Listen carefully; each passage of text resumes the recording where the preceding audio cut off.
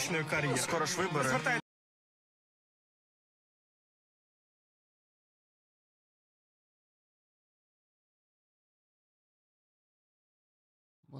Майбутньої політичної кар'єри. Скоро ж вибори. Звертайте увагу, просто заробляю бали, щоб підтримати якусь там політичну силу. Поки сам не знаю яку. Раз, два, три, чотири, п'ять, шість, 7. Я за все хороше проти всього поганого. Протесту не підтримую, порада від Буданова. Всі мої тейки, вони всі хороші. Лайкніть мене, пліз, і дайте мені грошей. Ось перший пункт моєї програми. Відпиздуйте всіх депутатів ногами. Другий пункт у мою програму. Голосуйте за мене, якщо любите маму. Третій пункт в програмі. Кожен день красива фотка в моєму інстаграмі. Четвертий пункт все тієї ж програми. Якби не я, то ми всі вже програли. П'ятий останній, поки що в процесі. Проголосуйте і побачите весь список. Пробуй, купи мене, сука, купи мене. Телефон для пропозицій в описі. Як прийняли? Продам політичні продукти, недорого, не хуйню типу харфанга, а справжнє золото.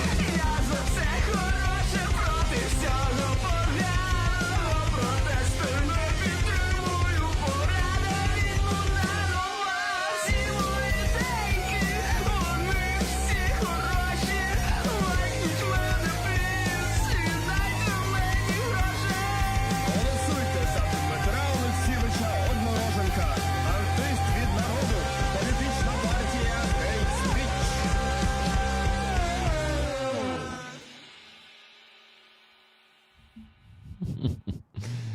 Hi guys. So basically it accidentally became the song and the video about Mikhailo Fedorov. It was intended to be just a general song, but let me translate the lyrics for you real quick, or maybe not quick. Anyway, he's singing this. I mean, everything I do is for my future political career. I mean, elections are coming up soon. Don't pay attention, I'm just scoring political points so I can support some political force or whatever. Still don't know which one. 1, 2, 3, 4, and the song begins. I'm for everything good against everything bad. I don't support protests. Budanov told me not to. All my takes, yeah, every single one is good. Like me, please, and give me money too.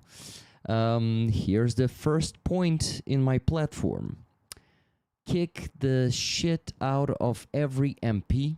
Second point in my platform, vote for me if you love your mom. Third little point in the program, a pretty photo on my Instagram every day. Fourth point of that very same program, if it weren't for me, we'd have lost already. Fifth and final one, still in the works. Vote for me and you'll get to see the whole list. Try and buy me, bitch. Come on, buy me. Number for offers is in the description. Once they are accepted, I sell political products dirt cheap. Not some bullshit like Harfang, the real gold. What is Harfang? Give me a second. Oh, Harfang, I don't know. Anyway, the real gold. I'm for everything good and against everything bad. I don't support protests. Budanov told me not to. All my takes, yeah, every single one is good, like me. Please and give me money too. Vote for Dmytro Oleksievich Odnorozhenko. Mikhailo. It was Mikhailo there. An artist of the people, the hate speech political party. So this is irony for all the politicians who are already preparing for elections during the full-scale war, when there is no signs that this war will end soon. They're not thinking of fighting the enemy and winning over the enemy. I mean, defeating the enemy. They are thinking about their own political campaigns. And unfortunately, Fedorov appeared to be one of them. He appeared to be full of shit. He appeared to be just ditching us. He appeared to be betraying our trust and basically becoming just another fucking politician who, to be honest, none of the conscious citizens of Ukraine are ever gonna be fan of after what he did to us, after how he decided to use us. I think initially he didn't mean to. He wasn't leading the protests. He never took responsibility on himself for both the protests and for opposing the real people, for saying names, for it's just we were sped on, we were betrayed by him. It was a typical Ukrainian treachery, zrada. So this is something that we are used to. So the next day,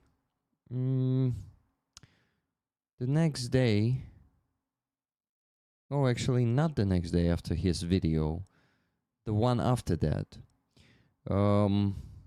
I still, no wait, give me a second.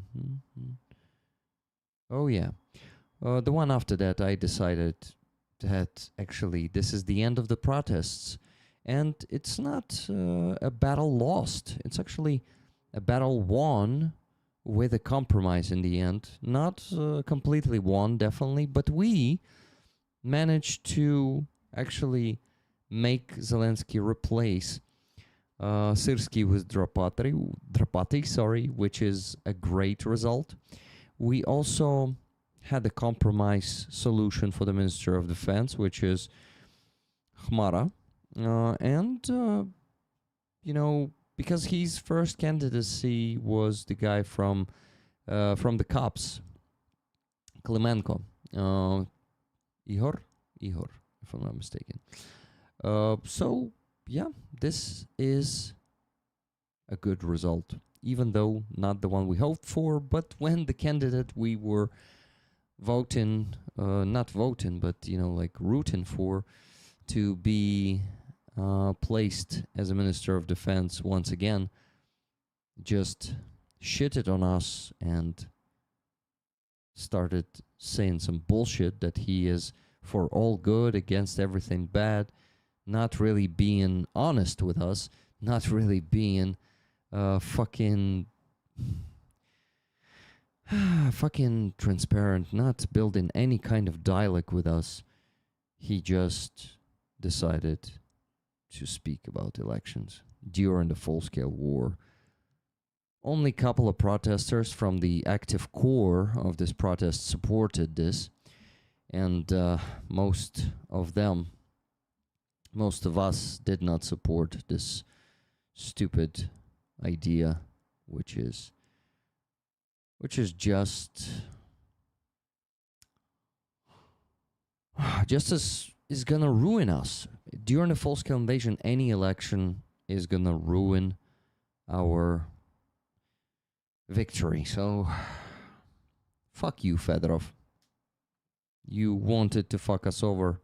We will not ever trust you again. Yeah, so guys, unfortunately, we will have to fight for democracy after we win this war, after we defeat Russia. I know that I fucking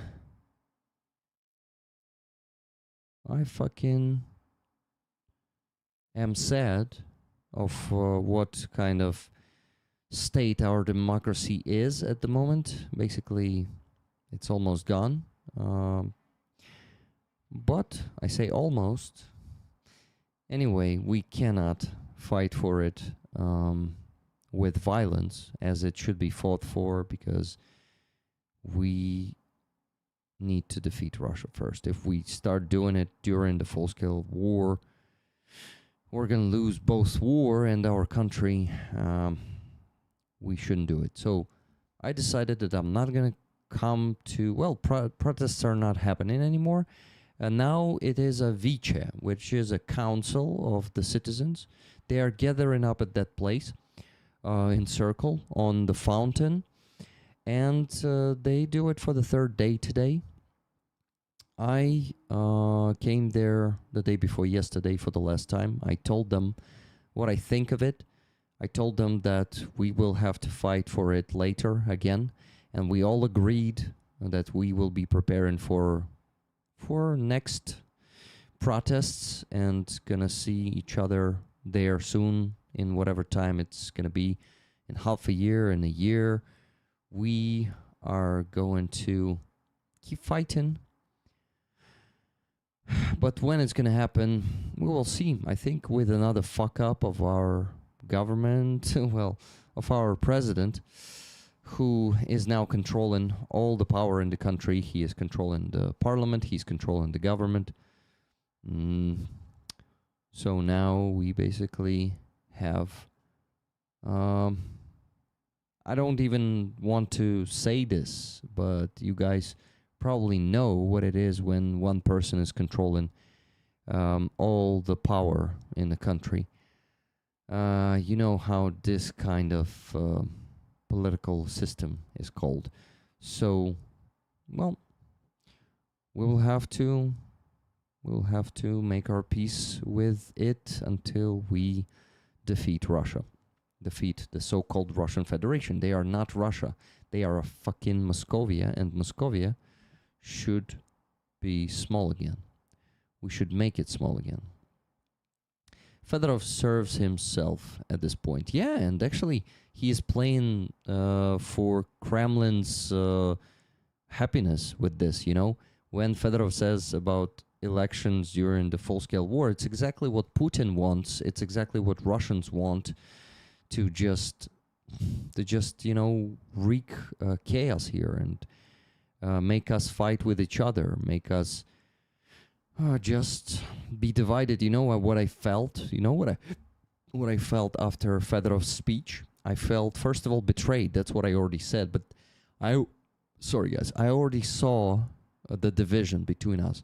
So he sown the division not only between like everyone in the country with this, and people started talking about elections instead of talking about how to defeat Russia and how to do it better. Everyone started talking about elections, and even the protesters got divided in two camps. Some of us, the majority, are against election, and unfortunately some people were charmed by Fedorov so much that they are even ready to accept this idea. And unfortunately, of course, it works. On some people, it worked. I've spoken to the girl, one of the leaders of the protests, and she was for the election, unfortunately. Anyway, there's gonna be no fucking election. Don't even hope for it, Fedorov and anyone else who wants to sow division in our country, who wants to also see the division in our country. There's gonna be no election during the full-scale invasion. This is just impossible. Whatever Fedorov will try to do, with probably the help of Elon Muscovite wanted this election for a couple of years now, and well, Muskerov, you have to change Ukraine's constitution to hold elections during a war. Exactly, Edmund, exactly. And this is why it's impossible. It's just, you know, a delusional populism, and that's what Fedorov choose after he's spoken about acting by his consciousness, not consciousness, conscious, no wait, conscience, yeah, acting by his conscience. Um, he basically then did the opposite. He he just acted like a trickster, and he isn't honest with us. At first, Aziza was with me there, and she had an idea. She said, what if we call Fedorov here to stand in front of us and have the real dialogue and explain this bullshit to us? And I thought, it's a good idea. But at that evening, I was still not thinking clearly and not seeing all of it. The next morning, I woke up and I realized that, we have nothing to talk to him. He betrayed us, and he just gotta fuck off. But anyway, these protests were not in vain. We managed to change things and push the president to maybe not make Fedorov, but at least appoint the Minister of Defense, because he did not put the candidacy for the new Minister of Defense for 31 fucking day. Another chort, exactly, Kathy. Another chort. He appeared to be just another chort. Okay, my friends. This is going to be an interesting stream. We're going to have 1, 2, 3 Ukrainian defenders. It's going to be Atom, Fuzzy, Harry. Harry's call sign is Hazza, right? Then it's going to be Aziza and Goober. Goober is also a Ukrainian defender. Now an ex-Ukrainian defender, but once a Ukrainian defender, always a Ukrainian defender, right? We can call Goober a veteran by now, I guess, right? Because he delisted.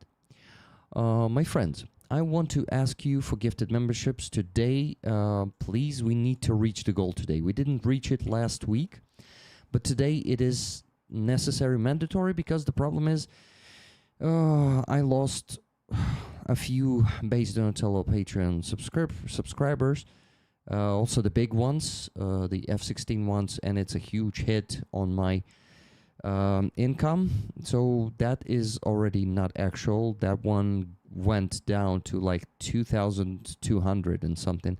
I will update it for you during the stream, but because of that, I need to have at least a stable YouTube income. Of course, I would encourage you to subscribe to Base Donatello Patreon, all of you, but I know that most of you already subscribed, and I bet that it's like just 1 or 2 people in the chat who are not subscribed yet.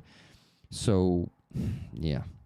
Base is the priority. If you consider that base is the priority, then it is Donatello, and only then Patreon if you cannot subscribe. Subscribe? If you cannot...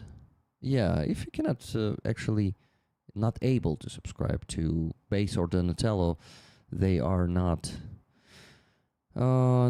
letting all the banks to subscribe. I mean, rather, your banks don't let to subscribe to them. That's how it works, unfortunately, especially in the United States. Thank you for 5 gifted memberships, Kathy. Thank you for 20 gifted memberships, Tracy. And thank you for 5 gifted memberships, Pyrocurt. 370 left. The goal is 400, and there's still a shitload of them to buy, but I know that we are able to do it together. I am the encourager here. You are able to do it. I'm hoping for this, guys, because, you know, I need to show you the statistics of my channel, the analytics, and show you how much I already have in August and how much is still left. It's easy to calculate. So the usual... Yeah, so here's August. I'm not showing it yet, though. Come on. Yeah, I need to choose. I need to choose another source here. Give me a second. Thank you, Kathy, for 5 more gifted memberships. Thank you, Cats, for 5 gifted memberships. Come on, guys. The faster we do it, the faster I shut up about it. And I know that it's getting harder and harder to both donate and also buy the gifted memberships. But I gotta ask anyway. Той, хто підбадьорює. The encourager. Hi, Mark Sangerman. Who is той, хто підбадьорює? Are you talking about me? I'm usually not the one, but who knows? Maybe today you feel like I am. Where is this source? Here it is. Yeah, guys, so here's August, right? At the top right corner, you can see that it's August. So from August 1 to August 21st, I earned $1,305 on YouTube through your memberships and super chats and super stickers to reach the average income, $2,000. I have only 3 streams, today's stream and 2 streams next week to do that. So I have only 3 streams to get 700. Today, if I get 300 today, for that I need to get like 450 gifted memberships, but I'm not setting that goal. I'm setting just 400 to at least try to reach it. And I need to do the same the next Saturday, and maybe $100 on Wednesday if I'm lucky. So it's an ambitious task, but doable, because we've done this month after month after month, and there's nothing new in this. -5, -5, -10. That's 350 left. Thank you so much, Just Jimmy, for 10 gifted memberships too. Yeah, guys, to be honest, I'm not very nervous about it and not anxious about the size of my income, which is decreasing. I know it's hard times for everyone, and I'm on antidepressants, so I just don't care. I started spending the savings I had just to pay for basic stuff. My rent increased again this year, just, from this month. Not too much, but, a bit there, a bit here, and everything is getting more expensive here in Ukraine. So getting a lower income, I have to reprioritize the things I pay for, but also preparing to join the army. This is why I'm not really saving anything, because I'm just, I have some savings, a bit of it, but I kinda, I kinda don't care if I spend some of them on just, spending the last summer days before I join the service. So, yeah, that's the situation. Please subscribe to my base or Donatello or Patreon if base and Donatello don't work for you. Guys, this is the best way to support me and my work and my future service too, because I'm definitely buying some of the stuff I'll need for the service with the money from my salary. I also donate 25% of my salary, approximately. Sometimes it can go down to 20, sometimes it can go up to 30, but in average it's 25%. So 25% of all this money you contribute to my salary will go for the drones through Stranenko's fund. That's where I mostly donate, because I trust that guy. By the way, Kathy was tagging me up there, but unfortunately that part of chat is already gone for me here on the PC, but here it is.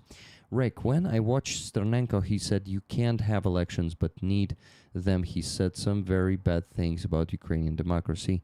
Is he still back in Fedorov? I think he wants to have a normal relationship with him, but he is definitely not supporting his idea of election. And unfortunately, the Ukrainian democracy is in its,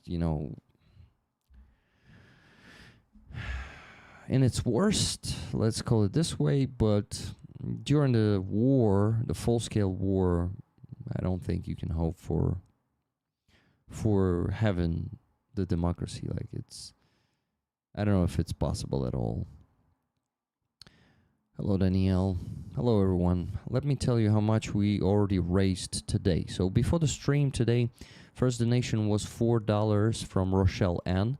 I gave her the leftover from Devin's donation of the Wednesday stream, from the Wednesday stream, and she got a ticket with that.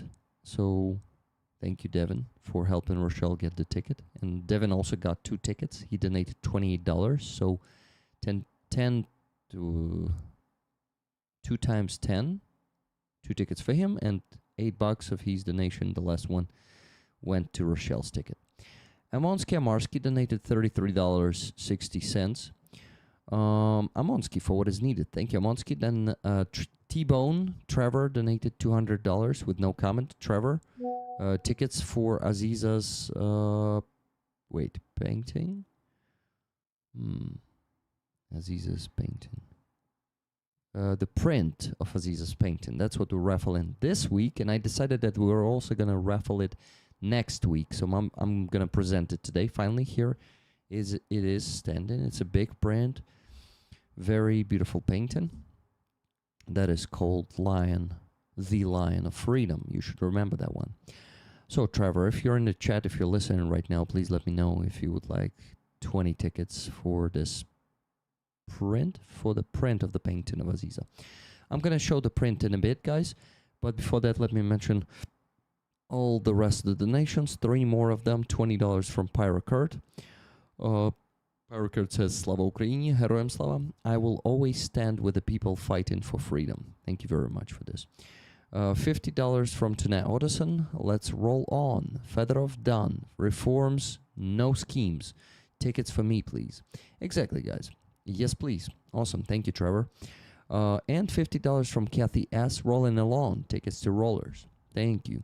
So the goal tonight is going to be 3,000. I'm not even going to be aiming for something more. Last week, it took us too fucking long to raise 3,000. 6.5 hour stream is too long. So, guys, if we can do it faster today, I will be very grateful. Because it wasn't easy on Monday. After 5.5 hours of sleep. The night after that, I had also like 5 to 6 hours of sleep. So then on Tuesday, I also wasn't very good. But it's still much better on antidepressants than without them. I'm bearing with this much easier. So let me tell you how much we still need to raise.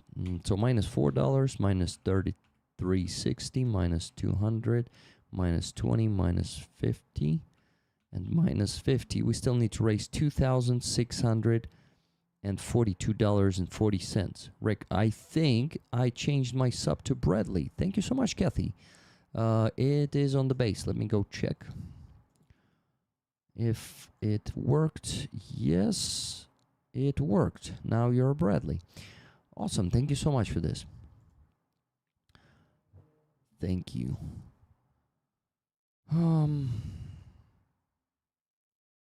I also need new subscribers, guys. So if you can subscribe to the base, please help me with that.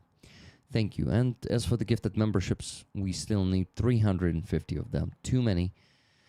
And yeah, I really, really hope to reach that goal tonight. I need this. So please help me with that. Thank you. So guys, $2,642.40 left to raise, I remind you. Thank you for keep donating. Thank you for buying the tickets for the beautiful print that I didn't show you yet. So let me finally fucking do it, and then I will start inviting the guests, okay? Okay. Let's go. Let me show it.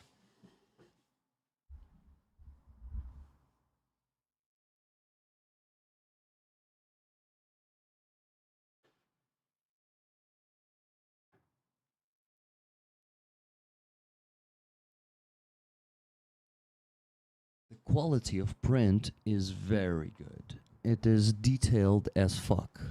Just look closer.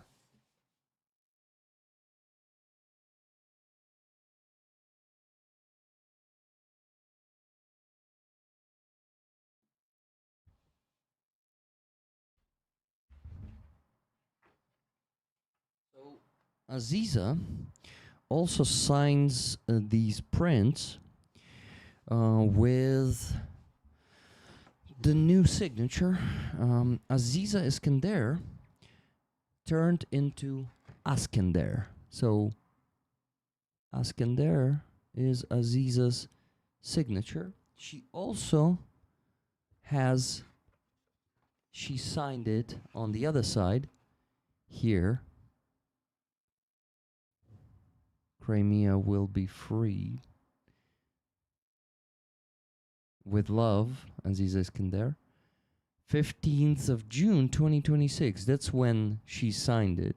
That's when we have it from. So, my friends, this is the first time we're going to be raffling the print. The raffle is going to last the whole next week, and we're going to finish that raffle on the next Saturday stream. This is fucking beautiful. This painting is about Iran, the Iranian line of freedom. So,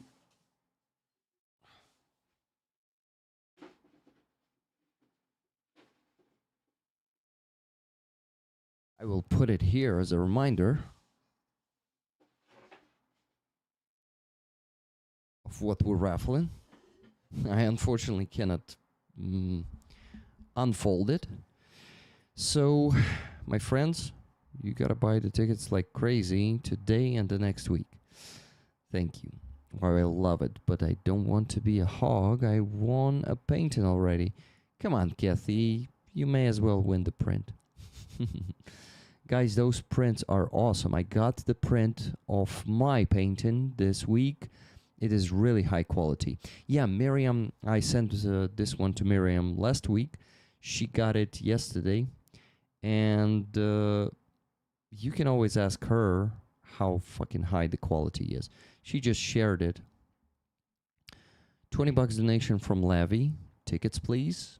And this emoji. Thank you, Levy. Focus on my face. Come on, camera. Yeah. It is focusing on the painting, on the lion's face there. Did you see that? Whew. Damn, I really see that you liked it. I mean, you like the print, guys. Wow. Yeah, this is amazing.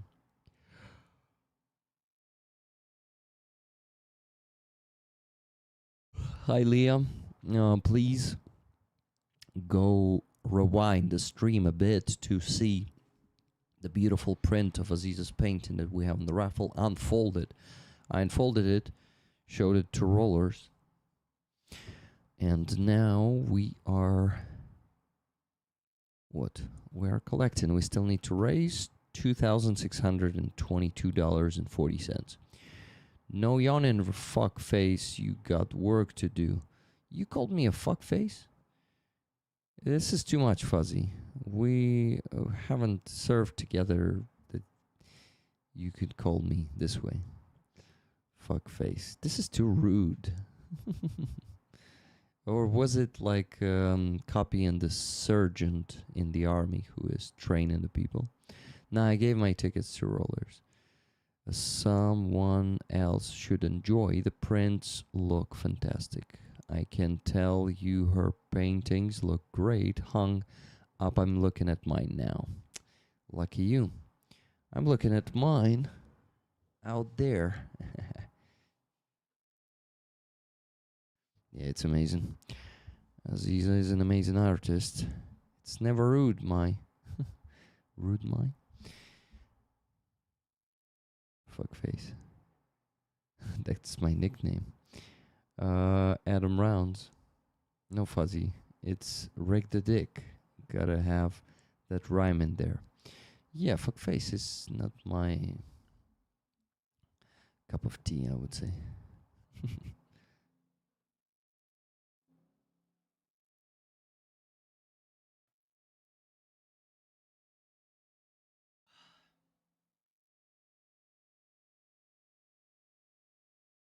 When a Brit insults you like that, it means they really like you. Ah, okay, these Brits, come on. They're always What? They're always using swear words to compliment someone or to show affection, right? Okay, I won't call you fuckface. But don't yawn because I'm yawning now. Yeah, deal. And I'm about to yawn again, man.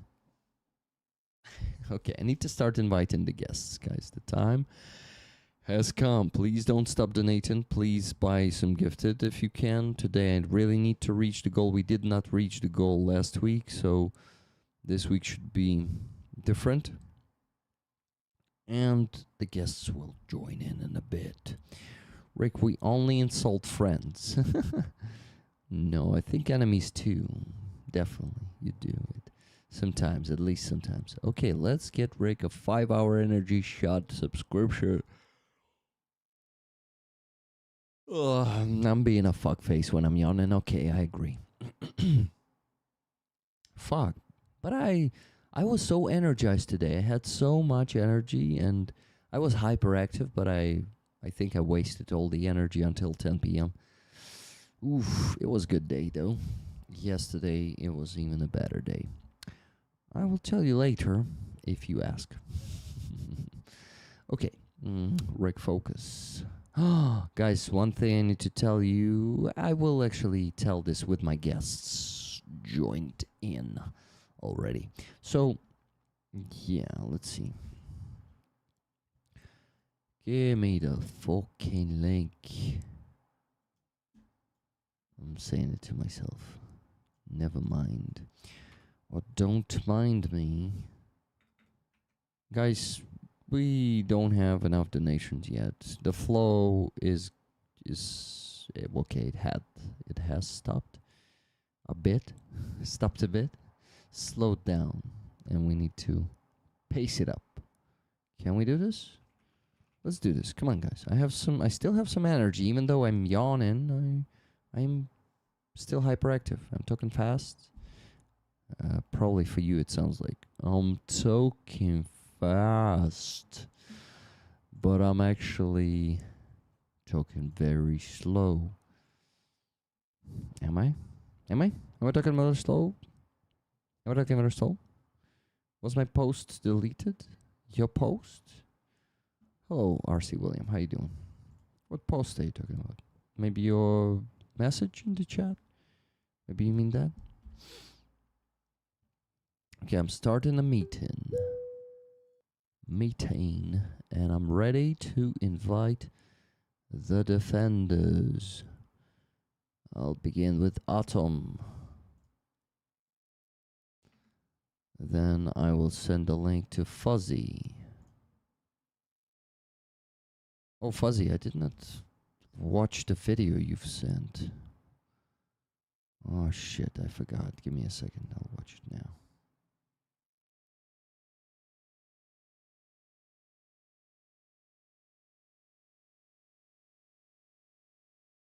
It's the same video that went viral at some point. I got it. Okay, sent it to Fuzzy. Now Goobar and Aziza. I guess we have. Well, I didn't forget anyone. I guess Harry will get the link from Fuzzy. Fuzzy will redirect it. Thank you very much for $30 donation. Tracy Oceanfire, you're getting the tickets, right? I think you will not say no to tickets.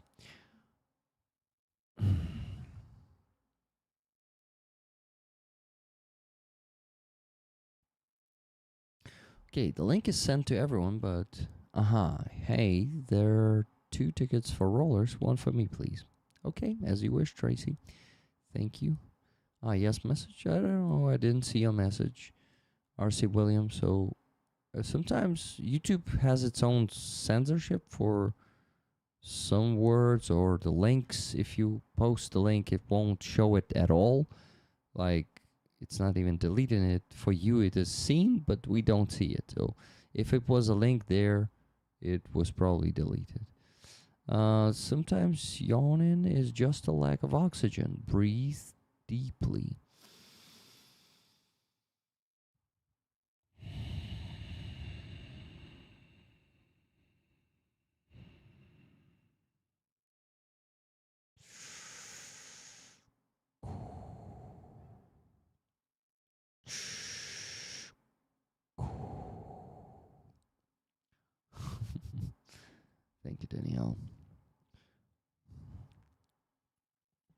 Thanks. It will be fun to see someone new get a prize, but I do love it too. That's cool. I asked you to read my message on WhatsApp. I will read it now. Give me a second.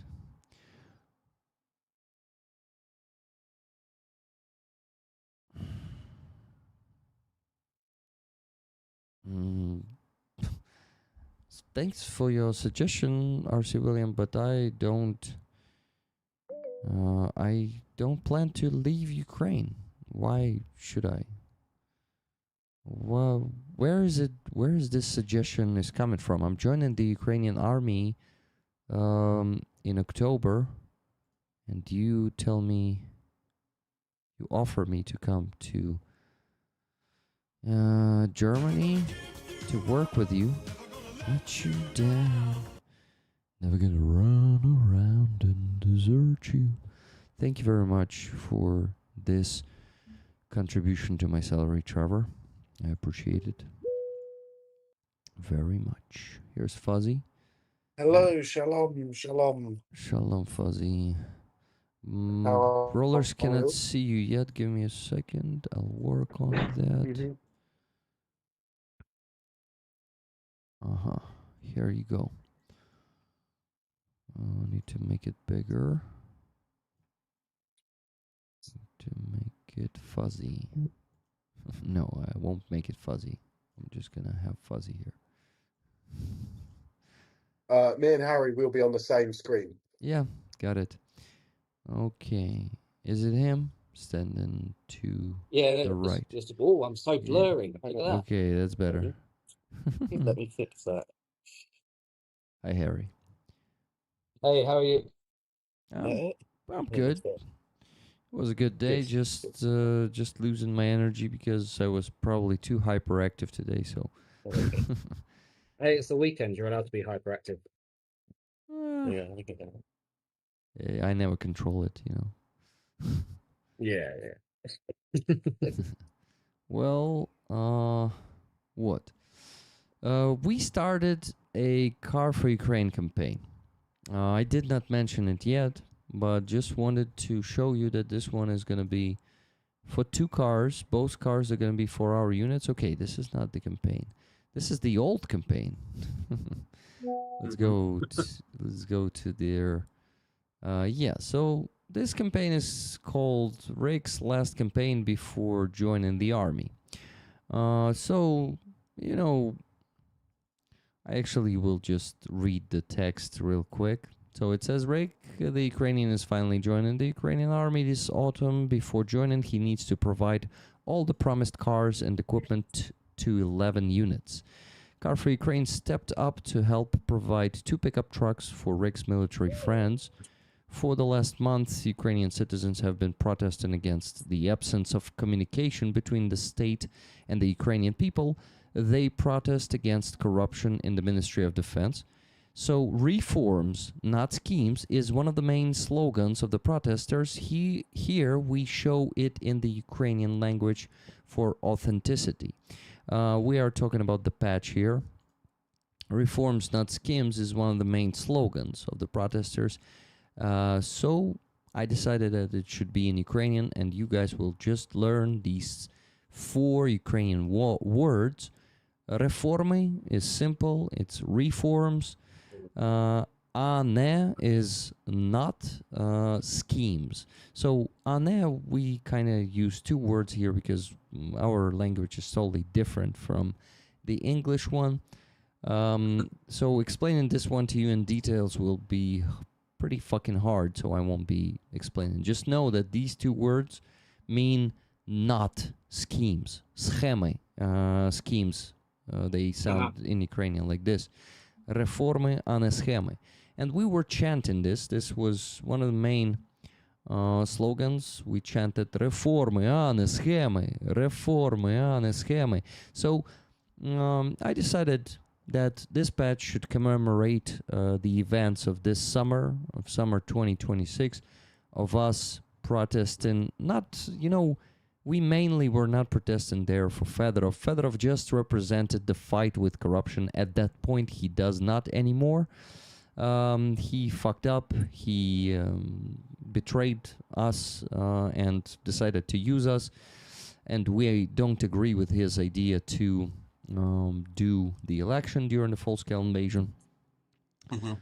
But we still stand in. We are still standing for reforms and not schemes. We need this. We need this to win this war, to defeat Russia. So we will get the victory at some point, and for that we need to make the reforms. We need to get rid of the schemes.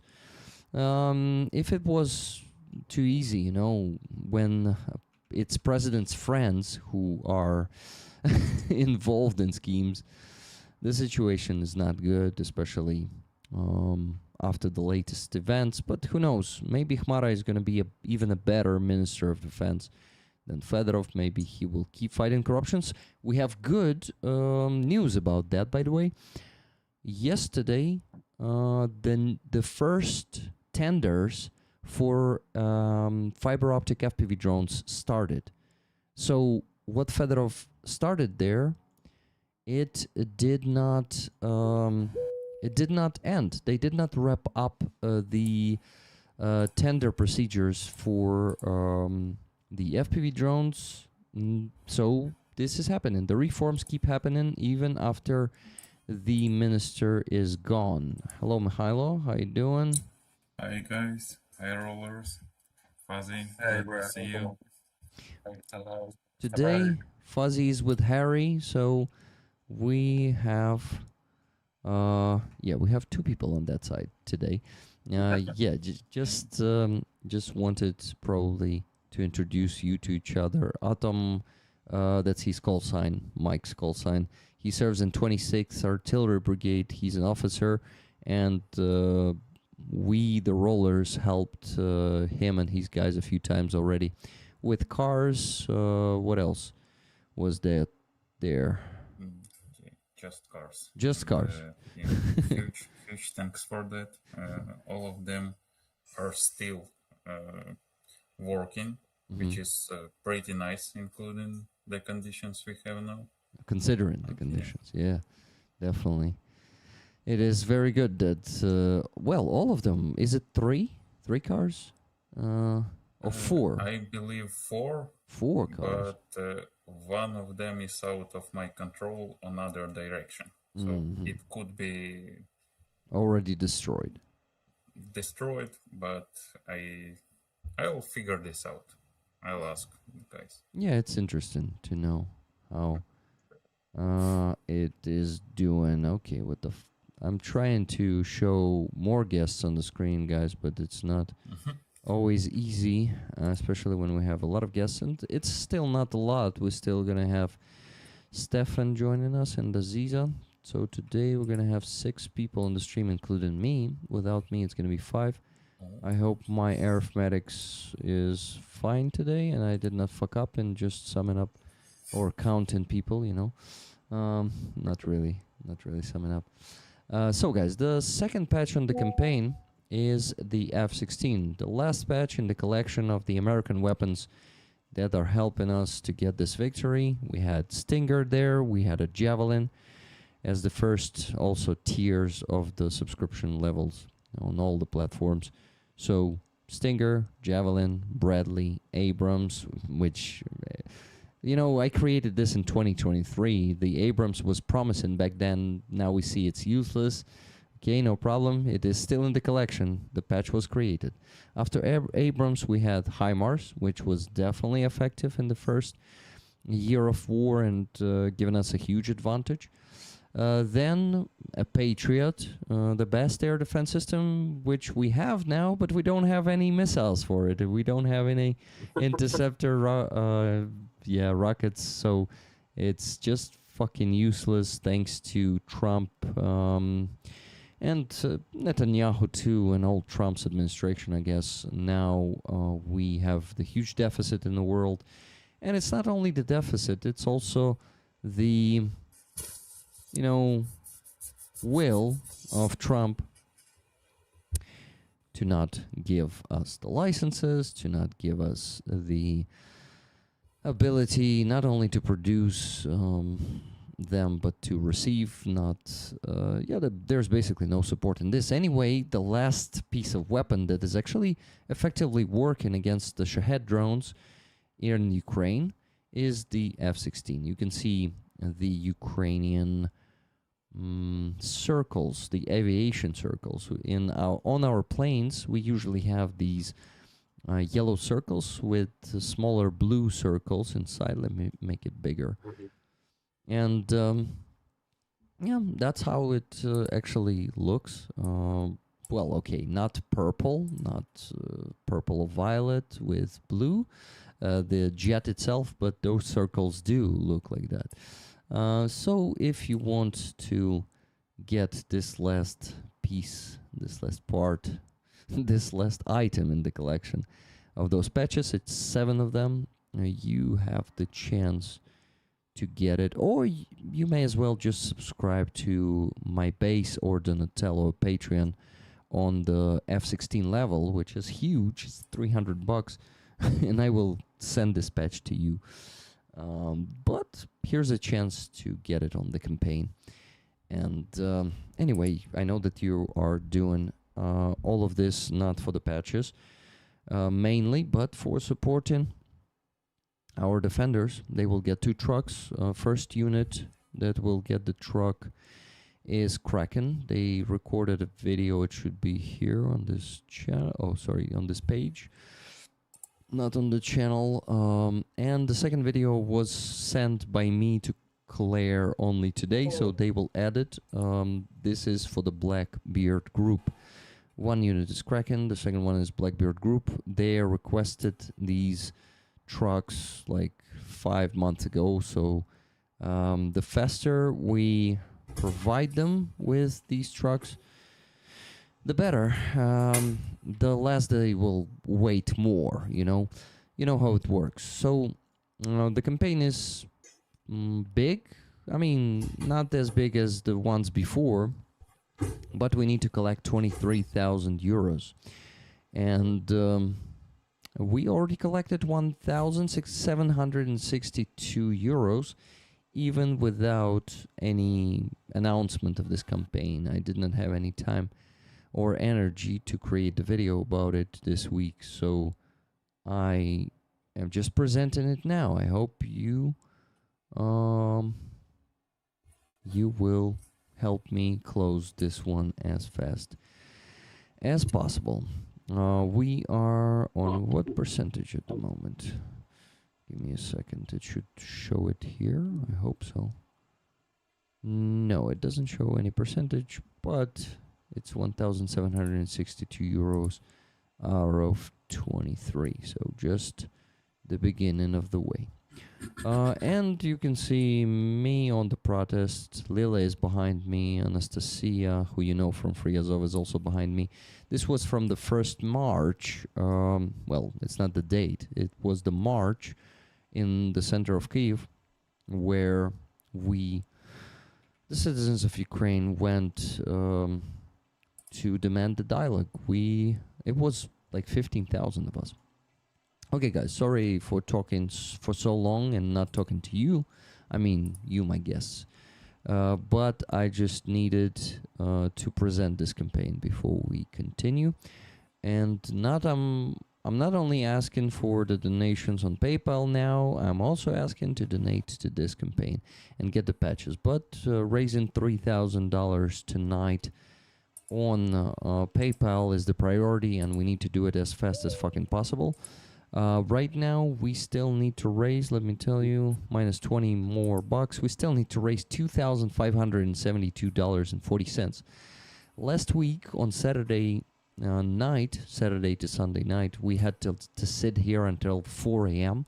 I really hope this will not repeat and we will go to bed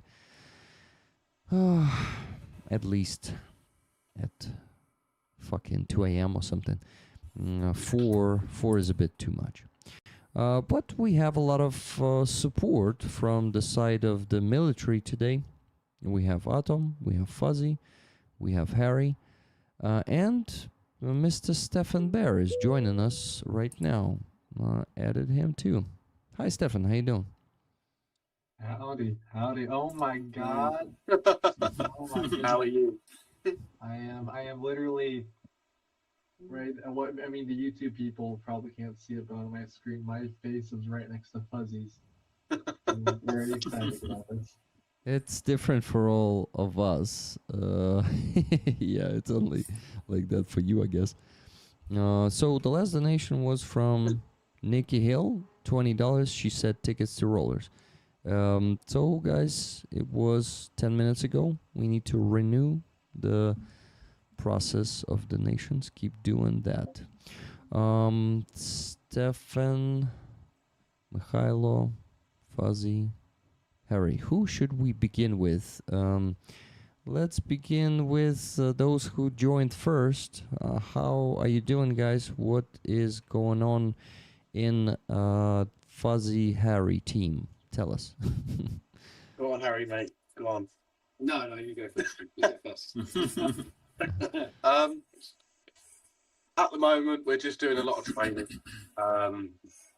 Everybody's at like, I would say we're all pretty competent now on flying the FPV. It's now more like the technical stuff, like the antennas, like how like the radio frequencies work and stuff like that. And like the engineering side of things. That's like the main things that we need to learn. Like flying the drones. Obviously, I thought it was going to be a lot harder than it actually is, but it's like riding a bike. Like one day it'll just click and it's there. Like you can do it. But it's like the technical stuff, like how to put the bomb on and all this stuff like that. Like that's the stuff that we're not learning yet, but we're currently on like a limbo with it. We've got all of the equipment here to like learn like the antennas and stuff, but they can't teach us it because they can't go into detail, because we want to know like why would we do these things, how we do it, when we would do it, all this stuff like that. And obviously they can't teach us that because either they don't know or they can't speak good enough English to explain it in that way. Because it's all well and good just saying, yeah, plug this in here, plug that in, press that button, and you're good, But it's like, but if we fuck that up or something goes wrong, how can we fix that, So at the moment, we're currently just whizzing around in circles, just getting the hours in until we go on the course, really. Okay. There was a time like last week where we were flying and training with the Ukrainian guys to practice, how would you put it, flying into foreheads, let's say. But obviously being like safe as possible. But obviously the guys that are infantry, they're getting the training to react to a diving FPV, and we're reacting to like hit the person, but obviously we're on the same side, so we're not actually hitting the people, we are pulling away as much as we can. So yeah, it's good fun, like Fuzzy said. It's just like, for example, you wouldn't try and take out something from your car if someone just tells you to do it. Yeah, great, you can do it, but we want to know why we're doing it, how we can make it better, and actually what happens if it actually breaks. Like that's the most important thing for us. We don't want to put a bomb on a drone to then realize we've actually done it completely wrong. Got it. The air raid siren obviously started there. You could all... No, wait. It's Mikhailo's microphone that is muted. This was from me, so I muted myself. The back of my neck stood up the moment. I was like, I haven't heard that in a few months. Okay. Mikhailo, you're next. You joined the second. How you doing and what's going on? Doing great so far. Same direction, same job. We are still fighting for Kramatorsk, Sloviansk, Drushkivka, but not only with in artillery, we also develop FPVs, UAVs, like strike ones. And our pilots, like a few months ago, they were just beginners, but now we do show a result. And the way guys just said about people who are training, they want to know details, and this is like the really good thing that our pilots also do, because they are some sort of engineers, let's say. So they are like changing FPVs, changing the like the explosion stuff, let's say. So we used like trainings with different brigades on our direction and like neighbors. So they learned pretty well. And wait, you're talking about the FPV crews, or is it somehow Yeah. connected to artillery? No, they are within our brigade. So as there are more and more FPVs flying, like Russian ones, we cannot shoot like every second, every minute we want. So we also have to adapt. And for example, if we have a target which needs to be hit like right now, and we cannot shoot with artillery because there are like dozens of FPVs flying around, so we are using FPVs as well. But we are more like for distance targets oriented. Okay. Longer distance, or I mean, you mean artillery is for the longer distance than FPVs, or the opposite? I mean that the FPVs and the strike drones we are using, they're like not on the range of the battle line, but like 10, 15, 20 kilometers further. Okay, so the deeper ones. So yeah, we are buying and practicing the deep ones. Okay. What about, if it's not a secret, do you already use the digital drones, not the fiber optics ones, but those with the new technology, like the digital Rusaris? No, not yet, unfortunately. I don't know why, but we are not like cooperating with Stardenko yet, but I believe we'll start. Yeah, but Starenko has the limited capabilities, unfortunately. He can I understand. help just a few units. Especially these days, even he is struggling to raise as much as before and as fast as before, unfortunately. That's why we are gonna gain some experience to show that we are not just some random guys. Yeah. So that we have results. That's very good choice and way to do it, I think.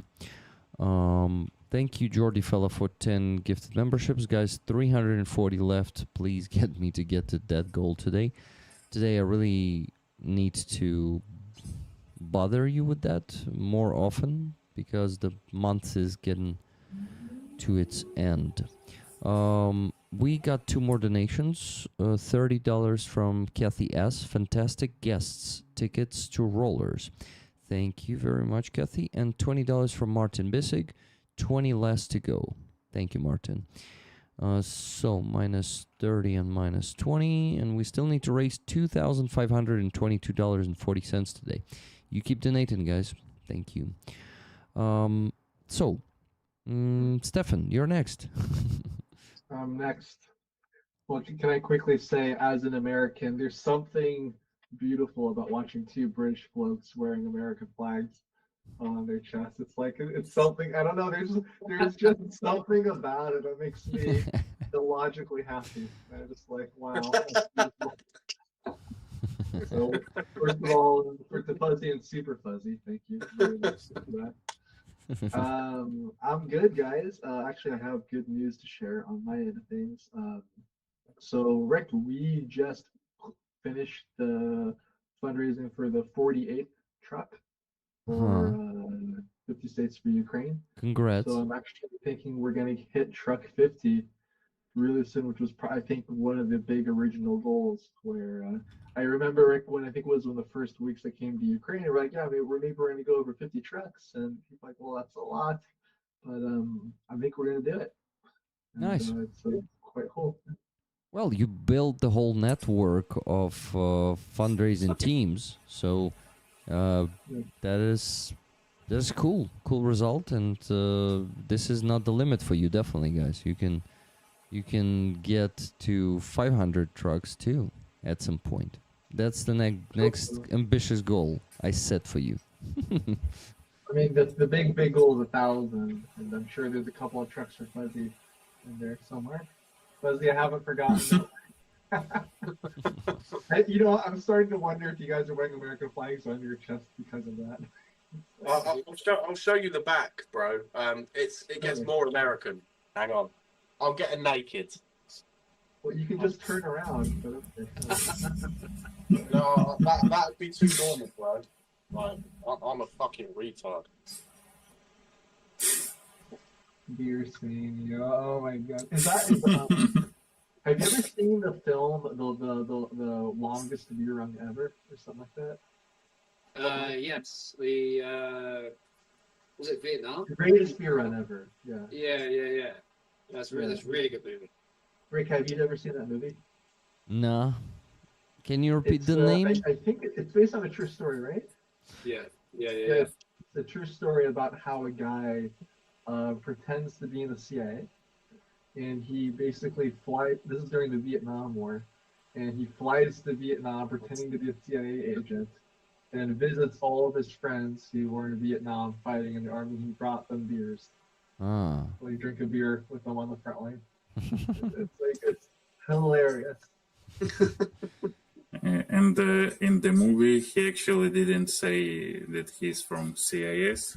He just said nothing. Like, do you have documents? No. Something like that. Like a CIA guy, and people just assume that you're one of those guys. So he technically never lied. Yeah. But what else can I tell you guys? I mean, really, it's just been split between personal projects of mine and then 50 States for Ukraine. So wish I had more exciting news for you guys, but maybe I can tell you a little bit more. We also have our UGB project, but we have a little bit of a setback right now. So hopefully we can resolve it soon. We have our first major setback. How's your flower pots going? Because I've been waiting for like a montage on that, bro. Like honestly, bro, like whenever you upload a story, I'm there. Like, am I going to see the front garden then? Like, What's that? I need more flowers. Or what's that? I decided to turn my in English we call it a green thumb. So if you're good at like growing plants, they say you have a green thumb, and I've been growing my green thumb ever since coming back. So I'm just waiting to the point where everything I planted dies, because traditionally I was horrible at gardening, but they keep surviving, so I keep posting proof that not all my plants have died yet, and they're actually doing pretty well. And I think Fuzzy's kind of it's become a hobby of his when he's not crashing drones to watch all the pictures of all the beautiful plants that I'm planting. I have been, yes, I have been observing the plants. Okay, on my side, I had 2 more donations, $23 from Martin Bissig, now less than 2,500 to go, and $22.40 from Carlo. So now we have to raise only $2,477 more dollars, guys. Just the finish line. Let's do this. No, it's not. This is just the beginning. Anyway, we're gonna reach it anyway. Steffen, what did you say? Oh, I was just repeating the number, 2,477. Mm-hmm. Yeah. So. I had some question. Yeah, guys, what do you think about, first of all, the probably huge fuck up of Fedorov? Let's discuss this all together. I would like to. Mikhailo, I think we should begin with you as a Ukrainian. What do you think about the proposed election during the full-scale invasion?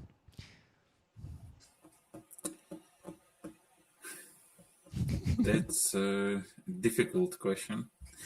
Yeah.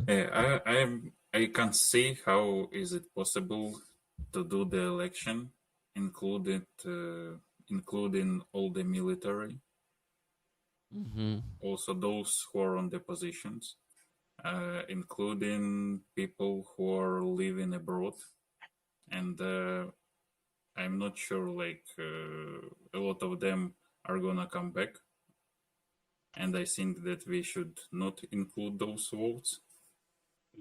And the regions like Donetsk region, the frontline cities, here are like tens of thousands of people still living. How should we include that? Yeah.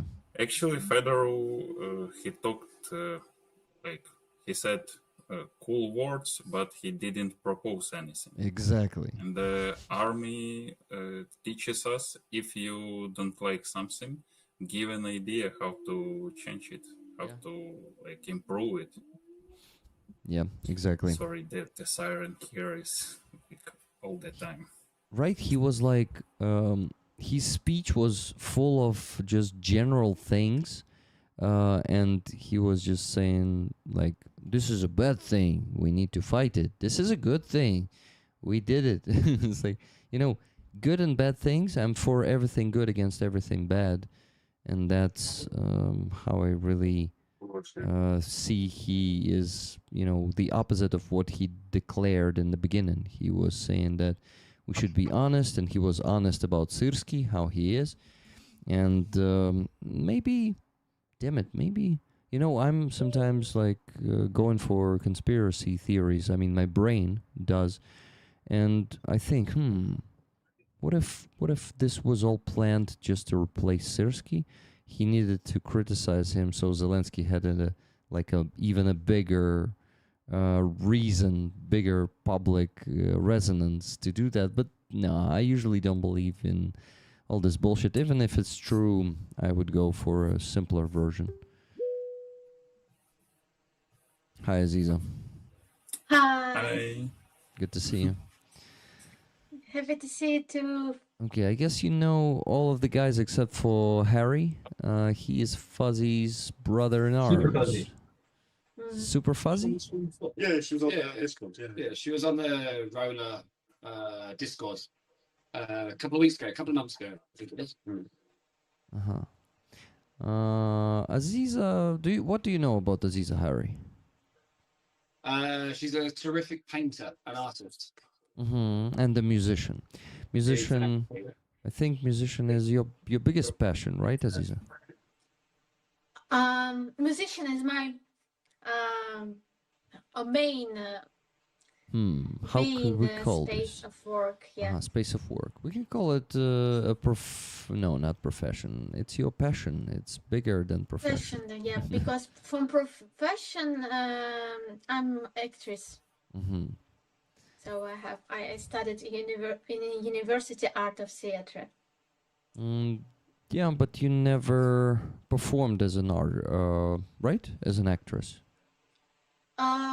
No, my performances with mask it's Uh-huh. also part of theater. Yeah. So I performed. I did my own projects now. Mm-hmm. So like actress, of course. Yeah, actually, for some reason I did not consider performances acting, but it actually is. Sorry, Aziza, it was just I don't know, Yeah. as I call it, brain fart.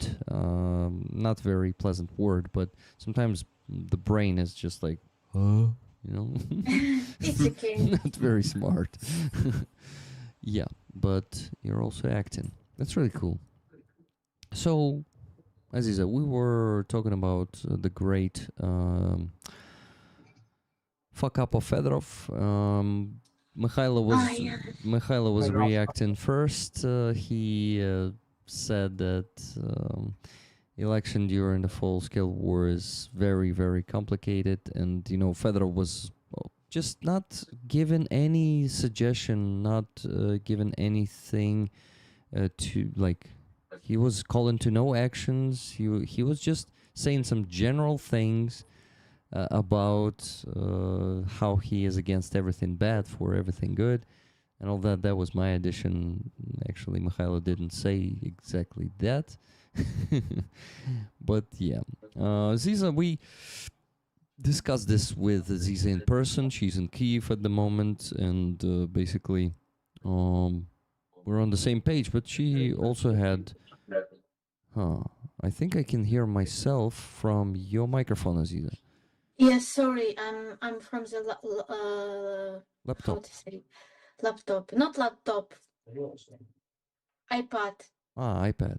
So, yeah. Anyway, Aziza, if you want to say something about this, please say. I would like to Ukrainians speak about this first. To Ukrainians? I would like for Ukrainians to speak about this first. Please do. For me, I was like in depressive like mood. I don't know how to explain. Or maybe only yesterday it began to be much more better. But in general, I know that we were fighting not for the Fedorov. We were fighting for the changes in the Yeah. system. But when you, for example, like me, you wrote the name of Fedorov, you stand, you believe that he is, at least this time, he doesn't want to be president, or he chooses way to be a minister, and you see, you saw his results in the past, and you want to see these changes in the army. You want to give them opportunity for showing us these changes in the army.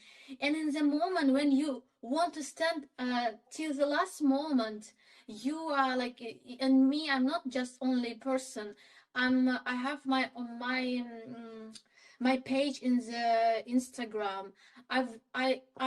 I support him like artist, like activist, and it was like a big hit for me, because and so stupid, because for me it's very stupid step, because it's destroyed his even political career for Yeah, me. before It's even not, started. yeah, it's not smart, absolutely. It means that around of this person a lot of stupid people. It could not give me him advice how to build this. If you want to be president in the future someday, like I don't know when, but you build, even if you're not so honest with the people, you can build it more smart. You understand what is right, what is good right now for the time. And it was like he doesn't he didn't understand the values of this rallies, because Yeah, the people who exactly. came, they didn't want, they don't want to see such. So he shows this old system, like he records this video, stupid video. It wasn't modern. It wasn't now for this time. It Yeah. was very old school. Old school, like Zelensky. So he kind of. This, even this hands, like you see, like this, it's all bullshit for me. Like Yeah. He said He reminded Yeah. he reminded me Mikhail Dobkin. yeah, yeah,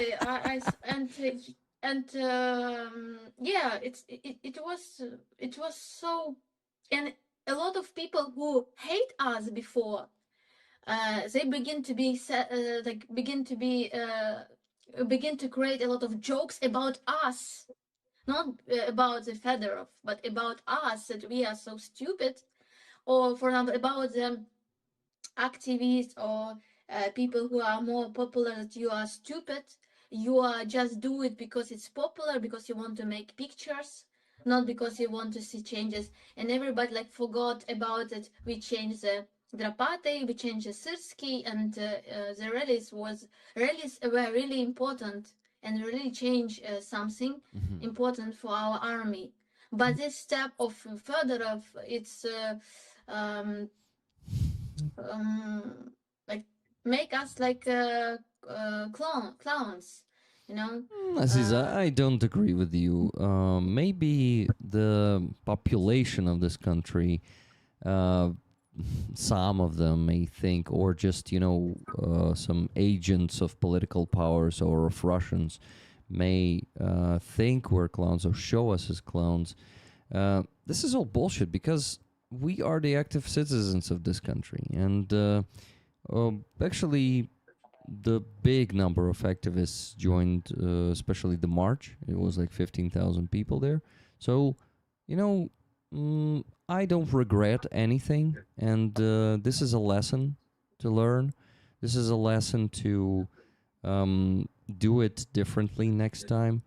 And also, demand the answers from people like Fedorov right away. So this is a great lesson and a great experience for us. So I won't just care about, and I don't care what people who are against us say, whatever they say. They are not in a position, definitely. Well, okay, I'm not talking about. That was a risky statement there, so I won't say that. Anyway, I wanted to ask you one question, Aziza. Do you think, and then Mikhailo, I would also like you to answer that, and then Stefan and Fuzzy and Harry, because the question is, do you guys believe the conspiracy theory that, maybe not really a conspiracy theory, but anyway, that Elon Musk is behind this, that Elon Musk put this thought into the head of Fedorov. So Aziza, you're first. Yeah, it could be, and it could be like this is stupid step. It could be because of Elon Musk made this advice for Fedorov. Yeah, because he could be so stupid. And Elon Muscovite, yeah. yeah, and this love between these two person, when it was before Fedorov did this step, I thought, Elon Musk is now like he loves Fedorov. Why? Why they have this good communication? And it was really weird for me. And after the step of Fedorov, it began to be more understandable. That love. Well, actually, it was a partnership all along, and I think it lasted for quite some time. Mikhailo, what do you think about the involvement of Elon Muscovite? I haven't heard the theory like that. Sounds really interesting. But no, I don't think that Musk was involved in the political life of Fedorov. But I do believe that something has been done in the shade, because Fedorov is a smart guy, and at least he seemed to be for like 7 years in a row. Because he played for Zelensky, let's say. Yeah. He went to the opposition, but by his one move he made, no one gathers near the office of the president. Nobody, okay, by nobody I mean not thousands. Yeah. Not many people are still demanding the main, I believe the main reason everything started, like the reason why Fedorov was fired. Like these questions are out of the topic of the day, let's say.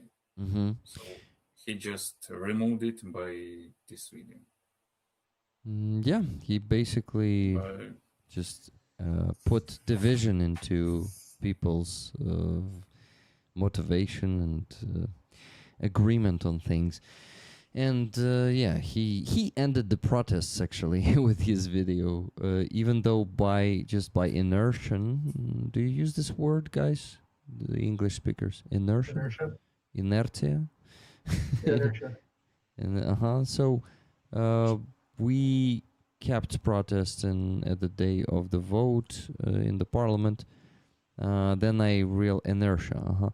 Then I realized that we shouldn't go there probably, and you know, also screaming "Don't vote for Khmara" was not a good idea. And when they started screaming it, I looked at Aziza and said, maybe not the best idea. The wind just opened the door on the balcony. A strong wind is whistling out there. Okay, Mikhailo, did I interrupt you? You still No, no. needed to say something? But I can add that I'm not sure if he went vabank with this video or something happened in the shade.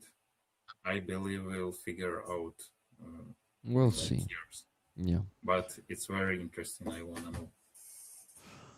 Kathy says, Rick, for all Fedorov's talk of corruption, he was in the government for 7 years. Exactly, yeah. That was a good point also made by Bogdan Krotevich, the veteran at the moment, former commander of staff.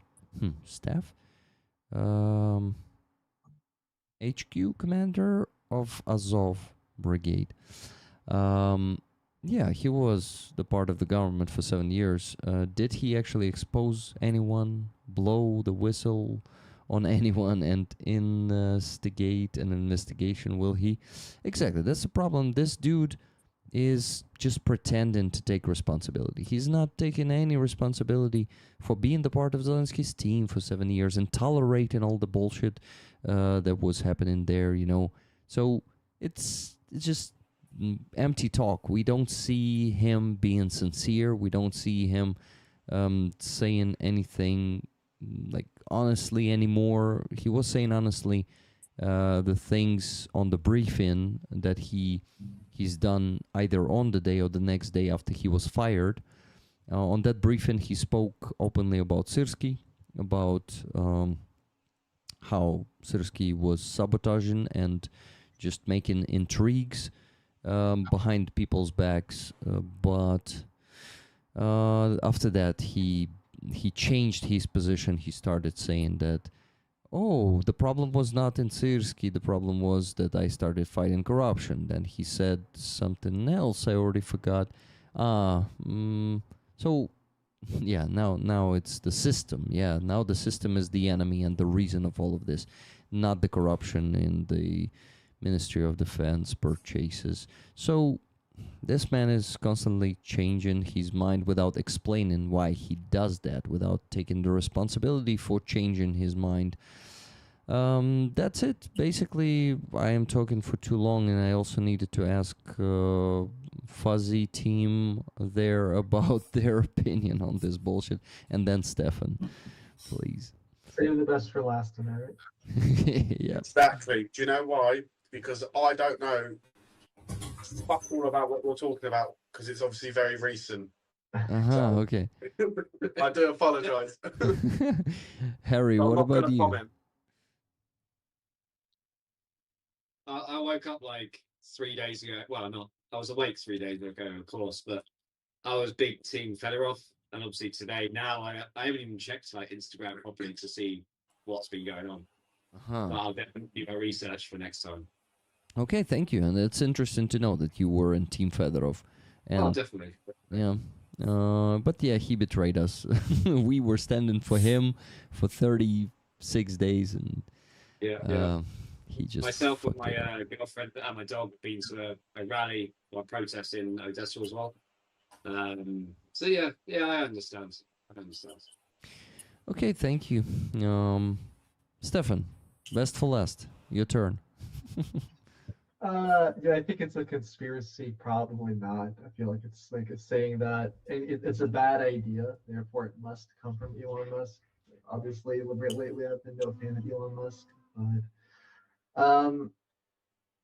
I kind of see it as I think that it's kind of a case of when someone like Fedorov comes along, you know, someone who does a lot of good things, and people they make that your entire personality. So it's like when a guy comes and he does a bunch of good things, you think that's it, and you're not taking a person as the entire person. There's probably like an entire package there. There's a bunch of things you probably don't like. Right? Yeah, yeah, I've had it happen to me as well, where I'm like, I'm obviously very pro Ukraine until like people get to know me. Maybe I do or say something they don't like, and suddenly like I'm not such a cool guy Hmm. to them anymore. And I would kind of say to Fedorov, like, yeah, well, hey, you did a lot of good things. Thank you for that very much. But I'm sure you have other ambitions, other things that you want to do that I wouldn't necessarily be a fan of. And I would guess that Fedorov probably confused the nature of a lot of the demonstrations, because I would say that they probably weren't necessarily pro Fedorov. It's more like it was pro yeah. life, like pro like reform the army. And maybe he misinterpreted this move as a pro him movement, and maybe he miscalculated. But it could have just been as simple as a parting fu to Zelensky, where it's like, well, I'm not going to be minister anymore, so I'm going to call for elections to undermine your legitimacy a little more and make it harder for you to be president after the war. Maybe. I don't think we'll ever really know, but I would add a guess. I would say maybe the situation is a little simpler and stupider. A lot of us want to imagine. Yeah. Thank you, Stefan. By the way, we got a donation 15 minutes ago, and after that we had no donation. So guys, you need to renew the donation process. Hey, and I just got one. So the process is renewed, but you gotta keep it up, not keep up with it, but keep it up. Thank you. $200 15 minutes ago from Adrian. Glory to the heroes. Thank you, Adrian.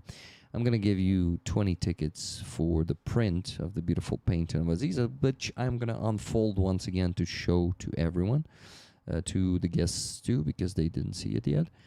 Okay, some of them saw that because Fuzzy was watching the stream before he joined. I don't know about Harry, but it was Fuzzy's account. Maybe they were both watching. Who knows?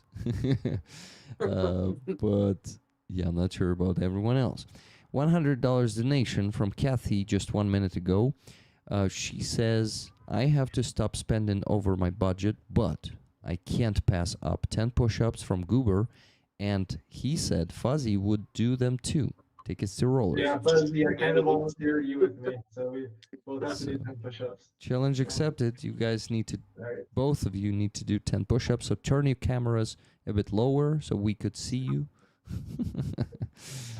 Come on, Fuzzy. It's just like old times. I've got a really bad knee. I can't fucking. Good, you don't have to use your knee for Yeah. push-ups. No, I do. Hang on. Again, you guys see. Wait, not now. Oh, we're doing.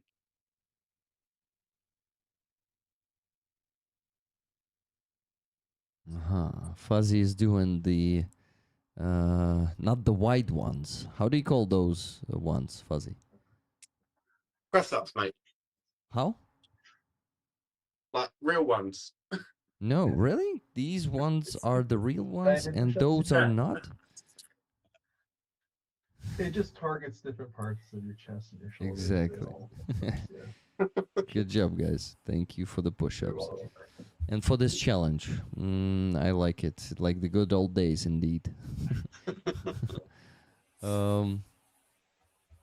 Oh, by the way, I came to the new level of burpees. So I'm doing 50, but trying to increase the number of them in every set. So first set is the biggest, and it was like 15 first, then 20, and I was going bit by bit. So now I'm at the 35 in the first set.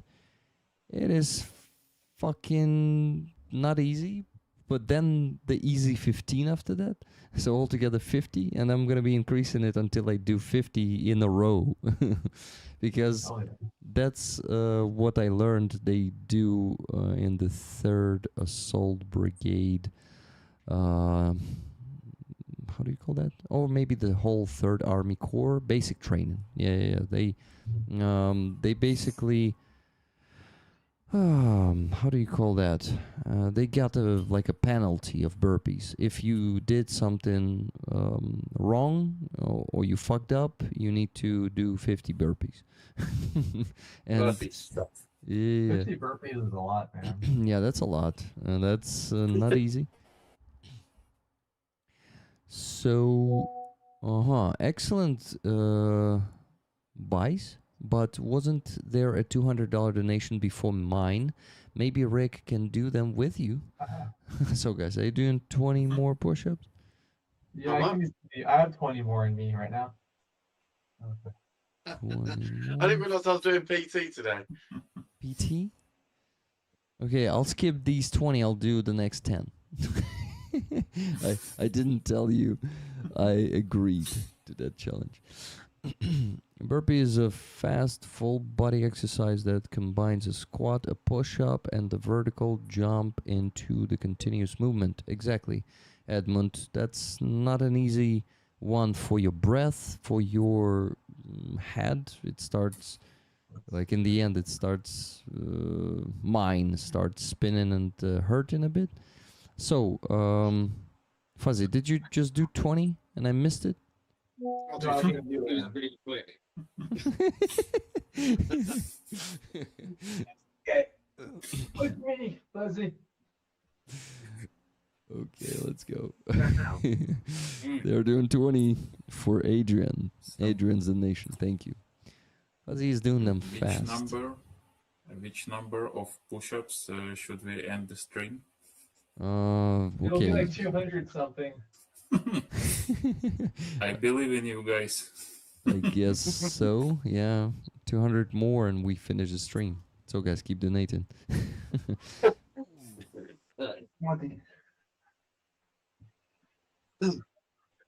I skipped gym today anyway, so that's fine. But I played football yesterday, so. I only go for the vending machine, bro, to the gym. That's like my favourite machine. So guys, $100 more that I did not mention from Danielle. So many beautiful faces all at once. Great to see you all. Good to see you, Steffen. Good to see you, Aziza, and all love from Montreal. Sadly, not in Kyiv. Yeah, unfortunately, Danielle wasn't able to visit Kyiv this year. She planned to, but it didn't work out. So, oh shit. The wind is so fucking strong that the door is just like, how do you call this? It is, yeah, it's banging, but also dragging me out there when I'm. And yeah. we have this strong rain, zlivu. How to say zliva? Is it raining? Hail, I think. Hail? Is it not ice? Hail or sleet as well. It'll be hail. Maybe. I actually still don't have the rain in my district, but it's definitely gonna come here considering the wind. Because usually before the storm, the wind starts blowing hard. Sorry guys, didn't know about the push-ups. So guys, you shouldn't do that to 20. So we can count in the next $200 into those 20. But wait, does not knowing the low does not, do you know how we say this? I cannot translate it. Not knowing the low doesn't not make you guilty, something like that. Ignorance is no excuse. How? Ignorance is no excuse, or something like this. Yeah, Like, actually. just because you don't know you're about a law doesn't excuse you from guilt if you break it. That's Yeah. Okay. By the way, guys, thank you for those gifted memberships. Nikki, I think you were the last that I did not thank you. Elvin Archer also bought 5. Thank you. So that's 245 left. Please keep it up. And also Arctic Raven, thank you for that £5 super chat that said, Rick, please reconsider joining the army. Your work for Ukraine is already incredibly valuable. Arctic Raven, if you're still there in the chat, you should know that I'm planning to do the same work in the army. So I'm going to be, as some rollers said, both in the army and for the army. I plan just to keep raising funds, but probably only for my future unit, because I doubt any commander in Ukrainian army would allow me to raise for other units. So yeah, I want to offer them my services as a fundraiser. We just got 2 more donations, guys. $20 oh my god, $20 from Cheryl. 2 tickets for the print. Thank you, Cheryl. And $10 from Tuna Otterson for the push-up fund. Okay, so guys, 70 more bucks and 10 more push-ups after that. Wait, you already compensated. No, wait. We actually need to. We did 20, so that's 7. So we are still 13 in the green. Okay. No. Do they give you a choice when you volunteer yourself? Yeah, you have the choice. I won't want to volunteer myself into the army. This is why. Maybe you can choose. maybe I'm like getting offended on your behalf, Rick. Maybe I'm overreacting, but guys, like, this is not a decision I'm sure that Rick made lightly, and if he's announcing it, like, I would say please be respectful and don't tell him not to do it. Like, it's a decision not just for Ukraine but also for himself, and we should respect it.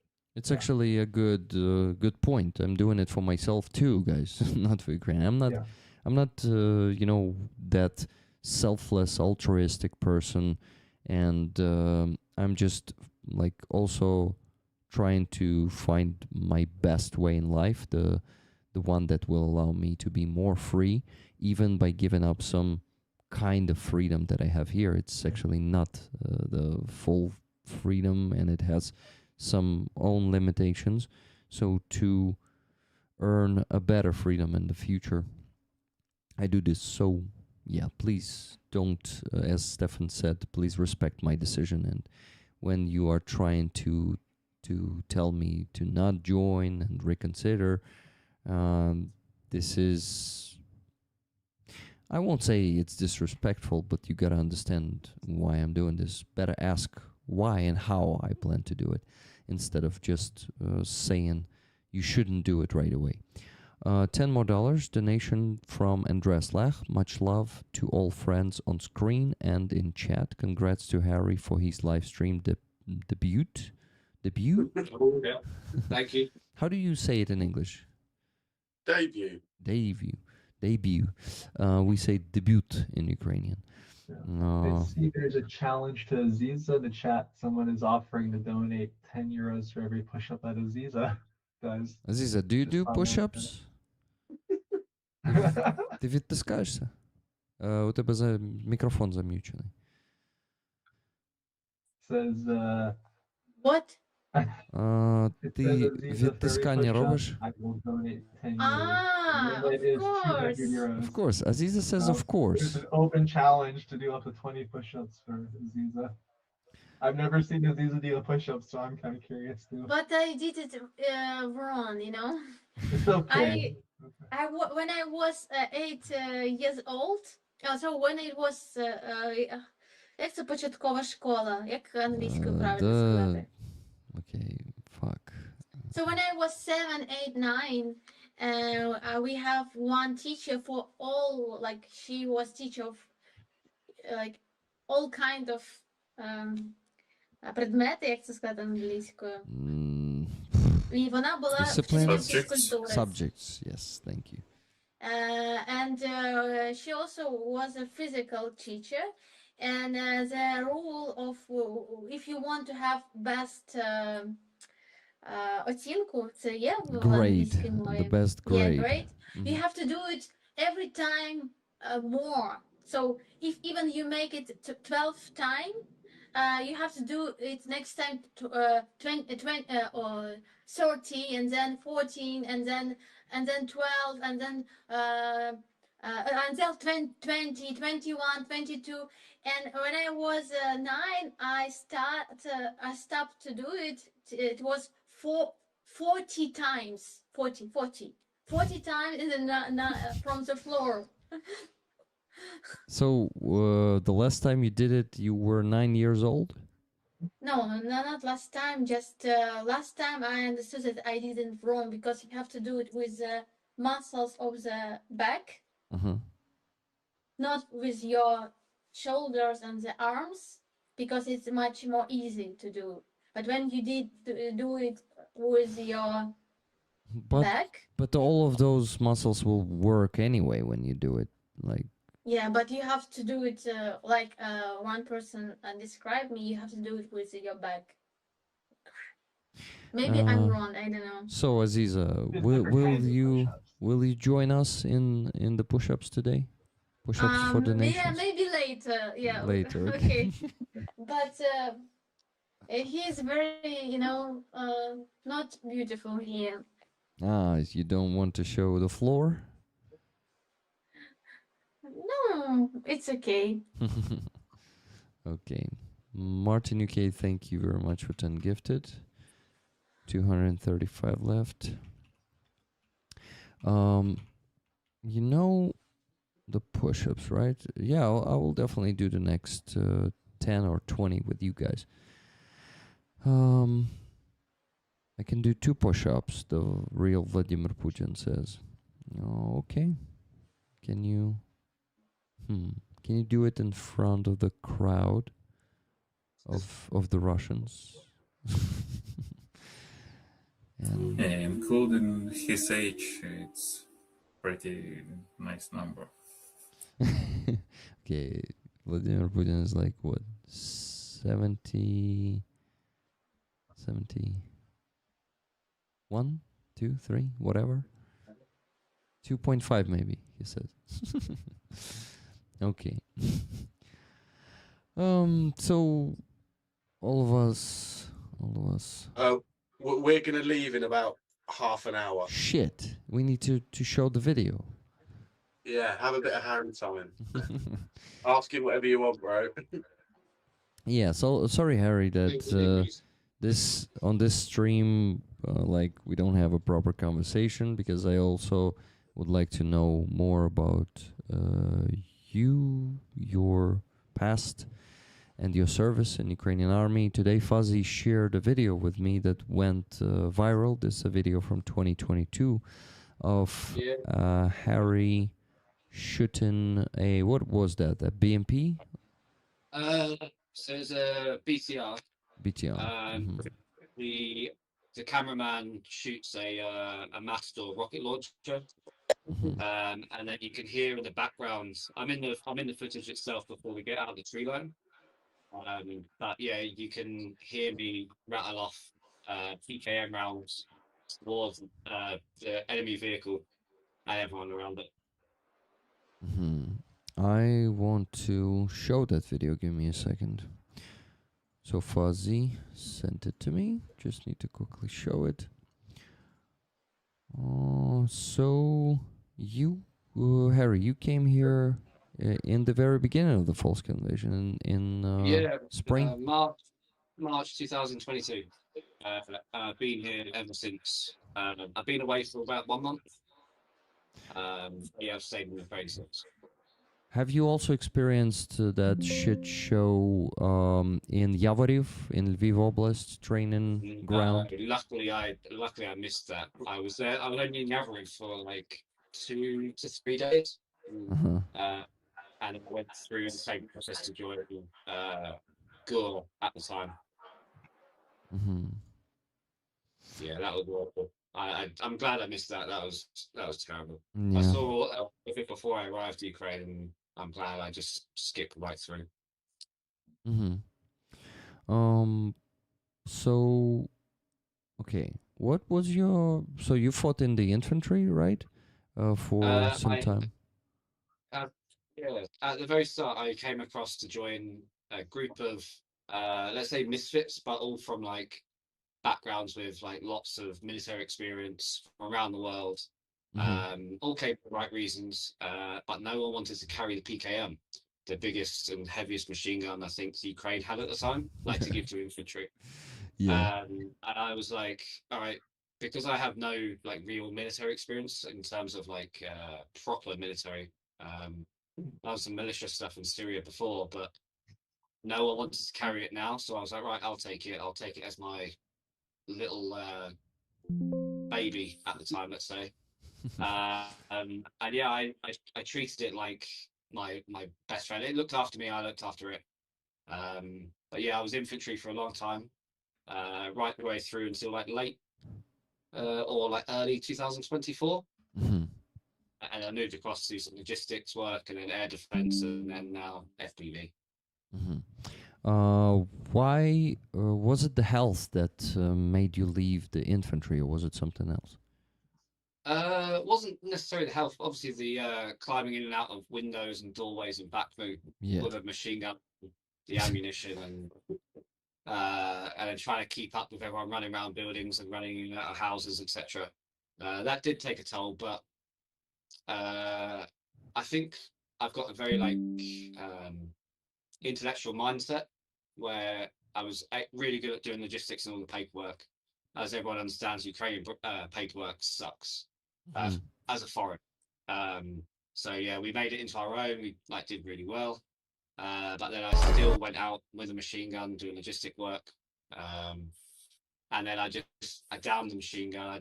I put it down, gave it to the next guy to take over, and then I moved on to using a Dushka for a little bit, and now I do a lot more tastier things with the FPV drones. What is Dushka? Ah, Deshaka. Probably. Dushka on the back of the truck to shoot down the shaheeds. Ah, wait. Yeah.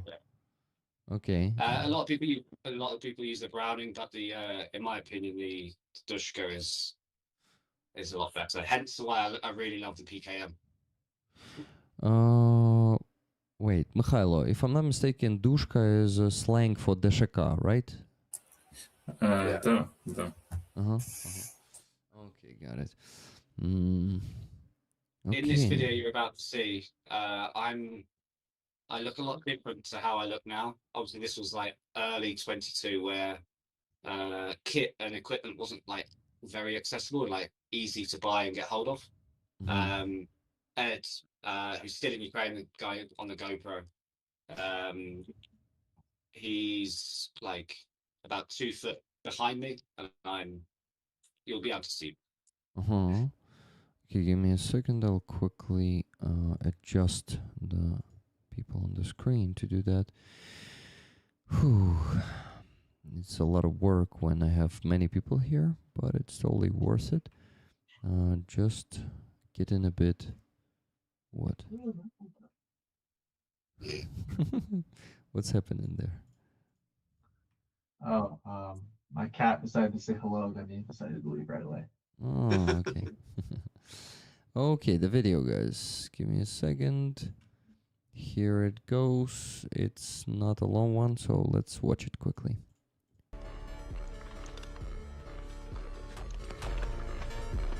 Brian, you go.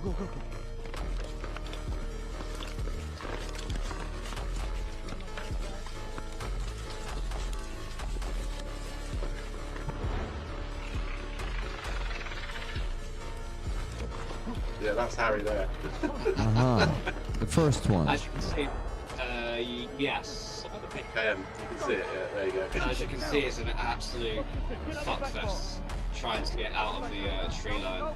We were working with Kraken at the very early days of the war, before they even were like as they are now. They were just a bunch of hooligans, which is fantastic. But as the Matador now fires, I'm coming out of the tree line, so a lot of the videos and a lot of the comments about the video was, did the PKM gonna survive? Yeah, I saw you. They are kind of stepping ahead of you, right? At some point. Yes. Yeah. all my task was, as soon as I knew the rocket was going to be fired, very quickly I was just pushing through the trees to get out and lay on the track that you see. Mhm. My job was to get onto that track and then just like blast my PKM. For I think I shot about 150 rounds. I did the whole 100, quickly reloaded, slapped another 50 on, did that. The guys actually forgot about me. So I had pure like tunnel vision because I just wanted to get rounds down range. But my the team leader at the time, fantastic guy. He came back and just grabbed me from the floor, and then we exfilled. Mm, It was a great okay. ambush. The Kraken guys, I love Kraken to bits. At the time, we set up this ambush. We knew that the Russians would come and deliver logistics supplies to the trench system. Mhm. We waited for the delivery to arrive, and then we just stepped out and unleashed hell. That's. Do you have any data of how many occupiers you may have eliminated that day, or? Yeah, so there was an actual news report. I can't remember whereabouts it is now, but it was a Chechen commander. Mhm. It was all over like Chechen news and like Russian news, etc. Because we were foreign. Mhm. Mhm. I know for definite. Also, there was a driver. There was a couple of like more than one bag inside and uniform as well. I think what had happened is obviously the guys had just been dragged out by Kraken and dealt Mhm. with Mhm. appropriately. Okay, good. By the way, Claire for Ukraine, Claire from Car for Ukraine is in the chat. She says the days before drones. Yeah, yeah. Oh yeah, The yeah. good This good is old days, right? The days of the infantry. yeah. So this was like we were operating in Kharkiv right at the start of the war, and like we could leave our safe house and drive to go to work and then come back the very same day.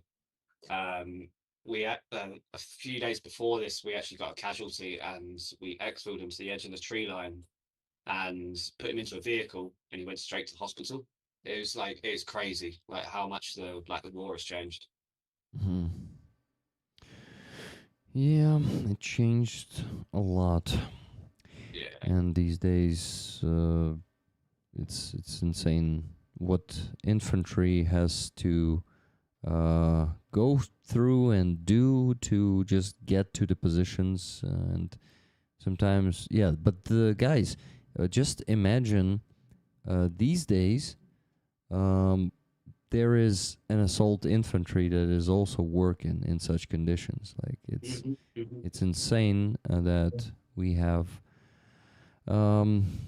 real badasses doing the hardest job in the world, and it became much harder since 2022.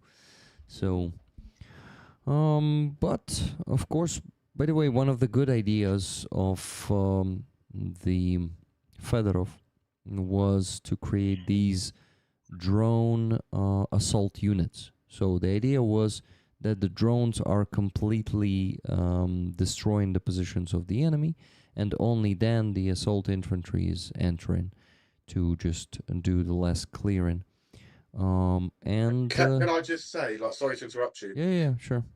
In Western doctrine, that's kind of what they would do with mortars and artillery before the infantry go in. So the fact that that's even a new thing blows my fucking brain, because that should have been started doing back in like when drones were.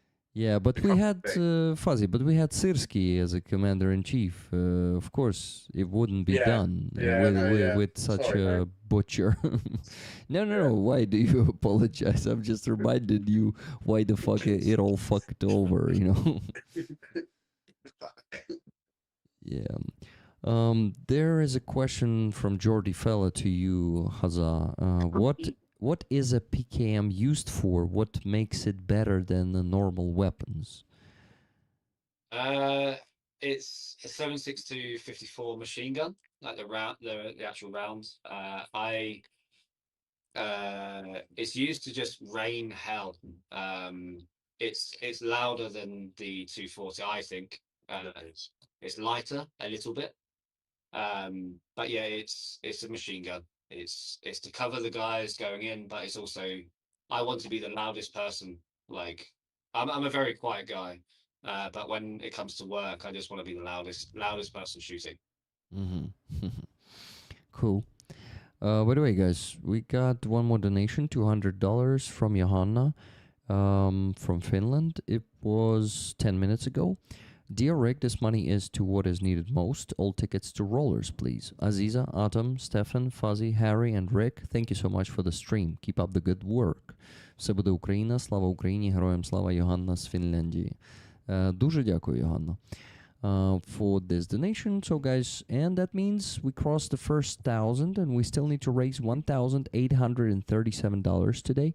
So don't stop donating. There's still a lot of money to raise. And it's already getting late, 23:38 in Ukraine. You can hear I'm still not super tired, but I will be in an hour, and the stream will become less interesting because I'm gonna be just mumbling here before the microphone. I'm only hoping that the guests will save the night as always. They always do. Well, I'm reading a lot of comments about how Fuzzy's knee is beautiful because it's the only part of Fuzzy that they can see. Fuzzy, a bit closer to Harry. The knee. Oh yeah. Just leave the knee. People like it. No, Fuzzy. Actually, it's gonna be cool to also see your head. Ooh, that's a lightning. Did you hear it? Yeah, they did. Thunder. Yeah, it's loud. Rick, please, we have many questions for Harry in Rick's Corner on Discord. Harry, the question, I will begin with questions from Tunel, so let's do it like a brief. What have you done today? What have I done? Oh, what have I done today? We were training with the FPV. What else have so I had a bit of a trip like 3 or 4 days ago to go to Kharkiv. It was a 22-hour journey, which is bizarre to say in Ukraine. But we traveled by this vehicle that shouldn't be on the road. And yeah, we traveled there. So like 22-hour trip to Kharkiv. I had some vehicle troubles getting back. I actually got a train back to where we are now. And yeah, I just finally caught up to sleep. I had about 3-4 hour nap. And Fuzzy, I remember apparently waking me up to go to the shop, and he didn't ask me to go to the shop because I really want some chocolate. So yeah, I was very grumpy today. But yeah, we were fine the FPVs. But yeah, it was good. It was a good day. It's Saturday, so it's a bit of a shorter day. Nice.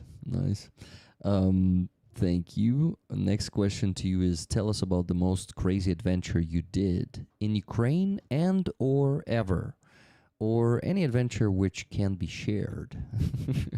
that question was also from Tunay. Like, which one? Yeah, you gotta choose.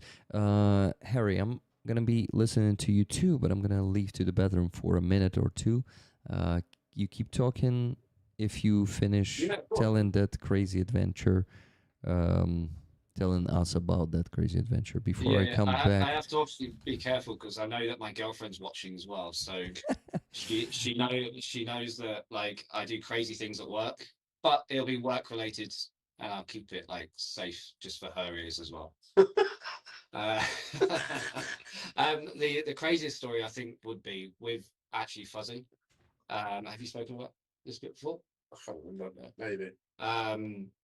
Basically, we were tasked. It was 2024, I believe, and we were tasked to deliver some logistics supplies to the border of Russia.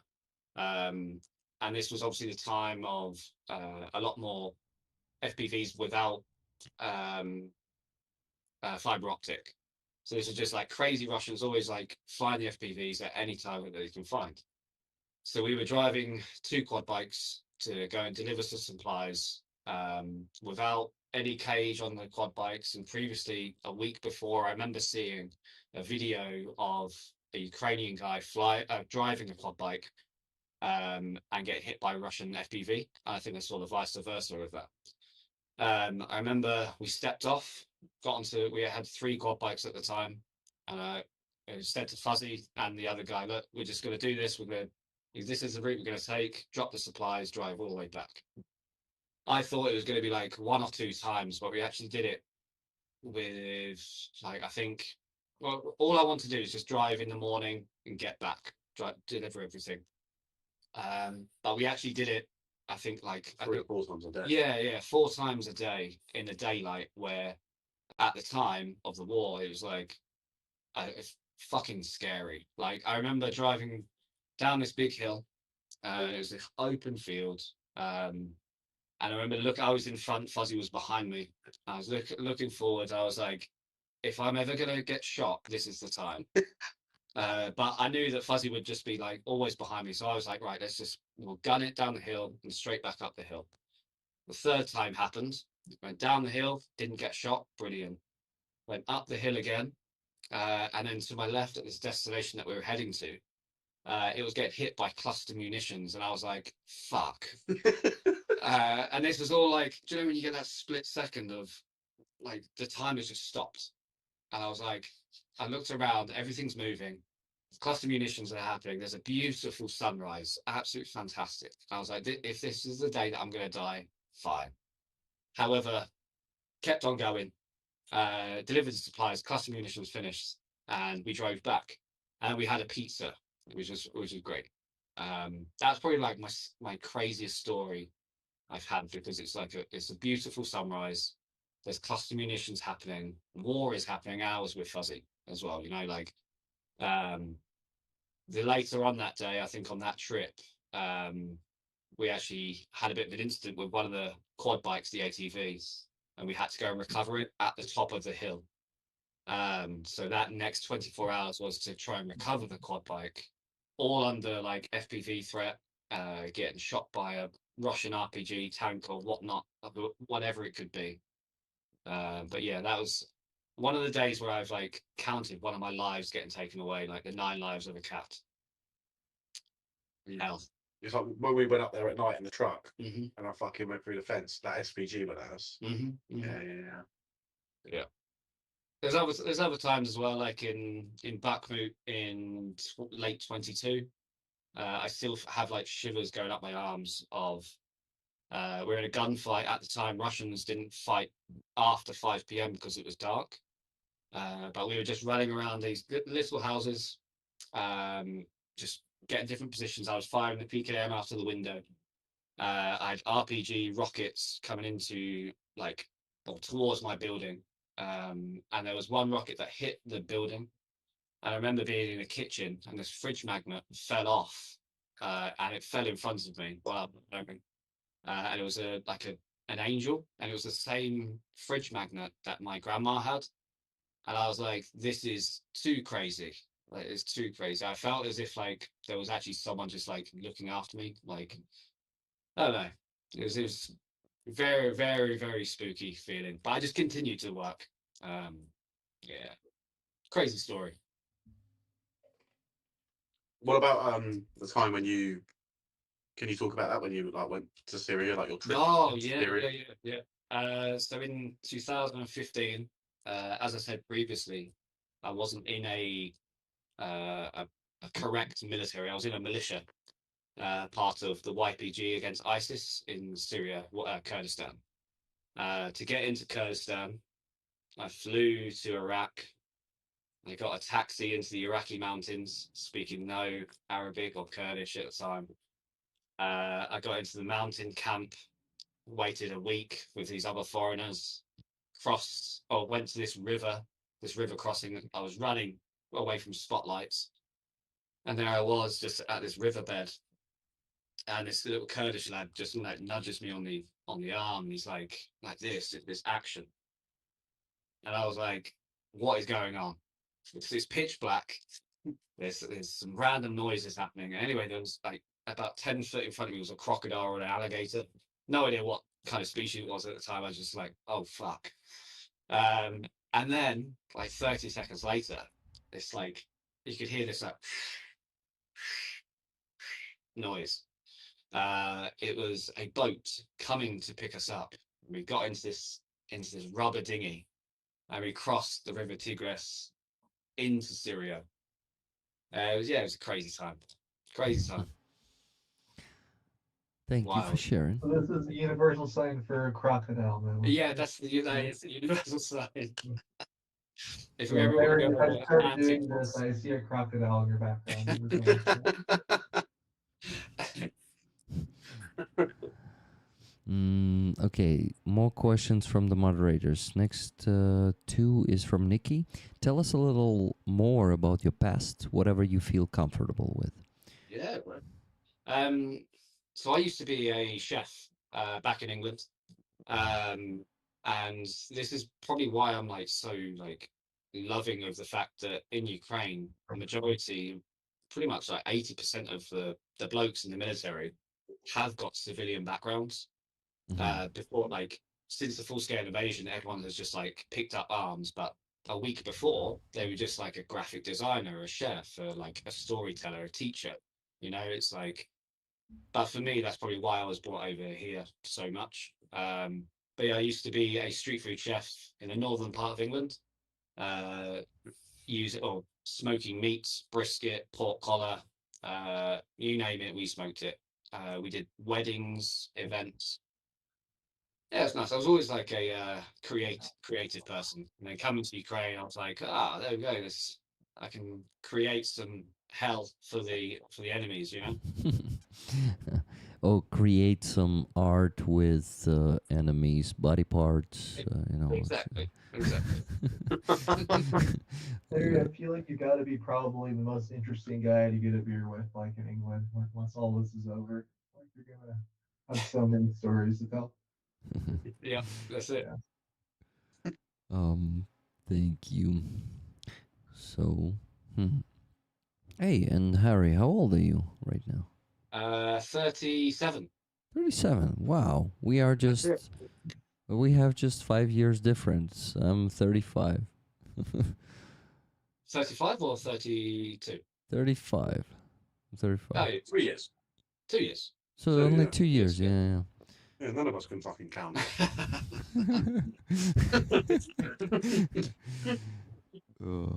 Next question from Nikki is, why did you join the Ukrainian army? That's a good one.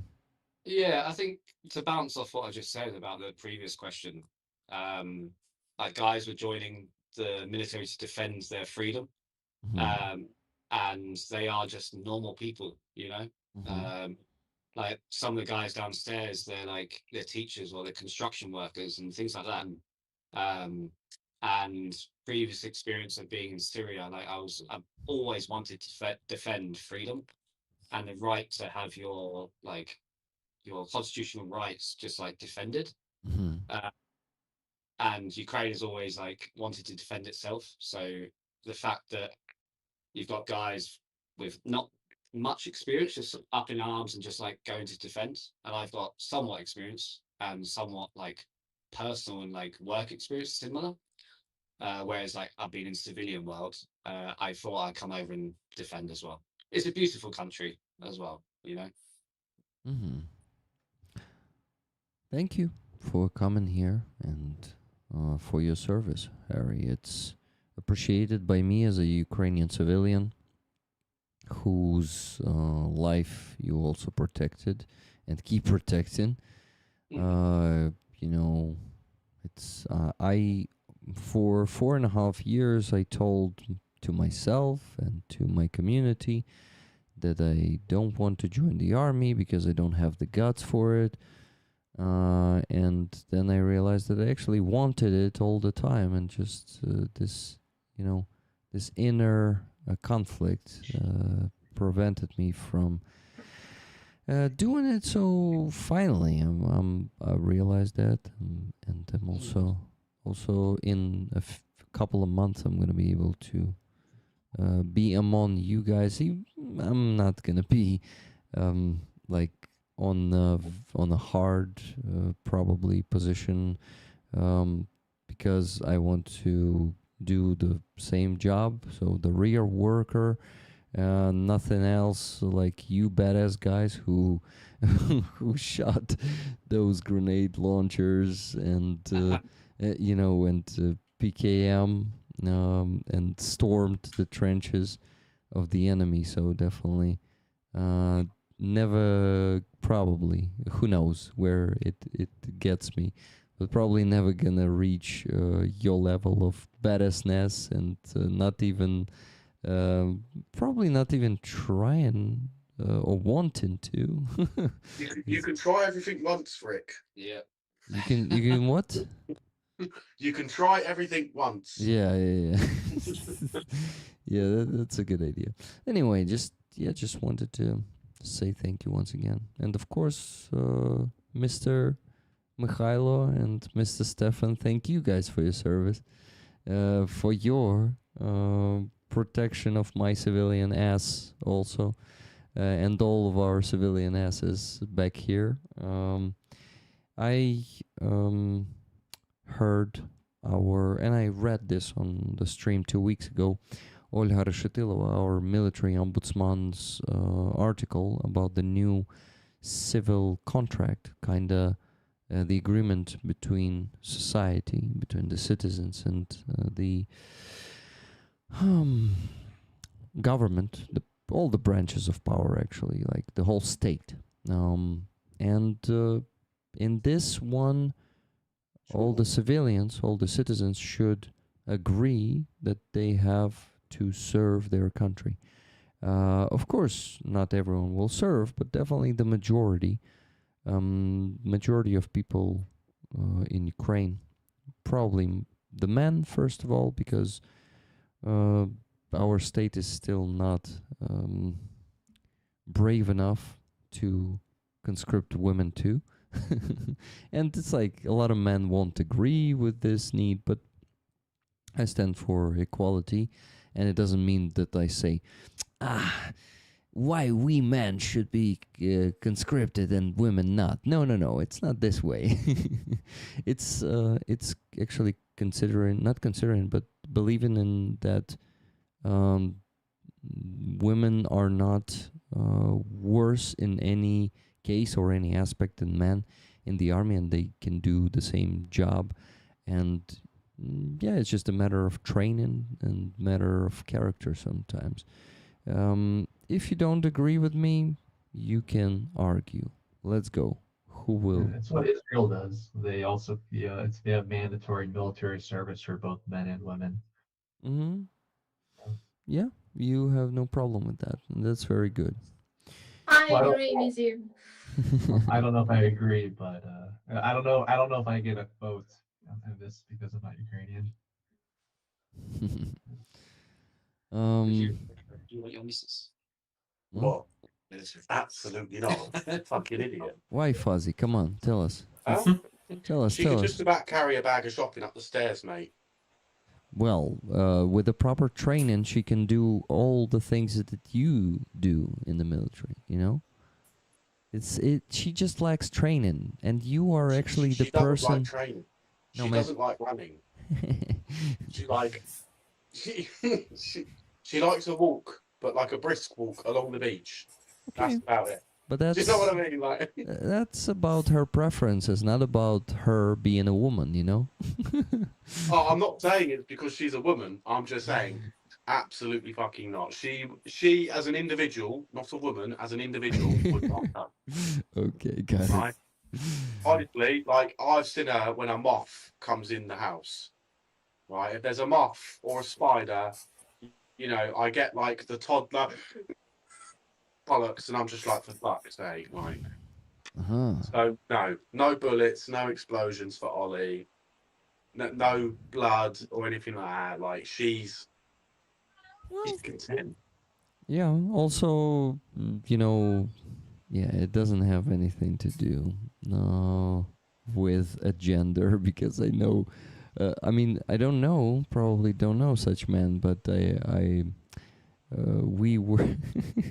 I was swimming on a subboard here in Kyiv on the river, and there were two guys passing by.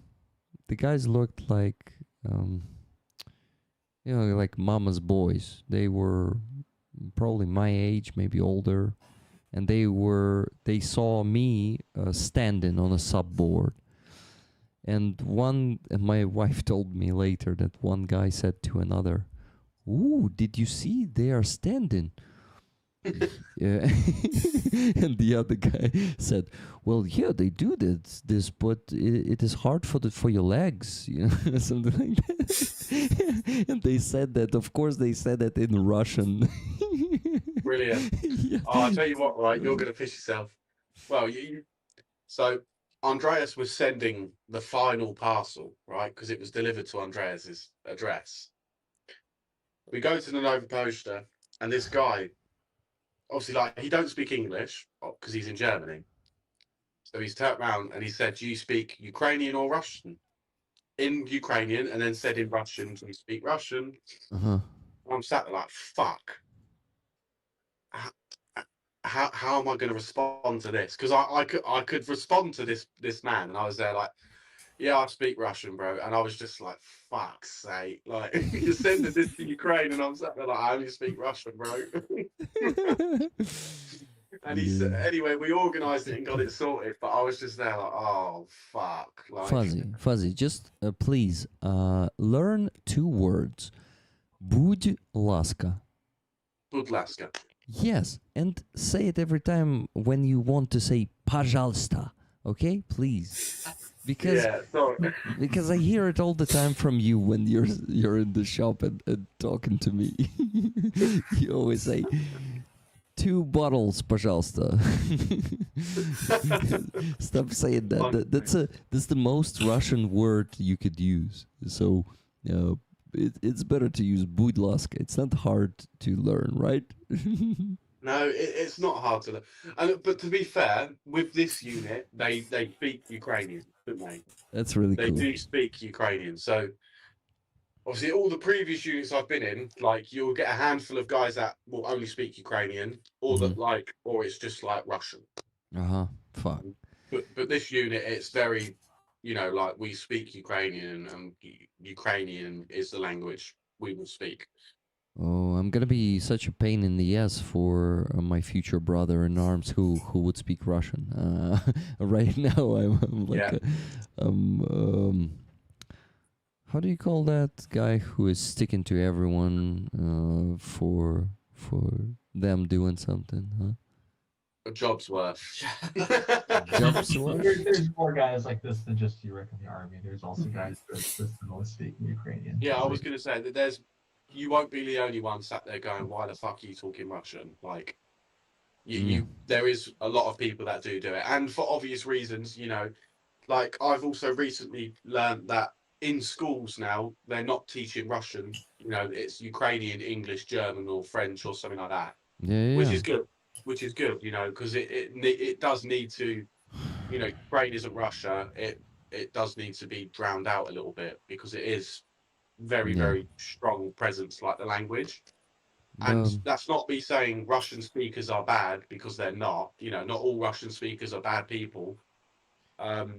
I do definitely think, your home language should be your go-to language. Exactly. And Fuzzy, not all the Russian speakers are bad people or dumb people, but it's definitely the indicator.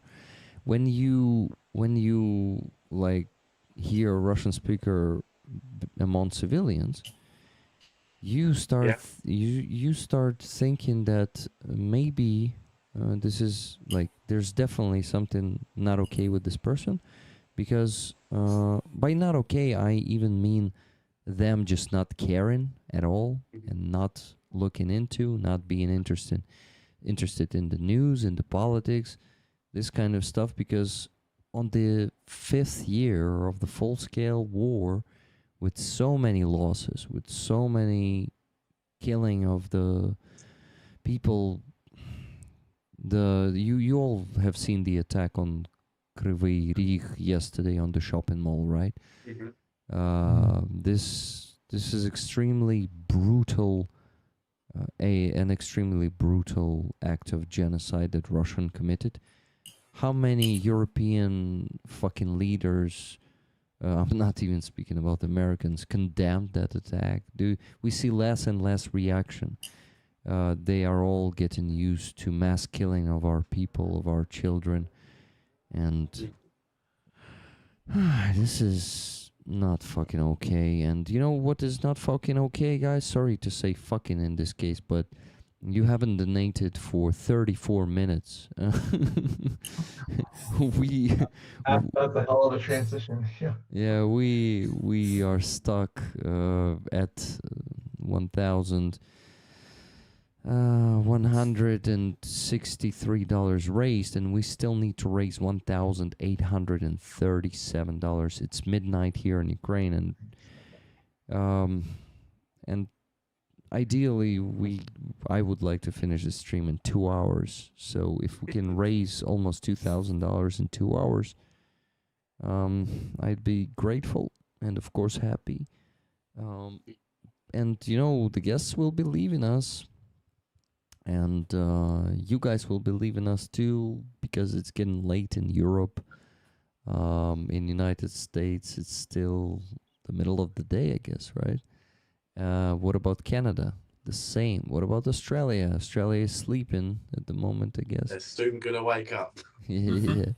So if usually the Australians close the fundraising goal somewhere in the morning, like here in Ukraine when it's 4 or 5 a.m., we we just we just are sitting here until we reach the goal. So guys, the faster we reach it, the faster we'll be able to go to sleep.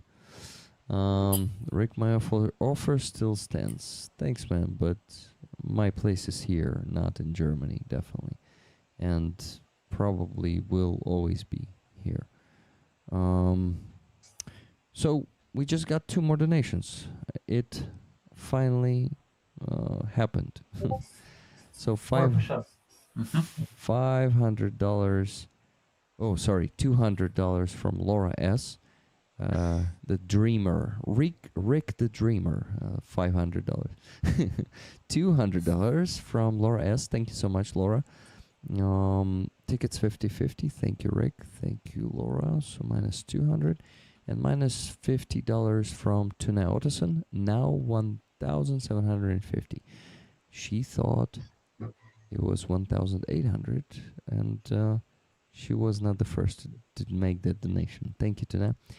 Minus $50. We still need to raise $1,587, and that's almost 50% of today's goal. Nice. Good job, guys. Don't stop, please. If everyone will donate just what you can, we will already be 66% over. I mean, close to the goal. Nikki says there's a message in Rick's corner. Now, Rick, Aziza is out. For every push-up from you, I will donate 20 euros. The limit is 500 euros. Your guests are welcome to join in. So I push up. I do push-ups. Aziza is out, right? You mean Aziza shouldn't do the push-ups? But... no, read my last message. Okay, your last message was about that. Thank you so much. So I should do the push-ups, right? For everyone, for every push-up from you, I will donate 20 euros. The limit is 500 euros. So 500 divided by 20 is what? 25? So only 25 push-ups, and you donate 500 euros? That's a fucking bargain, that. Get on your fucking hands and knees. Easy peasy, easy peasy. Right, I'm going to go, though, because we're up at, 6? Yeah. You can jump on the screen if you want in the morning. Yeah, we'll see you at 6 o'clock in the morning, Rick. Okay, yeah. I really hope not to sit here until 6. All right, guys, it was lovely being back here. Stefan, I need to see more of you. I miss your face. Oh, that is a great deal. I will make more uploads of the flower soon it comes. Thank you, I appreciate it. All right, guys, Amazing. take it easy. Thank you, Andy. Thank you, Fuzzy. Thank you. Thank Bye-bye. you so much. Thank Fuzzy you and for Harry. service. Yeah. Bye-bye. Thank you, guys. Bye. Good night. Okay. Also, Rick, I'm gonna leave You're also gonna leave after the push-ups. push-ups. Okay, Eh. will do. I can't miss that. Yeah, you shouldn't. Let me do it. 25. I can do more. You know, I've been doing a lot of burpees, and the push-ups are the part of that. So, Yeah, so give me a second. probably after reaching the limit of 500 euros, probably the rollers may help to pay like the rest. Yeah. We'll see. We'll see. Just got one more donation, $20 from Keith Kane. Much love and respect to our amazing guests. Thank you very much. So, RC William, am I getting you right? Should I do 25 push-ups? Easy. Well, Okay. I have to do 27 now, but I'm kind of being held hostage by Tio here. Yeah. So as soon as he jumps off, I will do them. Theo is a beautiful cat. He's a Bandera blue. Correct. Okay. Bandera what? So I call him a Bandera blue. Bandera because blue. Traditionally, this kind of cat is called a Russian blue. I don't call him a Russian blue. I call him a Bandera blue. Yeah, I remember you Or told just- us this the last time. I Presented confused you. the vet very much when I told. She asked what breed is he, and I said Bandera blue. She was like, "What is that?" That's funny. Okay, I'm putting the camera. Okay, no, it's too much. Come on. You can see my monitor already. That's better. Okay. Okay, I I've won't never hear seen you this score guys. before. I won't hear you, so I just am gonna go do 25 or 30. I'll see how it goes.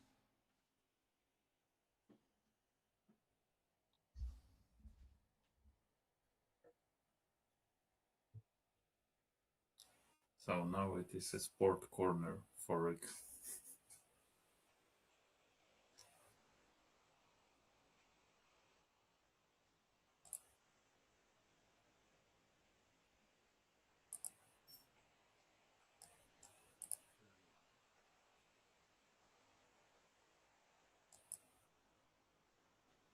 You know, maybe we should have made him do burpees instead of push-ups.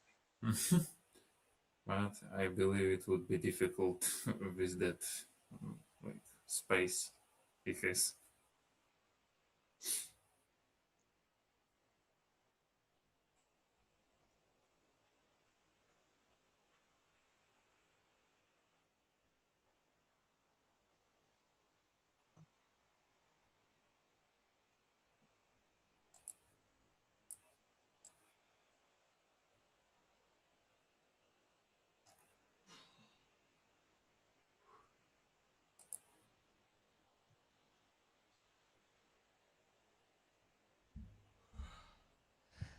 That was 30.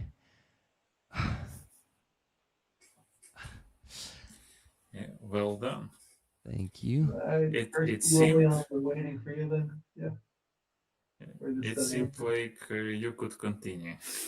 It was hard in the end, but I think I could do maybe like 5 to 10 more before starting whining like. Yeah. Whew. Yeah, not bad, not bad. I haven't been doing the pure push-ups for quite some time. They turned into burpees. So in the burpee, you kind of have this gap between every push-up to jump, so it doesn't feel like that. Here, I do one after another, so it is not that easy as in the burpees. But burpees are harder with another thing, definitely. The breath. Damn it, Atom, it feels like we didn't have the chance to get that many updates from you today. How's the... Because there are really not many of them. Here everything seems the same. You wake up early in the morning, you do the job, you go to sleep. Yeah. Like nothing changes like much. Uh-huh. At least with my job. Like, Oh, every day you shoot, you do the papers, and Mm-hmm. The best part of my job is that I still involved in shooting. Mm-hmm. Like not all the time because there are people who can do the same as well.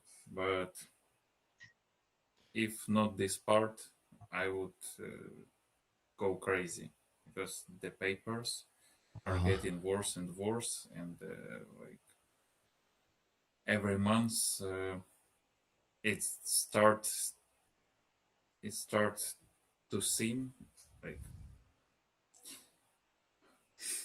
What do you I'm mean? so tired. I can't express my soul. Yeah, with papers you can just go crazy, and everything got worse. It seems like the war is going to end, and people in the high offices thinking, we haven't done this for like 5 years already. Let's remind them they should do this and this and that. And that's like madness altogether. So I guess the fucking, how you call it, bureaucracy is taking over. Bureaucracy, yep. Mm-hmm. Got it. Yeah, I'm sorry to And hear that. the worst part that some things they request, they're like so old and not actual, but you still have to do that. And what Harry said, that there are like 80% of people from civil life in the army right now, and we are changing the army from inside. Yeah. But those people are still not that rank to start changing the whole system. Yeah, Like, yeah, I hope that Draupadi may give us new ideas, new tactics. He'll do like a lot of work to save lives and so on, but I don't think he will influence the bureaucracy processes. yeah. Yeah, I think even if, like in 20 years of reforms, the bureaucracy is still going to be strong. What about the digitalization, Mikhailo? Do you have it um, in your daily work? Yep, we have it. So every fire task we have, we put like the data about it into Kropeva, Mm-hmm. like special app for artillerists, and it is automatically transferred to the Delta, Mm-hmm. and we can have all the statistics like for different periods. You upload videos in there as well, so you have everything in one like space, and Mm-hmm. that's cool. Yeah, Delta But is there are very useful. still some uncomfortable things in this kind of digitalization, because previously we could just upload everything to Delta with like a, I don't know, WhatsApp bot. So we basically are creating a chat with a bot. You upload their message, video, whatever, and it creates the fire task on Delta. But Mm-hmm. some way people said, no, you should звітувати. You should report Report. through Kropeva, and that's not that uncomfortable as it used to be. Mm-hmm. So I don't know. And also our brigade is like experimental with some other app. And now this kind of report of a fire task goes from one app to another app to Kropeva, and from Kropeva to Delta. And so we have like two transfers when we can just put it directly with an easy way. Mm-hmm. So there is the digitalization. Not everything is like smooth, Mm-hmm. but in general, what we do, like this is the storage of data of what we did, and also an archive of the like targets, destroyed objects, and so on. So it makes everything easy. easier. I have a question for Mike when you're finished. Yep, sure. I quickly will mention that Paul sent the promised 500 euros, so $560.07 with the comment, good job. Thank you so much, RC William, for... Seven push-ups now. Thank you very much for this donation. Before that, we had two that I didn't mention yet. First one is... Oh, no, I actually mentioned the one from Keith Kane. Right? Did I? No, I did not. $20. Much love and respect to our amazing guests. Thank you for the awesome conversations. Can anyone match tickets to Rollers, please? Slava Ukraini, Heroям Slava. Thank you, Keith. Then Terence Salve, $21.50. One ticket for me and one for Miriam S. With love from Canada. And then the donation from RC William of $560.07, which is 500 euros. Thank you so much, guys. And with this, we crossed the 2,000, and we only have left to raise $985.43. Like less than the last 1,000 left, guys.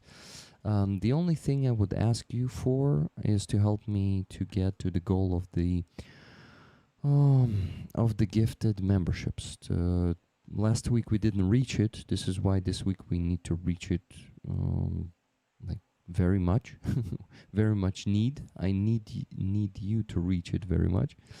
So 225 more is needed to be get, and we have less and less people watching. This is why it's going to be harder in even an hour. So I ask you to help me with this now, if you can. So the goal would decrease. I mean, not the goal, but the number of them to get to the goal. 225 left to get to the goal. Thank you. Whew, it's hot, especially after the push-ups. But it's, you know, it's a very hot weather here in Kyiv lately. I think in the east too. Mikhailo, is it super hot there? Today it was windy, but it's super hot still. And it was like previous, for the last week, I believe. We had few days of like more or less comfort temperature. And before that it was hell. Yeah. Oh, I wanted to quickly... I wanted to ask RC William if you heard that I received your donation, because you asked, but then did not respond when I say. Thank you once again. You can respond with your welcome. Yeah, what? I will ask my question, hopefully get my answer, and then I will start doing the 77 push-ups. So it's more of a thought exercise, but I mean, everyone talks a lot about how I agree with this. Ukraine is becoming less corrupt, right? The military is reforming. There's a lot of new people, right, in the army. You are not from a military background. You are coming in, changing it, like you guys talked about. I'm kind of curious about maybe a side that people talk less about. Do you think there's any danger at all of the opposite effect of people who are not corrupt going into the military or into these institutions, and then maybe becoming a little bit more that way? Have you seen that at all, or do you think that's something to worry about? Because I have a few like small anecdotes. The way the system is, you're almost like forced to sometimes be truthful because there's not an actual way to do something properly, and then you get used to doing it, and then maybe it leads to other things. I'm just curious what you think about this. Just to clarify, I get your question right. So the question is if like there are any risks of people, like military people with civilian background, going to the upper cabinets. Well, no, it's more about we always talk about new people coming in to clean up the institutions, right? But is there also then the danger of some of these institutions with a not so good status quo affecting the new people? And yeah, they are. But nowadays, the relationships with like mobilized people are okay comparing to the very beginning. So I came to the army in 2022. I used to study in the kind of military school. When you study in university, you have a choice to like study for a military, just not to go to the army afterwards. That's what I did, and that's what I hoped. I'm honest about it. And after like I had classes for 2 years, and afterwards we had 2 months on the polygon, like firing, running, and so on. And after all of that, I received like the smallest officer rank. And there are actually a lot of people like me, and those are called jacket, like pidžak. Pidžak. And there is really a lot of there was a lot of discrimination to people like me, and nobody took me serious. But look at me now. Yeah, nowadays the problem is not that common because most of jackets, let's say, I know it could be offensive for someone. I'm okay with it. But most of them went in the first years. So they're now either like doing some not important stuff, either they are really good commanders. Like it could be at least many people who I know who also used to go to this military school. They are like captains or majors, and this is also the problem of the system. It is fixed now because people were growing pretty fast. You just needed a year, but to gain experience for the position you are taking and you're gonna take, you need more experience. But probably in those conditions, it was okay. So answering your question, no, there is no like the relationships are okay. If I've got the question right, once more. Yeah, sorry for my English. It was a mess in my head. No. I was also curious if Rick had thoughts about it too, since I mean, Rick, you're going to be joining soon, but have you ever thought about this question? Because you know, Zelensky, right, campaigned on the anti-corruption platform, but then there's what he did with like Nebu, and then also it seems like Fedorov has kind of stepped in it lately. And can it just be the case that if you spend too much time in these institutions, it's almost inevitable that you will eventually become corrupt or infected somehow to some extent. Yeah, but I guess it depends on person's, principles and mental strength. If you're ready to stand by your values and principles, be honest with yourself, you will not become corrupt. But if you're okay to trade some of that, maybe for a better position or for a better opportunity, so it's going to be different with different people. I will try my best to stay honest, and I think at this point, doing it as a grown up, I have I won't say a zero chance to become corrupt, but it's very small because I already have some life experience. Maybe it's not the hardest life experience, but still. And I'm 35 years old. It's much easier for the young guys who just come from the academy, like 21 years old, to become corrupt in the system than, well, because they really didn't have any life experience, and that's the first experience they get, and they see, this is how it works. Okay, I will just play by the rules and go with the flow. And yeah, this is why I think our army is being changed from the inside, because a lot of grown people joined it with a life experience, and they know how they should do it. Oh, what's the name of this cat? This is Hermanchik. How?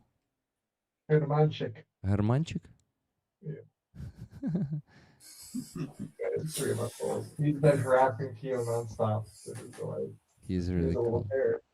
Yeah. He's young, right? He's the youngest roller yet. Huh. How old We is have to he? get a cat-friendly patch for him. Is he like 4, 5 months? He's 3 months. 3 months only. Wow, he's cool. Let me make Steffen bigger, guys. Look at this beauty. Hermanchik. Yeah, you're on camera, Hermanchik. Don't run away. I have to deal with attention also. It's like a cat convention on my desk. Yeah. Oh my god, look at this. Okay. Here. Just to show you what I have to deal with here.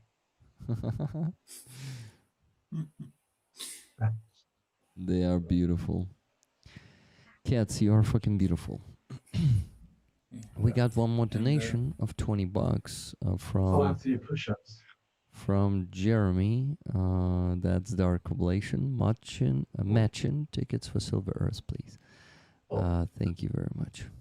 Can I quickly explain one reason I asked this question is I have a kind of something to share as just as an example of my earlier question, and maybe Adam, you can as an officer you can give some feedback onto how accurate what I'm saying is. So a problem we regularly had in our brigade is that obviously sometimes, right, when you're on mission, equipment gets lost or damaged, right, or just something goes wrong. And I was told, like, it's very difficult to get replacement equipment. Like, I was told there's no way to just say, hey, I lost the helmet, right? Please send me a new helmet. And like what they said is you basically have to wait until there's like an incident.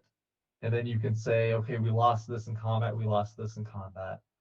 And they said you either have to do it this way or you have to just buy it yourself, the gear. And I'm like, so you basically you're forced to be untruthful. I was like, so is that like kind of how it starts, where well the system doesn't really make sense, and so you have to kind of go around, and then you just get so used to going around it, then you start doing other shady things, and then before you know it, you're one of the bad guys.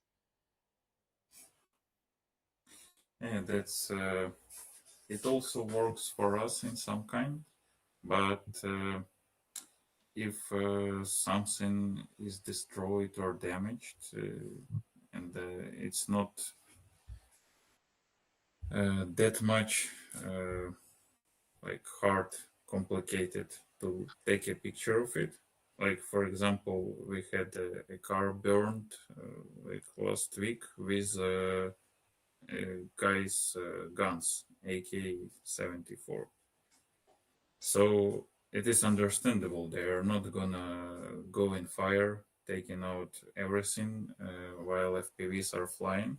So afterwards, they just found some metal scrapes of that AK, and luckily they also found the serial number of one of it. So we had no problems like to write it off and give them a new one. But the problem exists. And for example, like my example, I have a diesel generator written on myself, but I don't have a diesel generator in the list like of what equipment should I have. So I can have the generator, but nobody can give me fuel. So fuel is on me. Yeah, that's also the crazy story, and it is not solving. Yeah. Like there are many cars, like military are getting from you and from Rick, and not all of them are on the balance of the military unit, but they are in active usage. They are going to the positions, and it's not allowed to fuel them. So the soldiers have to kind of write like, okay, this car went like 200 kilometers more, and something like that. Yeah. So there is no other way to get fuel, including the fact if you want to buy it, you can't. You have to go like 50, 70 kilometers to the rear. All the gas stations here are destroyed, Mhm. and it's not the solution. Yeah. Yeah.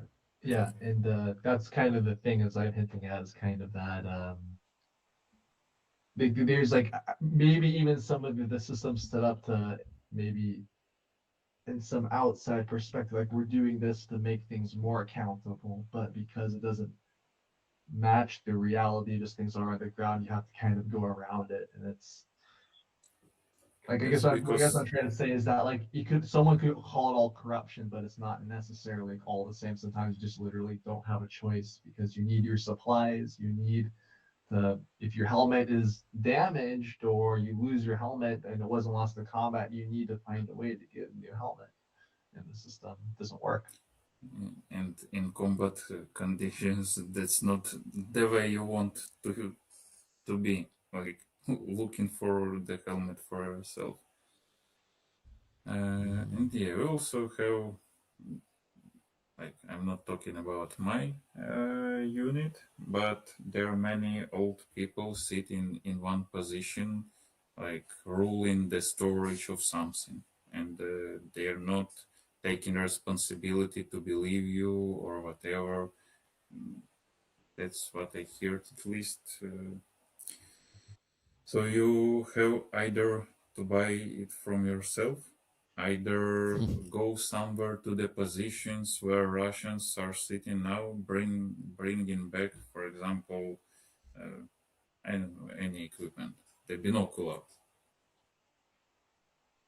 which was never used, but you just need to have it. So they gave it to you, and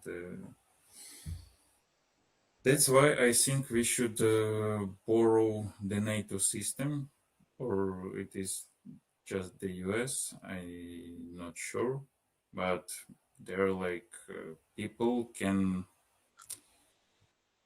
take any position for 2 years, and afterwards you are switched to like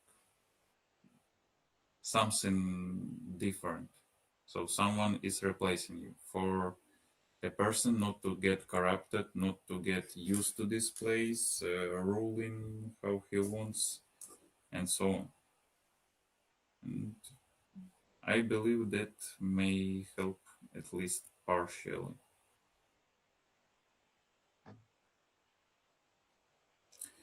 Okay, and I also believe it's the time for me to leave. Yeah, but because before I you have leave, sorry. 5 hours to sleep.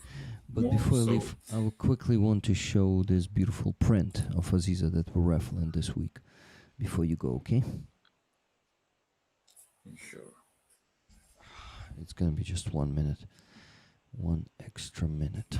Guys, so we're gonna be raffling it not only today, not only tonight, but the whole next week. So you can still buy the tickets for this beautiful print for the whole next week.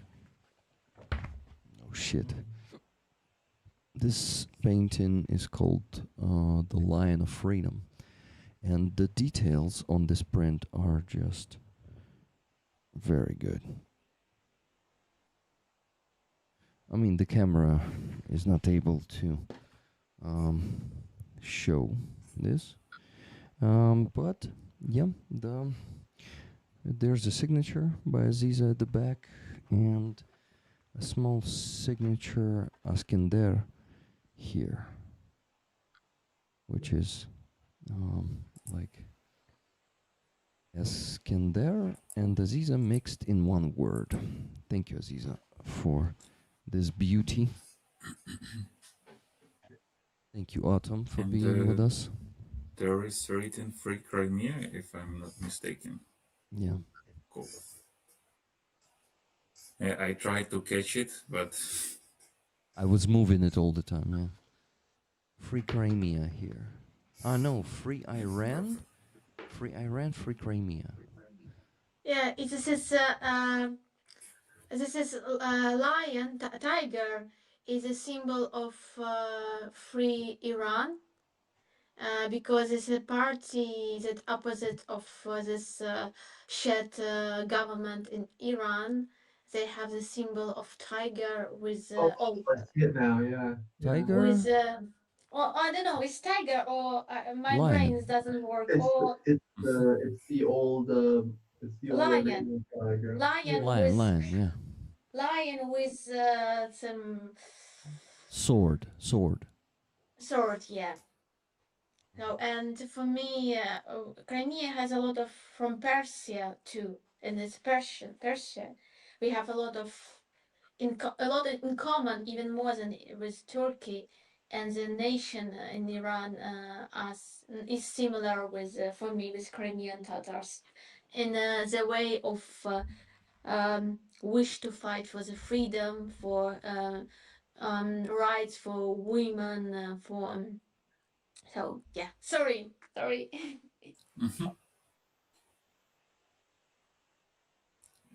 that's a nice one.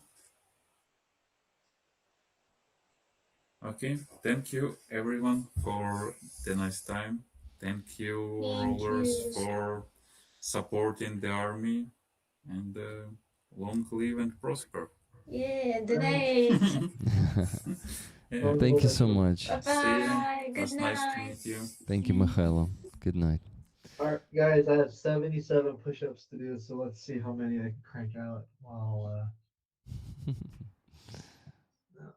Yeah, while you guys chit chat. chit chat. I started working on the spreadsheet finally.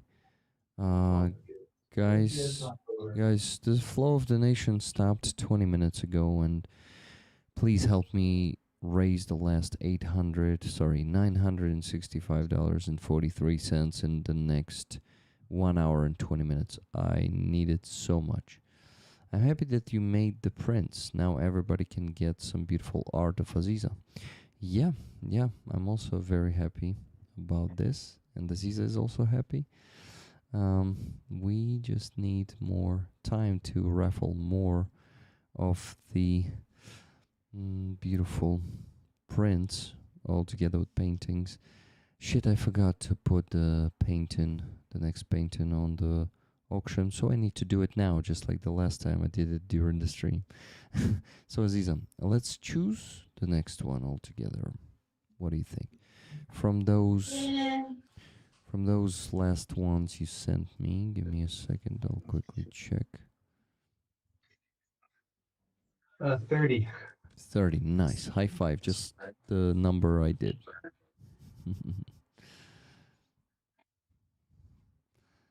Okay. I'm looking.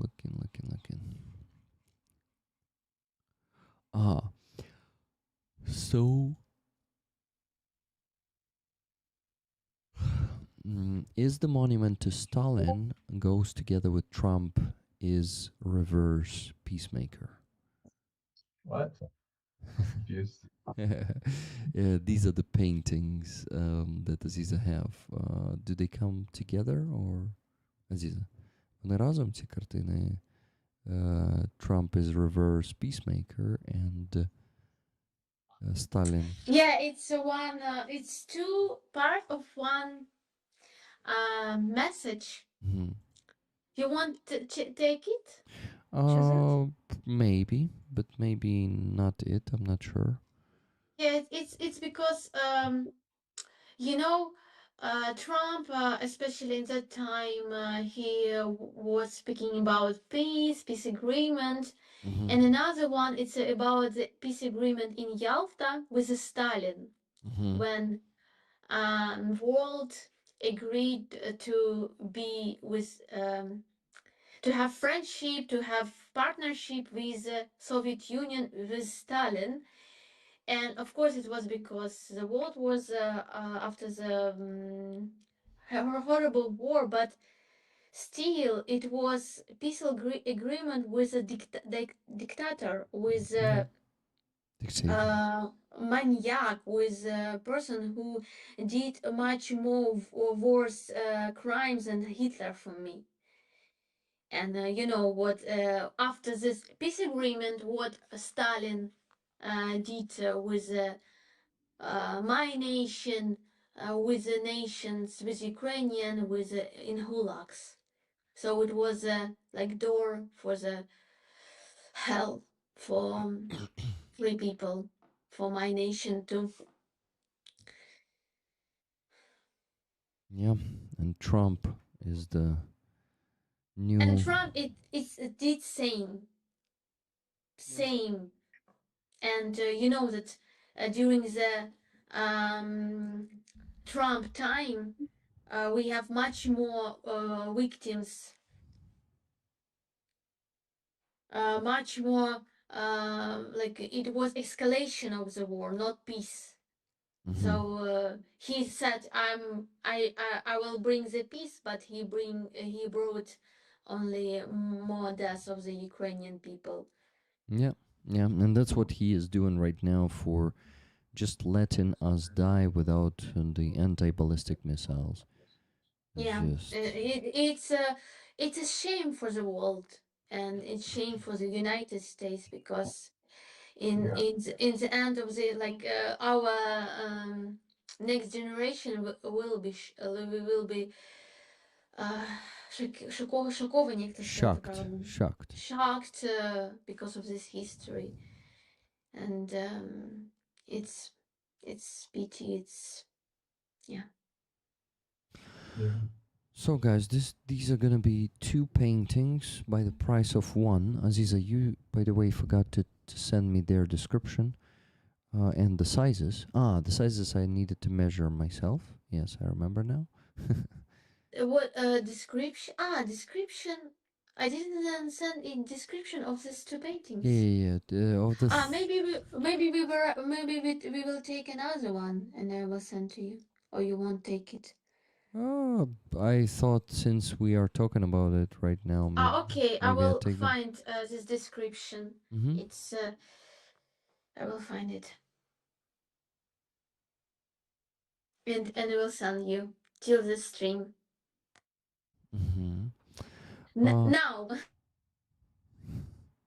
Okay. Rake donations direct to Carfree Crane today 304.66 euros, 244.58. Can you add them to your total in the fundraising report? I can, but not to the goal on PayPal today of $3,000. That is going separately. Or then I would have to set the goal of $6,000. Well, not hoping for that. That campaign is going in parallel with these 2. That's how I try to get that goal of 11 fundraisers closed before I enlist. So I need to overwork a bit and ask you to guys also donate to that campaign in addition to the weekly PayPal donations. Oh shit, guys! I'm getting really tired, and my head starts spinning of sleepiness. So please keep donating, because in the last half an hour we got 1 donation. It was from Cats 2 minutes ago. $12 ticket, please. Rick, Slava Ukraini. Героям слава. Thank you. So let me tell you how much we still need to raise. Minus 12. $953.43. That is, that is almost 1,000. But if everyone will try to send whatever you can, if you cannot, don't donate anything, please. It's not mandatory, and please don't get any debts or don't borrow the money or something. So let's just focus on what we can do at the moment. And I am falling asleep. I really probably need to go get something. More push-ups. Maybe more push-ups indeed. Okay, guys. The next what? The next donation. It should be one donation of $200, and I'm gonna do 15 more push-ups. But it should be one donation so we get to the goal faster. Okay, not 15, 20 push-ups. I'm challenging myself more, and you can donate more than 200 if you, but I will do 20 for 200 too. Don't worry about it. Don't worry about it. Not the suit and phrase, definitely. Steffen? The what? The suit? No, if I felt like you wanted to say something, no? Well, I mean, I can only agree with everything that Aziza said about what a shame it is about Trump and how they're saying they want peace, but they're kind of doing the opposite stuff. And I think it's kind of also like an imperialist way of thinking because it assumes that everything in the world happens because of us, and they think that well, if we say that we want peace, then there will be peace, and they completely ignore the fact that there are people who make their own decisions, and no matter what you do, they may still say, no, I don't want peace with you, and no, I'm still going to kill you. And you cannot discuss with some people, and that's why it's so important that these people never come to power in the first place. In our case, Trump, but unfortunately, we're too late for that, but hopefully, it's not too late to fix that. Yeah, I also hope so. Aziza, and the name or names of the painting. You just send me this message at that point. Look, so this at that point, just press on your message that I quote. You see, you send me just a pack of photos. And there was no. Let's call it. Sweet Lie. Sweet Lie. Both paintings with one name. So it's like the Yeah. set of paintings. Yeah. Sweet, or maybe the Sweet Lie. The Sweet Lie. The Sweet. Sweet lie. Yeah, okay, thank you. Amazing, guys. I'm working on showing you the paintings. I also have an awesome photo to make a post about the print. Yesterday, oh wait, it was the day before yesterday.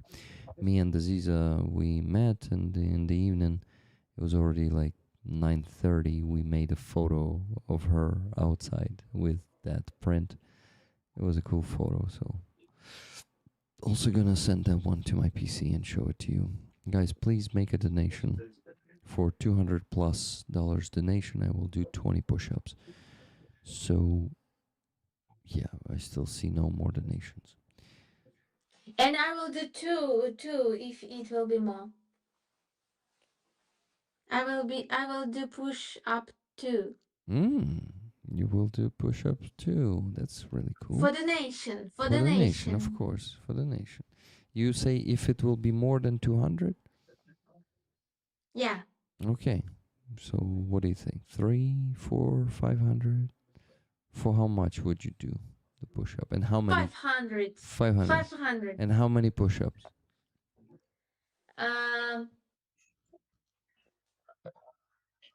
40. Oh, 40. 40? Wow. Are you Yeah, sure? 40. You ready? Yeah. Yeah. I got 43 to go still. Whoa, guys. You heard Aziza. 40 push-ups. Damn. Well, she's strong. She is... Aziza, how can I say? Тебе не ображає слово, наприклад, мініатюрна? Ні? No, No? Aziza is miniature, but she's very strong. She is... She's hugging very strongly. Good job, Steffen. The nation for the nation. Nice one, Daniel. Damn, for 500. Wow, that should be a big donation. Who's ready for that? But that will definitely give us the chance to finish the stream at 2 a.m. because it's only 1 hour and 8 minutes left before that, and I need to work on the spreadsheet too. By the way, I don't need to finish the spreadsheet today on the stream because we're going to be continuing this raffle, and I won't have to do the raffle tonight, so let's just keep. Great video from Katerina earlier from Aziza concert. Aziza, так ти все-таки співала сьогодні там? Та. Я думав, що ти мені казала, але це буде незвичайний виступ. Я думав, що ти... Але там все дуже вирішилось так. Спонтанно. Вони мені запропонували це завдяки тому музиканту, який є ще філософом. Єрмоленко. Вони сказали, типу, давай ти 2 свої пісні спочатку заспіваєш, потім вже ми будемо грати під кожен уривочок цих творів, і твій уривок в кінці. Тобто я починала і завершувала. Так вони зробили. І завершувала цим уривком своїм. Ага, зрозуміло. А скільки пісень заспівала? 2. Ну, можна сказати, що 3. Я ж завжди об'єдную там 2 пісні. Так. Але звук був дуже хорошим сьогодні. Ага. Дуже хорошим. R.C. Williams says, I would be happy to do 3 push-ups. You know my condition. I'm now at 38%. That's a very complex statement, R.C. William. I'm a bit confused. I'll take it given for now. Okay, I need to work on the spreadsheet then. A bit more. Yeah, guys, probably you, Aziza, and you, Steffen, will have to talk about anything you want while I'm working on the spreadsheet because I need to focus on that. And then I will have to put this painting on the auction too, so I have a lot of work to do. Also need to visit the bathroom real quick, so see you in half an hour, guys. Half an hour? Wow. No, for all the tasks. Half an hour golden stream, yeah. Ooh, no. Only 1 minute of the bathroom from that half an hour. The rest of the time I will be working. Okay, let me. Aziza, you and I have to carry this stream now. So. Okay, let's do it. Let's do it. We're gonna make it the Aziza and Steffen show, or the Goober and Aziza show. So. Yeah. So we discuss.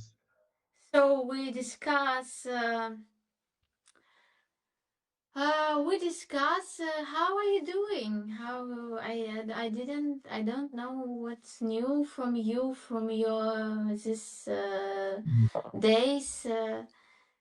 Maybe something new came to you, new ideas or like new. Well, I mean, yeah, I can talk. I mean, things like the art thing is going on. I'm not sure if it's interesting for the people in the chat because sometimes it's not related to Ukraine.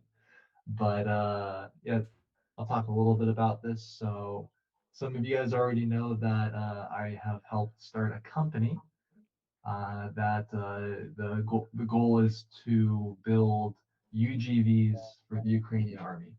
And the thinking is that, yeah, so we have kind of in Ukraine, yeah, there's like a lot of interceptor drones now that can shoot down the Shaheds, and they're keep getting better, and they do a lot. They're shooting down usually 90% plus of all the enemy drones, but we really need more ground drones because we need to take more soldiers off of the front line, and we need to save as much human life as possible.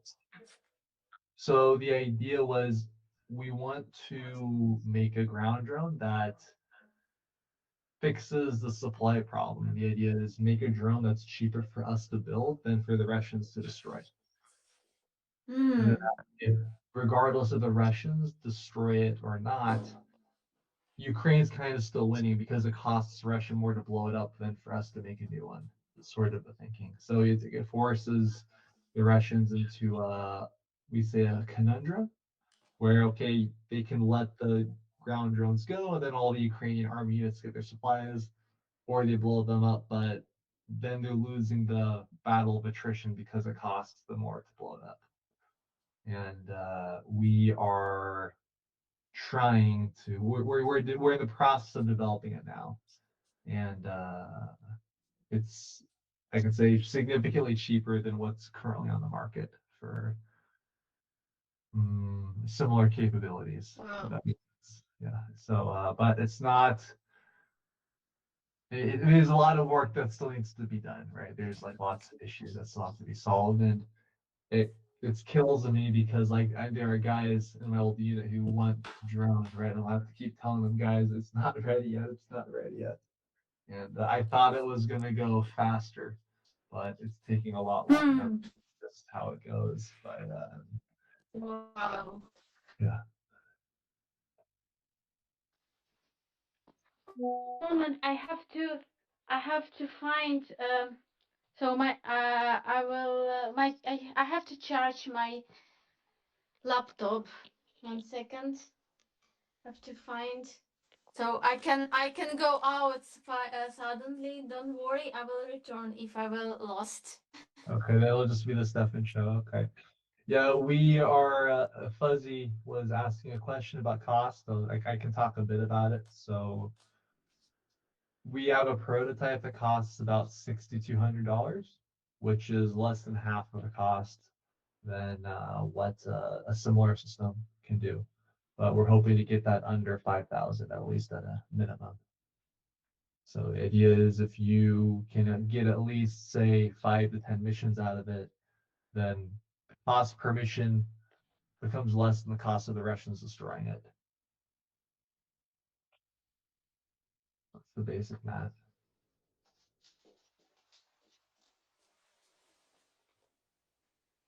I'm here. Yay! Yeah, everything is okay. Yeah. Oh, that's great. So proud of you. And yeah, amazing. No, it's not. Be proud of me when it actually works. It's not. It's not finished yet. It's just the. We're still working on it. Thank you. But it's a project. It's action. It's so it means a lot for us, for me, for Ukraine. So I feel a lot of gratitude to you that you did it. Thank Yeah, and like we have this long month of protest in Ukraine, and it was absolutely I don't know. It took a lot of time of my life because and Rick too, because he said to me too. It's like we had the feeling that we had to be on this rallies, and in Odessa I was also on the rallies, and every day sometimes I was of course on my streams and with my work, but I try to be always on the rallies because feel that it's very important for our state, and especially with ideas to change the system, to bring something real for the army. And now it's stop, and but we have the feeling that it just one battle. Yeah. It's like you lost the battle, but you won the war. Yeah, Okay. like we won from one part because we changed the Syrskyi, and I think it's a good changes, but we but we didn't change the system probably we understood that probably the problem is in a head of the government, in the head. So, but we could not change Zelensky and in the wartime, and still like Rick said, it's not the worst.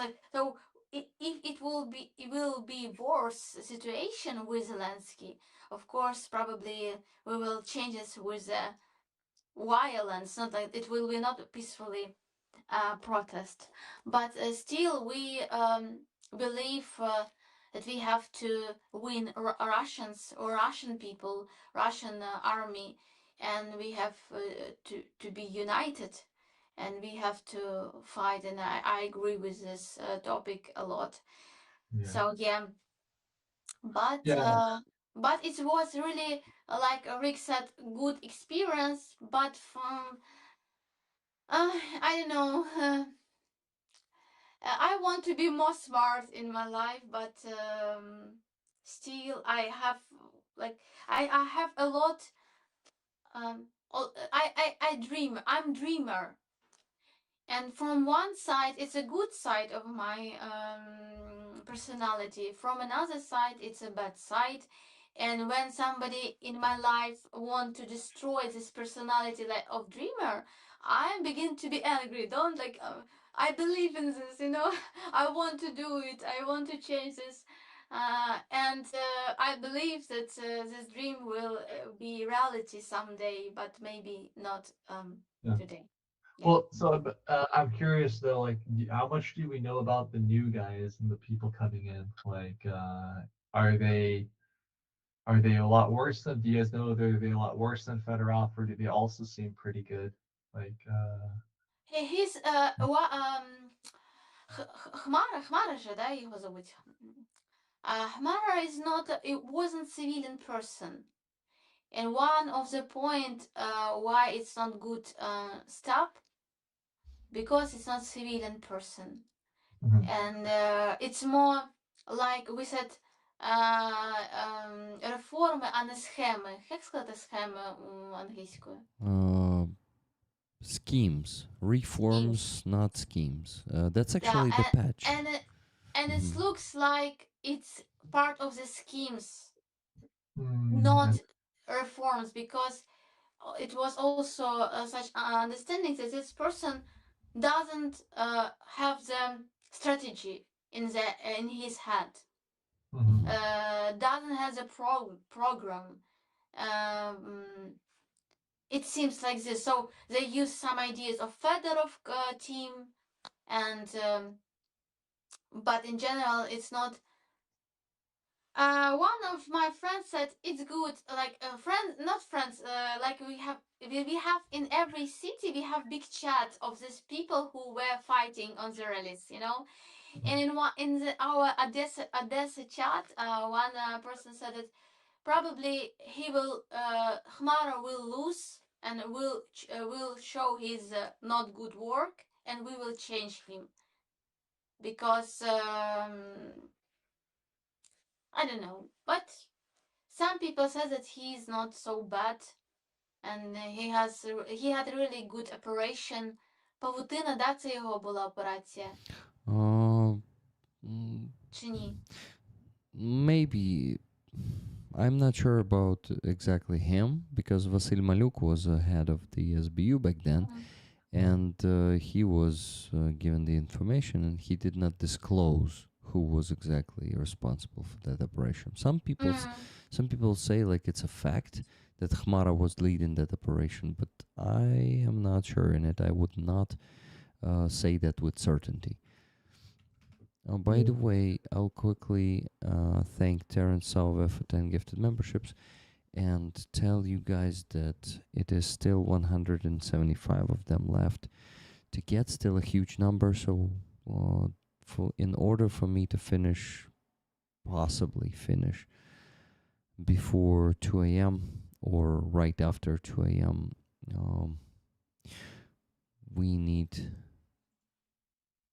I need to ask you to keep doing this right now, not Not at 2 a.m. Maybe at 2 a.m. Maybe just start now, so we'll be going faster. Thank you. I'm just getting sleepy and tired. Sorry, guys, but it's understandable. It's 1 a.m. here, and usually I go to bed at midnight. So, yeah, it's not easy to hold on. Yeah, and I'm yawning big time. Yeah, sorry to interrupt you, Aziza. Did you finish this thought about Khmara?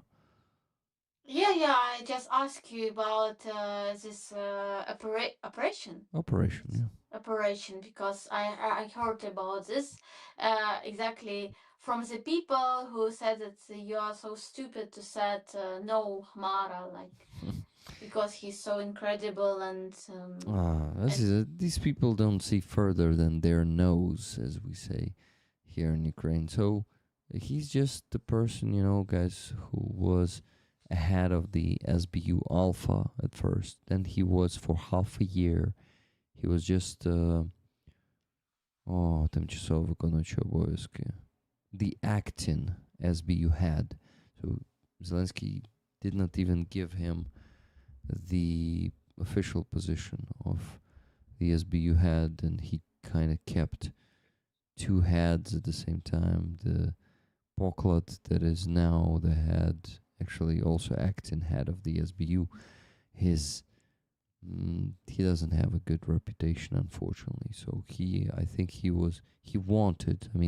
wanted to keep it this uncertain with both of them, so he can easily then transfer Khmara somewhere or Poklad. Also, you see, we only got a guess because our president is not communicating any decisions that they make in terms of human resources, if we can say so. So about the positions of the heads of this or that ministry. Азіза, можеш нахилити трохи екран, щоб тебе було видно? Ні, не може. Зрозумів. It's prepare for the worst, hope for the best, but prepare for the worst, I guess, in this situation. What do you mean? Like with the new guy coming in, Kamara, really cool. Hope for the best, but prepare for the worst. Yeah, you're right. Well, he has a good reputation as a military, as a good officer, effective, I think, principled. So the guy should be good, but the problem is this whole situation for, like when you switch the minister, the new minister has to figure out how this very complex ministry works, and we lose time. We lose half a year that we could keep building up the defense, and also increase the attacks on the Russian territory. But instead, we're just waiting for the new Minister of Defense of being just understanding how they should work, develop the strategy. Ти на стільці чи щось? Так, і на стіли. В мене просто там на кухні немає розетки. Ага, зрозумів. Там було на верхньому поверсі був потоп, і на кухні немає розеток, і я можу тут тільки заряджати. Зрозумів. Guys, I don't think we will be translating this. I understood a little bit. Rick, I'm still taking my Ukrainian lessons, by the way. I didn't stop. So, by the way, good news. There's a good question from Elvin Archer. Rick, have any of the old teams stayed at the Ministry of Defense? Almost all the team members of Fedorov stayed, and Khmara said that he wants to keep them there because well, because they want to finish the reforms, and Khmara also wants it. So it's a very, very good sign and very good decision of Khmara to keep the deputies of Fedorov and his team members in general. So they continue that work. This is why it is, yeah, it is good. So Khmara might be a good Minister of Defense after all. Too much power in military hands can backfire in the future. Oh, by the way, guys, to follow the law, to follow the procedure lawfully, actually, Khmara resigned from the army the same day he was appointed the Minister of Defense. So he's not a military anymore. He's now a civilian. He gave up his military career just to become a Minister of Defense. Well, he can enlist again, I guess. Probably, but not sure.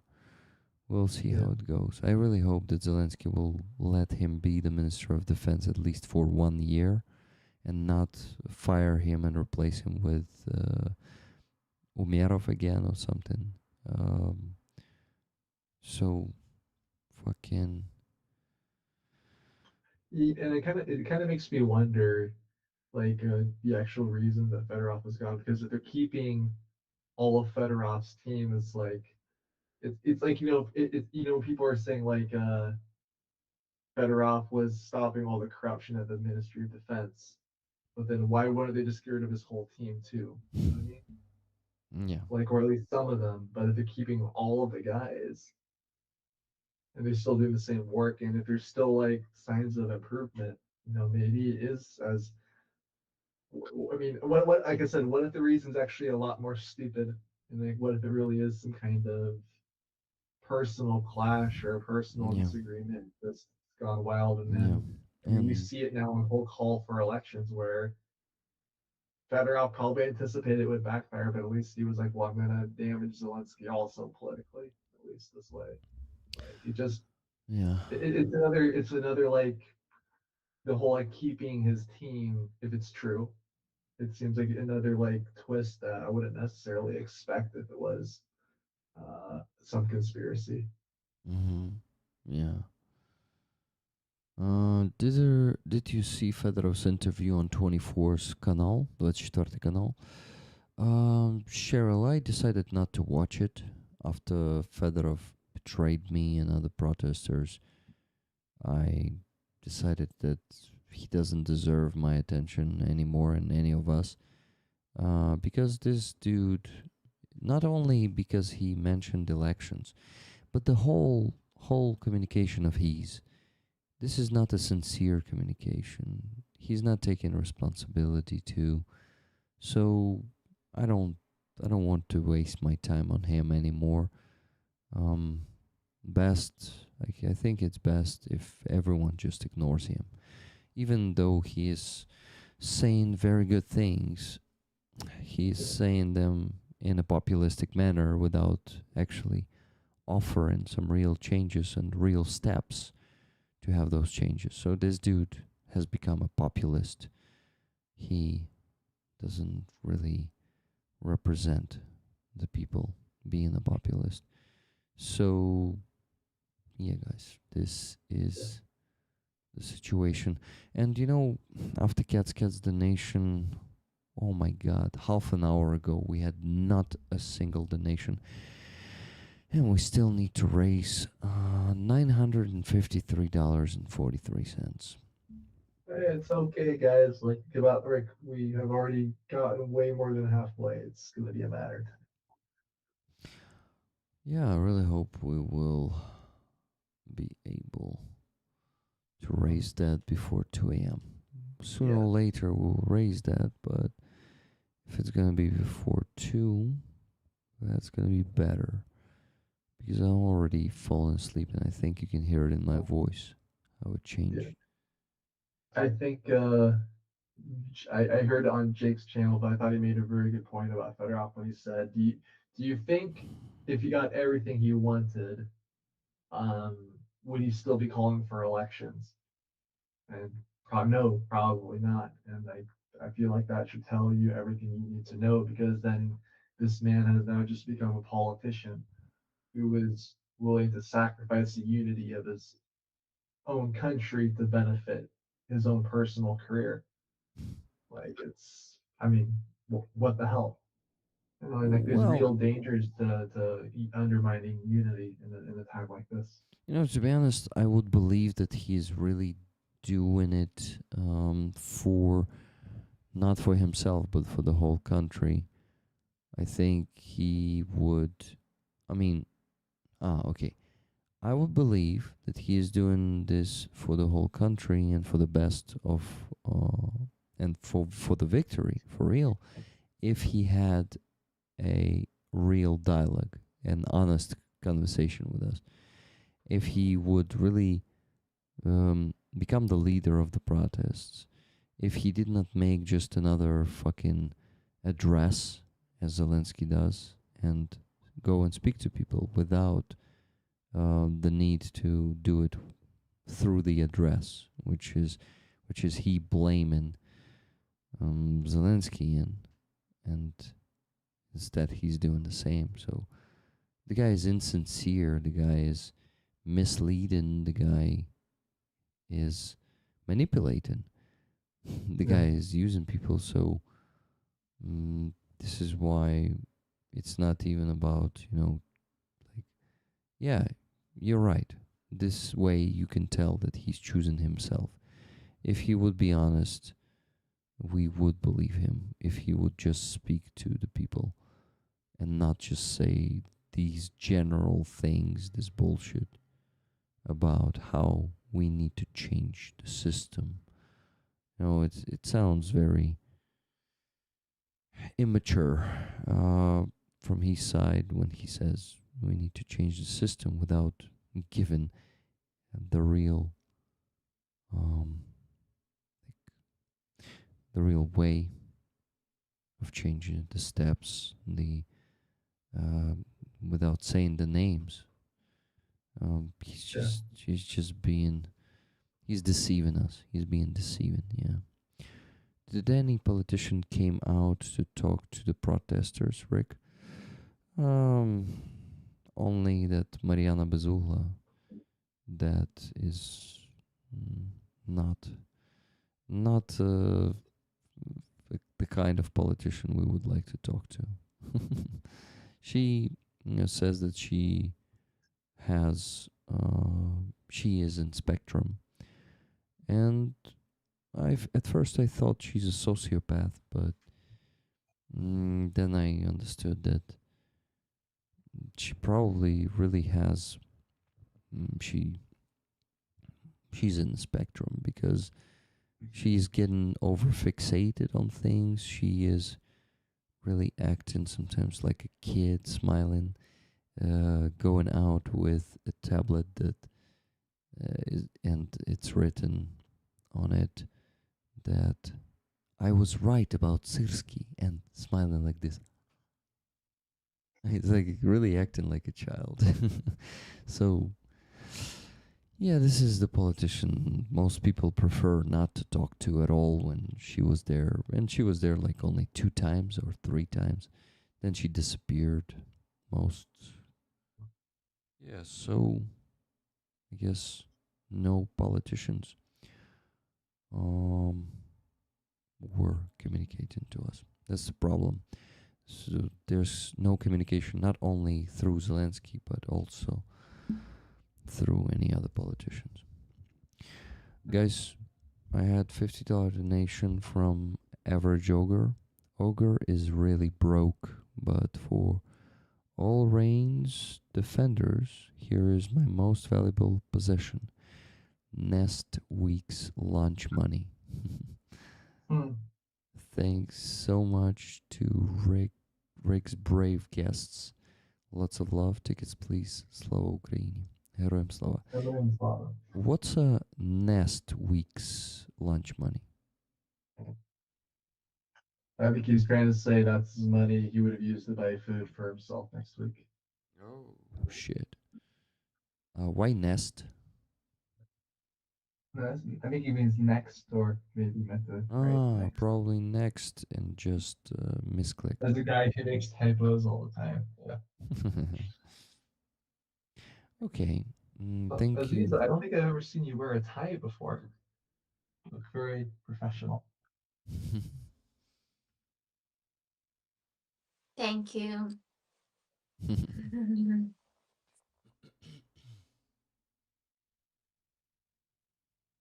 I'm exactly after my performance just came and ate some fruits and joined to the stream. Mm. So you had no chance to change. Yeah. Yeah, why I need to change? You know. Yeah. Yeah. Why?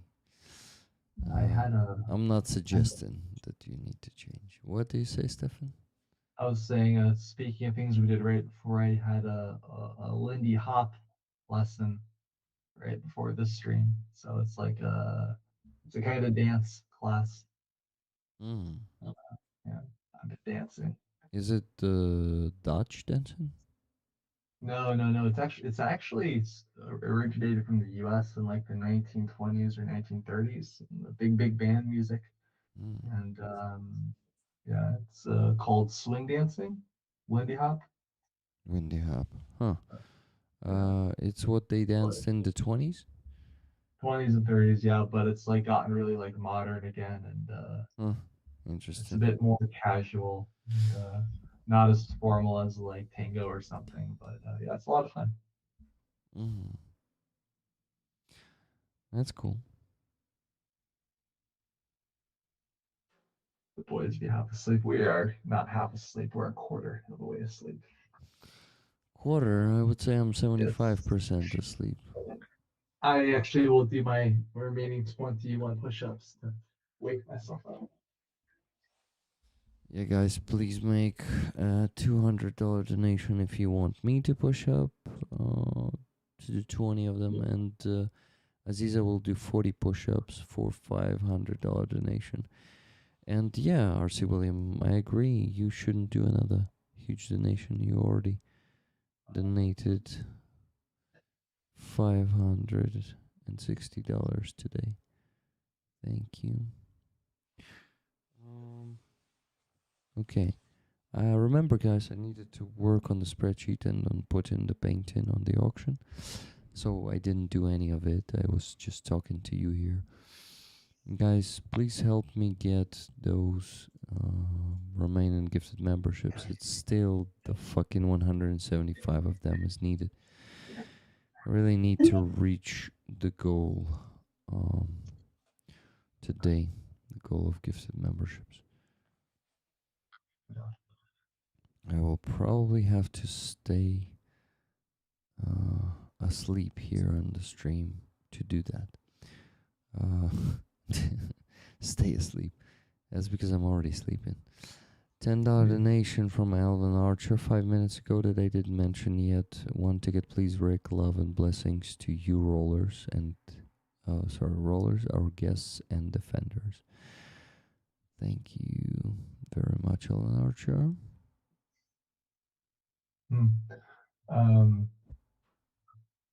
Somebody, I just remembered while I was doing my push-ups, somebody, when I was talking about the UGB, we're building, somebody wrote something about decoys, about if you can do it cheaply. And the problem I was going to answer, and the problem with that is I don't think it's worth it, because the decoys, for it to work, you would have to have a Starlink, and that already makes it too expensive for it to be an effective decoy, because then you can't remotely control it.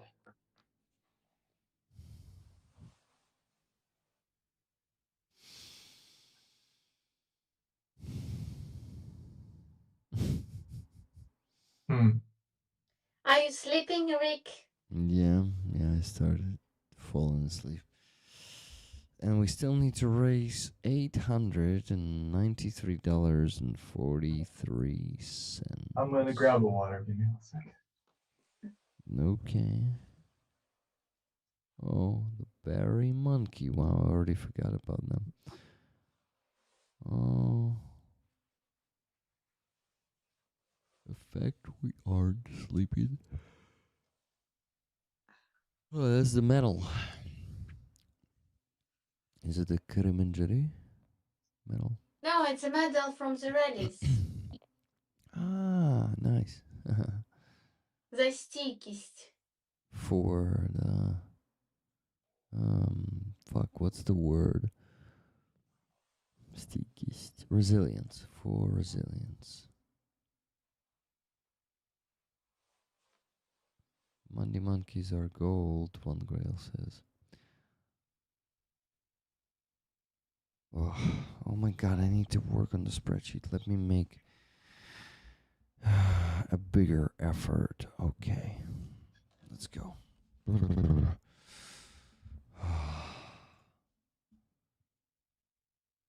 Okay, I ended with Martin Bissig. Sorry, Herman Chick was busy hunting mosquitoes in my house. Herman He was Chick. running all over the place trying to catch them.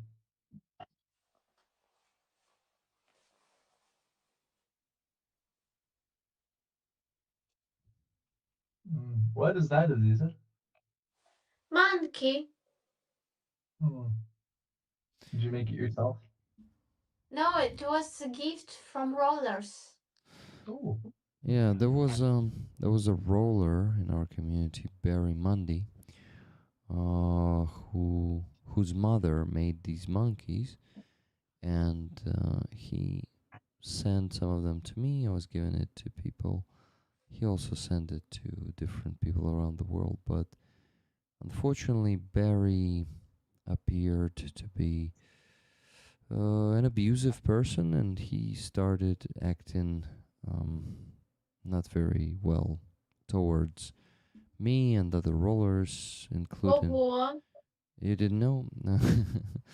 Yeah, but No, don't make me sad because I love this monkey. this monkey is from his mother, not from him. So this is different. I know this about him. So he was just at some point, he started swearing at people right on the stream and on our Discord. And it's forbidden here, so we had to ban Barry. He was just, insulting people, and for, to be honest, no real reason. It was just repeating. First time there was just a warning, then he kept doing that, and we had to ban Barry. If you didn't know, guys, that's where Barry's gone. Stop complaining about sleep. I just had 5 night shifts, 12 hours each. Ask me how sleepy I am. Damn, thank you for being here. Maybe you go to sleep? R.C. William. Really, I mean it. The sleep is essential, and you better have it if you have a chance. I mean, if you're working night shifts, you just sleep during the day, so I don't see how that's a flex, but okay. But anyway, yeah. Rick, was that the guy that that American guy that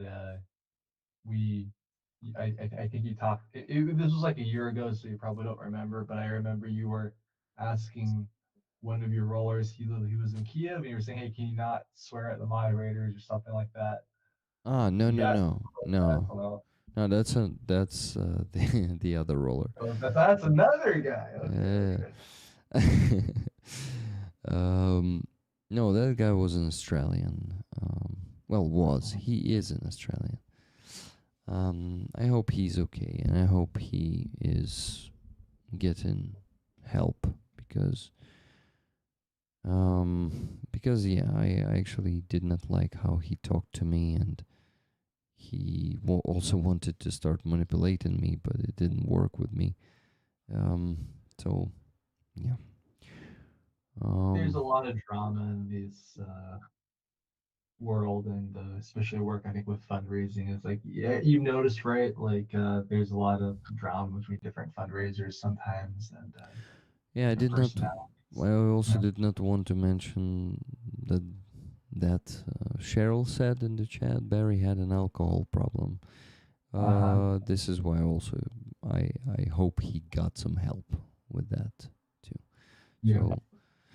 So, Yeah, I mean, Rick, sorry, go ahead. I cut you off. no. Keep going. I was gonna say, it hasn't happened too often, but there are a couple times in 50 states for Ukraine where we just had to stop working with people. Mhm. I won't say names, but it's just like, yeah, this is not good for the team or the community, and Yeah, I don't definitely. like to do it, but sometimes you just have to. So. Yeah, unfortunately, if alcohol is involved or drugs, people become super unpredictable, and working with them is just a huge headache usually. So, yeah, it's understandable. Yeah.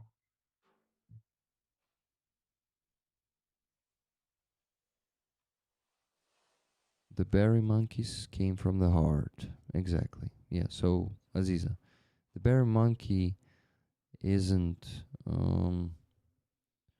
Okay, if his mother made them, then it seems that berry monkeys are Barry's brothers and sisters. So they are not, they have nothing to do with the behavior of their brother. Okay, Aziza? They are Okay. innocent monkeys, Yes. innocent Yeah, creatures. that's enough. I need to work on the spreadsheet so you guys keep talking about what rollers will ask you. Please talk to the chat. Yeah. Thank Yes. I challenge the rollers to ask me and Aziz entertaining questions. Entertaining. you. Entertaining, okay. Keyword. Entertainment is about to arrive. I can in that moment when so I can in this moment tell about this day, these 2 days in Karamanjır. Mm-hmm. Do it. Do you want listen it? Yeah, I'm curious actually. Rollers, your bets, and what about the entertaining questions?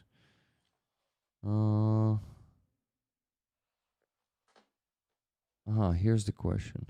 What is the weirdest thing you have never told people you've done? I don't mean like pick your nose and flick it. The really weird stuff, lol. Do you think... Actually, I have a great answer to this question. Okay. Aziza, did you get the question? Would you like to answer it? Yeah, I don't like to answer. Okay. For me, it's better to talk about Kerem and this. Jerry. Mm. Yeah. So, how do I explain this?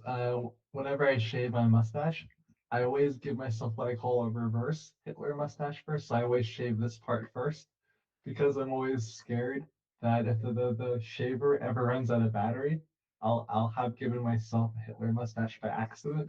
So to make it impossible, I always start with the middle and then I work my way outwards. It's the weirdest thing I do by far. That's funny. That was really a good answer. That was not awkward or anything. Just It's a non-awkward weird thing, yeah. it's very funny.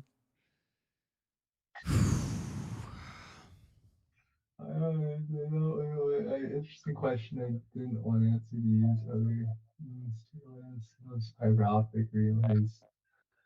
I don't honestly. I don't know. I'm sure it's possible, but at the same time, it's a great way to broadcast your location. And it's also, I think it's on the ground. It's just different than using a fiber optic cable on a flying drone. So yeah.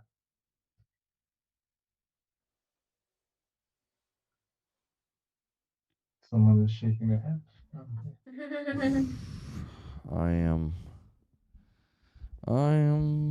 fucking Sleeping. falling asleep, yeah. Let me work on the spreadsheet, or at least try once again. Is cereal soup? No.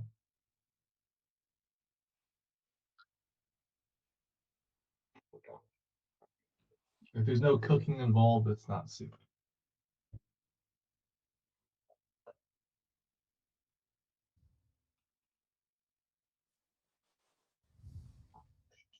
So one of the most incredible moment during this. So I want to describe what is it. So I took. I was in the competition, in the literature part? competition. Took part, maybe, right? Took part in the Взяла competition, участь. Мгм. literature competition of Crimean Tatar book Kırım İnciri. And this competition through the young, maybe not young, like through the writers, Ukrainian Crimean Tatar writers, poets, and the rules of this competition. You have to write about Crimea in Ukrainian language, or you can write about everything but in Crimean Tatar language. And I wrote one text about the language, Crimean Tatar. So about it was like a dialogue to the language, and the language is like real person, about Crimean Tatar language and about this history of destruction, abuse from Russia, and and I sent this text. And I think I don't know. This text has two parts: Ukrainian part and Crimean Tatar part. And I sent it, and I think probably it's not good text, like because I'm not perfect in Crimean Tatar language, and probably yeah. But in the beginning of the summer, they wrote to me letter and said that I'm finalist. Finalist, yeah, yeah. Finalist. Right. Yeah, and these 2 days was like they said festival of this Kremenger. And yesterday it was церемонія нагородження, як сказати, як? Ooh, the awarding ceremony. Yeah, so they said who won. I didn't win. Yeah, I just was finalist. And today was the second day, and in the evening, it was a musical performance with all finalists, and all finalists read some part of their texts, and I read my part. And in the beginning, I'm sang, and it was for me. It was real amazing performance with this text for me. I don't know. It was like moment when everything stopped in my head, and it was only this text about this moment. And I have the video from this performance exactly with this text. I will make a premiere on my YouTube channel, and Okay. I will also I don't know if I can post. I will translate it in English. So I will make a description of this video, and I will translate this. This is part of text. It was like amazing moment for me, and the one of the most incredible moment of Kremenger was panel discussion. Yeah, panel discussion. Panel discussion in Crimean Tatar language. So it was three, I think, professor of Crimean Tatar language from the University of Kiev University, and one writer, Crimean Tatar writer, and they discuss everything about Crimean Tatar literature and art in Crimean Tatar language, and my teacher was dubbing it. You know Oh, this wow. my teacher. So it was people have this headphones Mhm. and they listening this and I don't know. I know that guys. You will say, and what's special in this? You know, it's like everywhere you can find this in every. But the most sad thing that Crimean Tatar language can disappear, Mhm. and it's an incredible moment when in Crimean Tatar language you can hear not like just topic about the life, food, and wedding, but topic about Literature, right? literature, about high culture, you know, high art, you know, and with deep souls because these people were really deep. And I never like panel discussion because for me it's always like, you know, water. Mhm. One person said we have the problem, another we have the problem, we have the problem. Oh, okay, goodbye. Mhm. So it's like senseless, sometimes senseless discussion, and especially when it's lie. For example, when I'm sitting in the hall, sitting to the audience, and they said through them like we have no artists, we have no interesting music, we have no and you are sitting uh, from another side and you feel big sadness that you nobody see you, nobody. This problem is not that we have no music now, we have no uh, personality that can be interesting for the world, um, can be for this time. It's problem that people who have power and who have a resource, they don't support you from different points.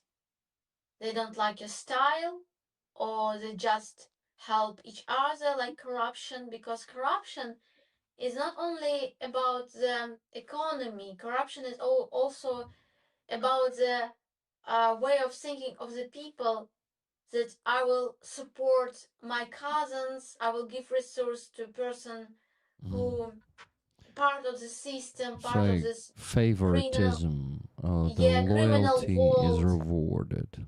Or maybe it is children from rich parents, or like popular parents, or you know. But today it was a topic about the literature in Crimean Tatar language, and in general I found the source that I support. Some source I was support, but I was crying during listening this panel because of happiness to listen this panel, and because of the sadness that I could not understand this perfect without dubbing, without. Mhm. I'm so far from this kings and queens of the language, Mhm.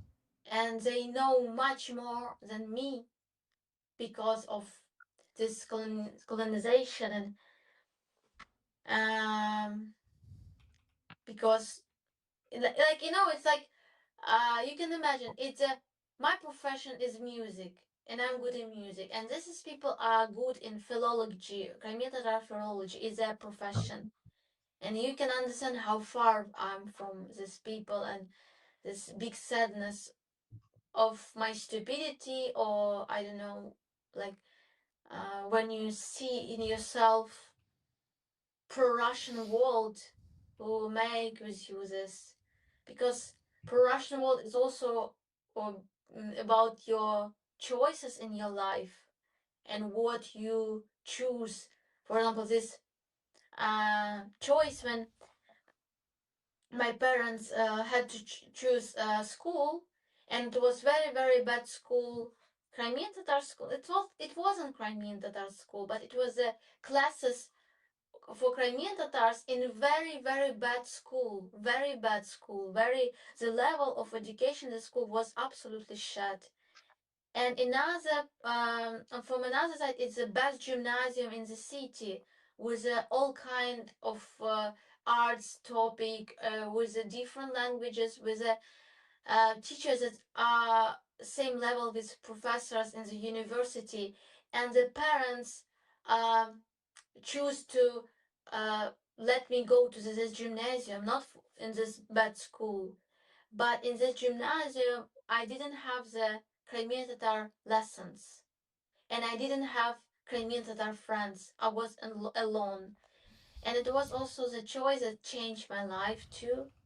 And today it was like just in any case, it was inspiration to work with the Crimean Tatar language, because I feel that I have a lot of ideas for the texts, ideas for the senses, and just I like Crimean Tatar language so much. But still, I'm not so good in this, and I hope. And what interesting topic was it? This is Crimean Tatar professors. They said we're still don't thinking in Crimean Tatar language. So you can imagine they're still thinking in another language, in Russian or Ukrainian, but not in Crimean Tatar language, and it's mean a lot.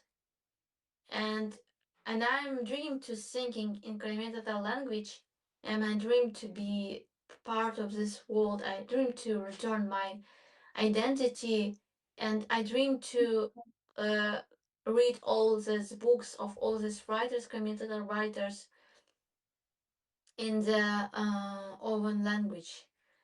So, but it's very hard during the war. Very hard during my work, because if you learn Crimean Tatar language, you have to learn, like you have to study, and when you have a lot of another goals, it's very hard.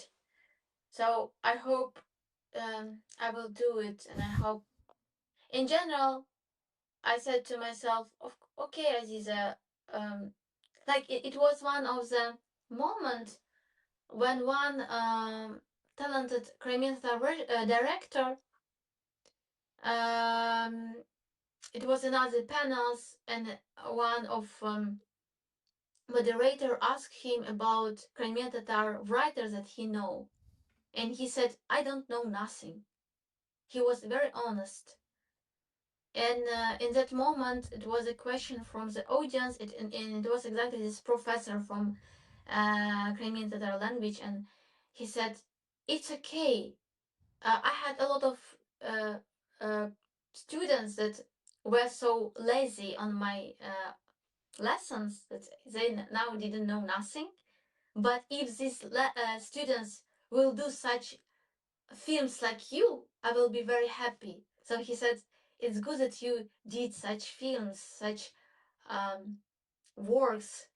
So I really happy, and it's make for me the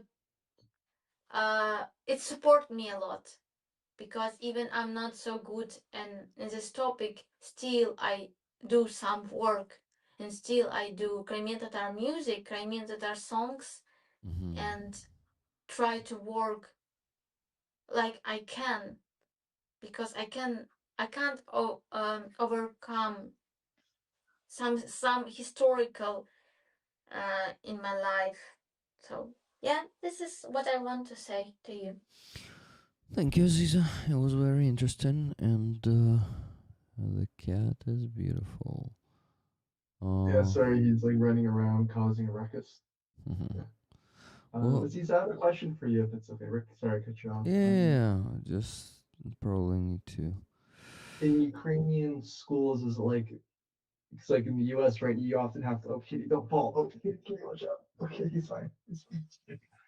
Um, is it like, so in the U.S. you often can study a second or a third language in high school? Like, is this like offered for Ukrainian students where you can study Crimean Tatar language as a part of the official like Ukrainian school curriculum, or is it like only available like for Crimeans?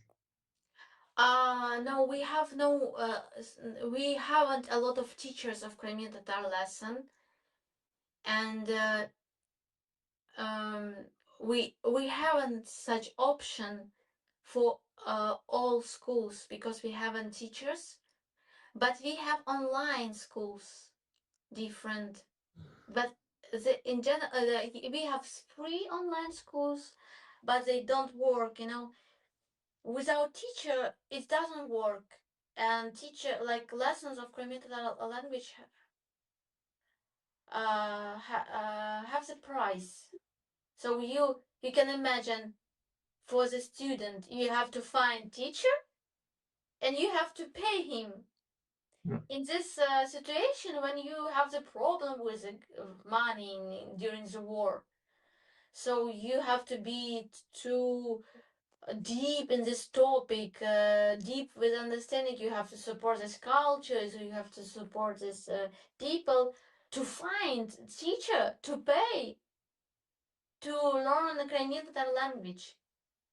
But Ukrainian do it more like adults, not children, but more adults, Ukrainian, begin to learn Ukrainian language and begin to be absolutely powerful, and even begin to work with in Crimean Tatar media, in Crimean Tatar um, social organization, and begin to be part of Crimean Tatar community, because they want to know about Crimea, they want to learn Crimean Tatar language, and they're like a lover of Crimean Tatar culture. Yeah, and even begin to be Muslim. I know one Ukrainian person begin to be Muslim, begin to know Crimean, begin to be teacher of Crimean Tatar language. So it's a very interesting topic, but still we have not a lot of teacher. And for example, yesterday it was speech of one Ukrainian dissident. I will tell you his name because I have so bad, bad memory.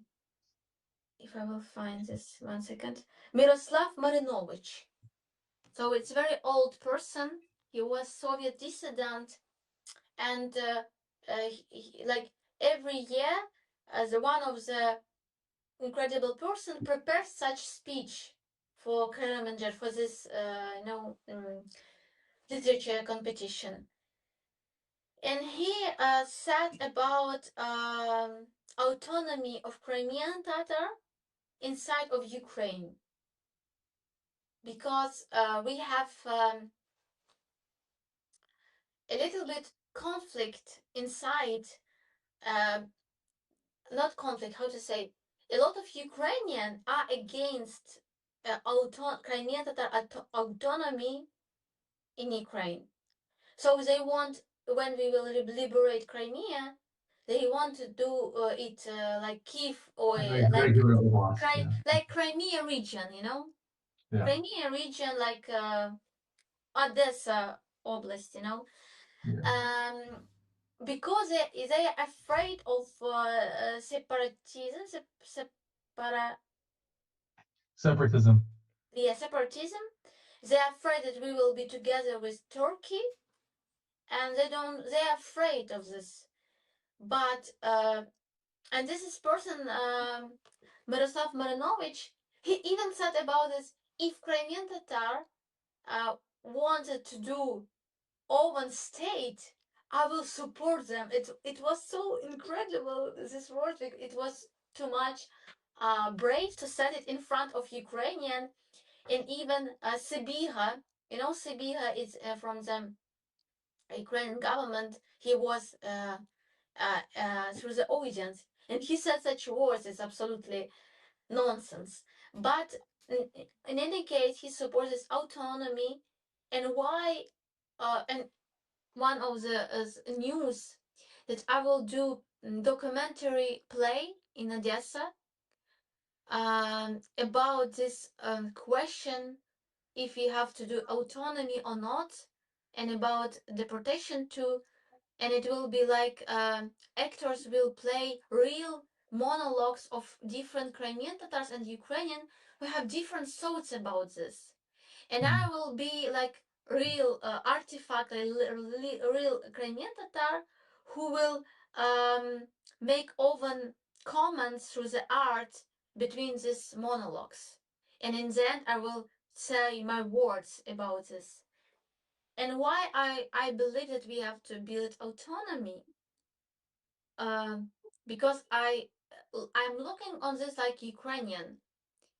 Because if we will not do it, we will lost Crimean Tatar language, and Crimean Tatar will disappear because Crimean Tatar are minority of Crimea because of Russian terror.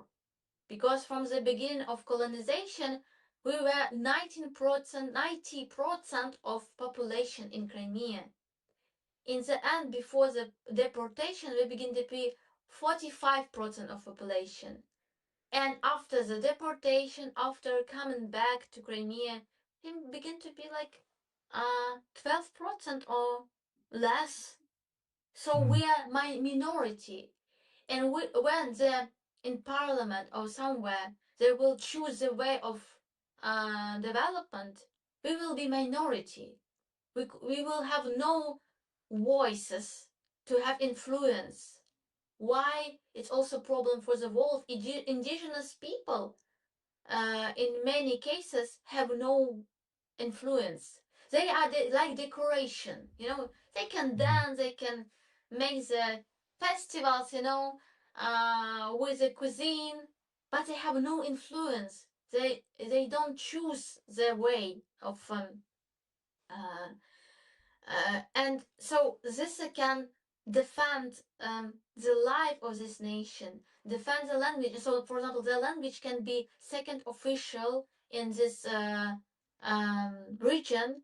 So people have to learn it, and we have to we have to build such system where we can find more opportunities to defend this identity. And why also I believe that it's also part of the justice, because when you want to see justice for your nation, like for Ukrainian, when you want to see the aggressor in prison, you can't be part of this colonization of this aggressor, because Ukraine Crimean begin to be part of Ukraine also through the Russian colonization. So it was a part of this, and that is why we have to see the justice for another nation, so for small nation to find justice for yourself. And exactly this this is довіра, я забула, як буде. Trust. This is trust can build great connection between our nations. And from another side, if we will not trust exactly what Ukrainians are afraid, they will meet it. So if they, I really believe if they will not trust and will take from Crimean Tatars or another indigenous people rights to be themselves, it will be not friendship at all. I believe in this, and in one day they will see the results of this. And this is why for the security and for this balance, I believe that it's, and we have such examples in the world, and I believe that it can work. And I will first person who will defend Ukraine, because without Ukraine, Crimea will be not full. Ukraine gave a lot for Crimean Tatars, for Crimea to form, because you know when yesterday it was a moment when so I wrote the essay, and they asked all finalists came on the stage, and one person like took this convert, як це сказати, like Envelope. all these Envelope. awards, Envelope. envelope. Envelope. So like they took these things and said, and the winner is somebody, you know, and I like in one moment I just begin to think, oh Aziza, and then the winner has to say something. And I think, oh, Aziza, oh my God, if you will win, you have to say something. It will be very stupid if you will say nothing and just, you have to use this opportunity to say something important between the in front of the people, in front of the Ukrainian, in front of Crimean Tatars, and I wanted to say about this trust, and so I build this structure of my speech to use it for my message, but they didn't choose me, and so I didn't say it. But in any case, it's not a problem. So it's a very interesting topic, and I believe that I really believe in Ukrainian.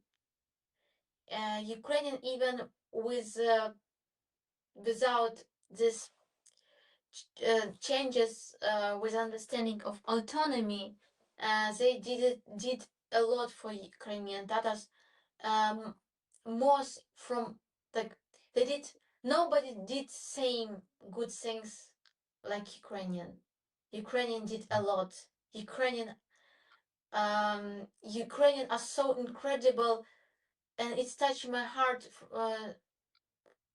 до сліз, як скоро правильно сказати? The like for tears, not four. I'm so fucking tired and sleepy. This is why I forget English. I had the tears of in my eyes. That's how much I or Yeah. So when I'm thinking about Ukrainian, who did a lot, who trust us, who love this nation, who are honest, and it inspired me a lot. So this is my thoughts about this. And in any case, I will defend my nation too, because I'm not so good for my nation. Sometimes I feel it. I'm outsider of the rules of the ideas, but same. I believe in the best people of this nation, and I will defend that too, like Ukrainian too, because a lot of Ukrainian defend Crimean Tatars too, with understanding this and with understanding open power, because Ukrainians are powerful. Yeah, powerful. They had a lot of tragedies and lost a lot, but in same moment they're still powerful. They have big population of millions of people, and when you're so powerful, you can defend somebody who needs your support. I believe in this. And this is a power, not when you're oppressed, when you try to escape this problem because you are weak in general, you're not powerful. It's a weakness, because Russians are very weak. They are afraid of powerful nation. They are afraid of concurrence. They are afraid. And that is why they killed. That is why they destroyed us. That is why they erased our identity. That is why I don't know good my Crimean Tatar language, because they don't want to see intelligent people through another nation. They want to see only like monkeys or like entertainment stuff for their shlunky. Yeah. I'll quickly start doing the push-ups. I was sorry to interrupt you guys. I was falling asleep, like while working on the spreadsheet. Then I went for some chicken, chewed it. It woke me up, and now RC William is offering the push-up competition again, so I will do the push-ups. Good question, Rick. Yeah. Wait, the push-ups, is that just for you, or is that for any of us? Well, I guess for me initially to wake me up, but Aziza, what if I do? I will have to do 50. RC William, what if I do 2 times 25? You donate that 500, which is the limit. Thank you so much for going for another 500. And then Aziza will do 40 because you will donate 500. Will it count?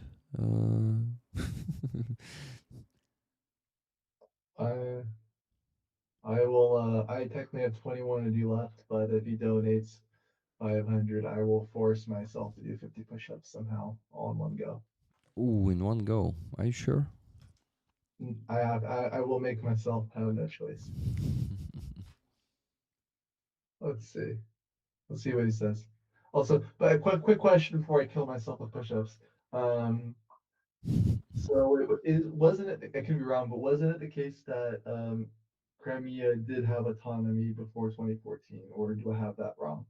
Yeah, we have exactly also this problem because before it was also autonomy, and Ukrainians said it's because of autonomy Russian occupied it. But the problem it was that it was Russian autonomy in Ukrainian like not official. It was not like called like Russian autonomy, but from the shadows because Yeah, because yeah, because a lot of Russian powers, Russian agents, FSB was inside of Crimea. I live in the Crimea before the occupation, but it was so chauvinistic place. I wasn't at home in Crimea at all. I was stranger. I could not find my place in Crimea at all. And because Russian and also Ukrainian communists, because in my class, half of the people, more than half of the people were Ukrainian, but they were like Russian. You know, they were Ukrainian communists because Stalin invited them. So when they deported, uh, not Stalin, but in general Russian. First, they colonized it by Russian, but Russian could not work with the lands, and then they colonized it by Ukraine because Ukrainian can work with the lands, can work with hard because it's very special, and so Ukrainian also were part of this colonization, and you can imagine if communists give you homes, give you business because we lost everything in my home, in the home of my grandpa in Kizlyek Yevpatoria live 5 Russian Ukrainian families. And when we come back, we could not take it to us because Crimean Tatar was like ми були like як воріжки, як це сказати.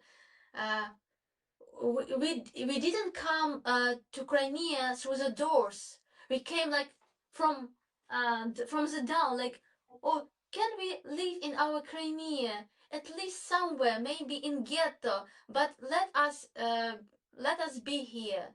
If you know that we were deported, and when the Soviet Union crashed, they said you can return, you can come back, and they live in our houses. They use our stuff. And the people who live in the centrum, city centrum, they have many houses. They could live, for example, in Yevpatoria from the tourist business because they have a lot of apartments. And my mom was doctor. My father was engineer. They work they work in restaurant, they work in the shops. They could not work because Russian was chauvinist. We were like black people for them. like not European people, like stupid people who can work only with such stuff. And and it was Ukrainian Crimea, you know. Bravo, bravo.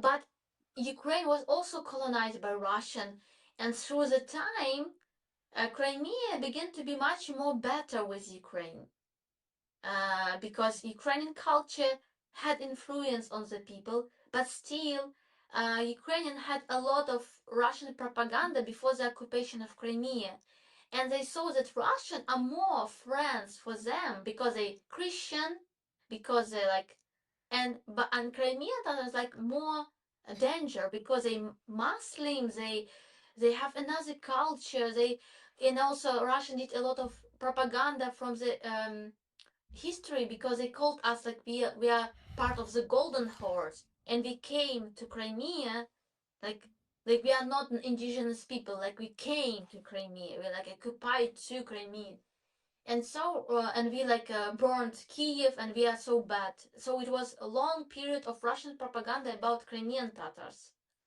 It was a lie, and so and when the occupation appeared, and Crimean Tatar were Ukrainian in Crimea, so Crimean Tatar were absolutely for Ukraine.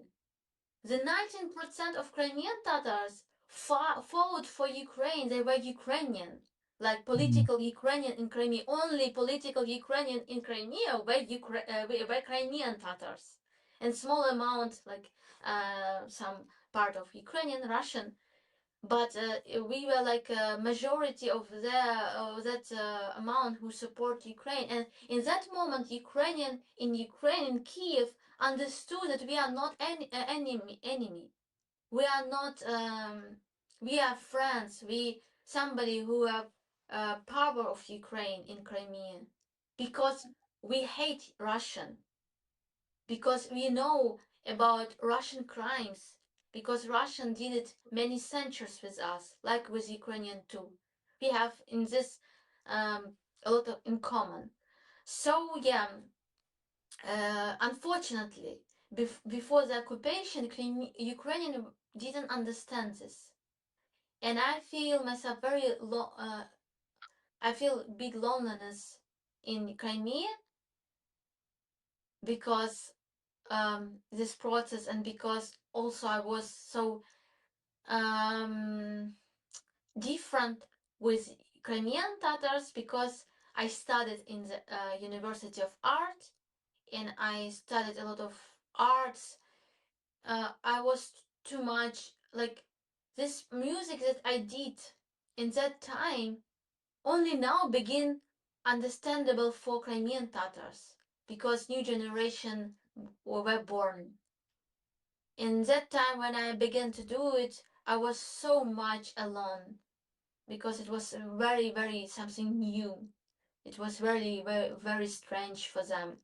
Even now it's strange for some Crimean Tatars. But yeah, it's a very interesting topic.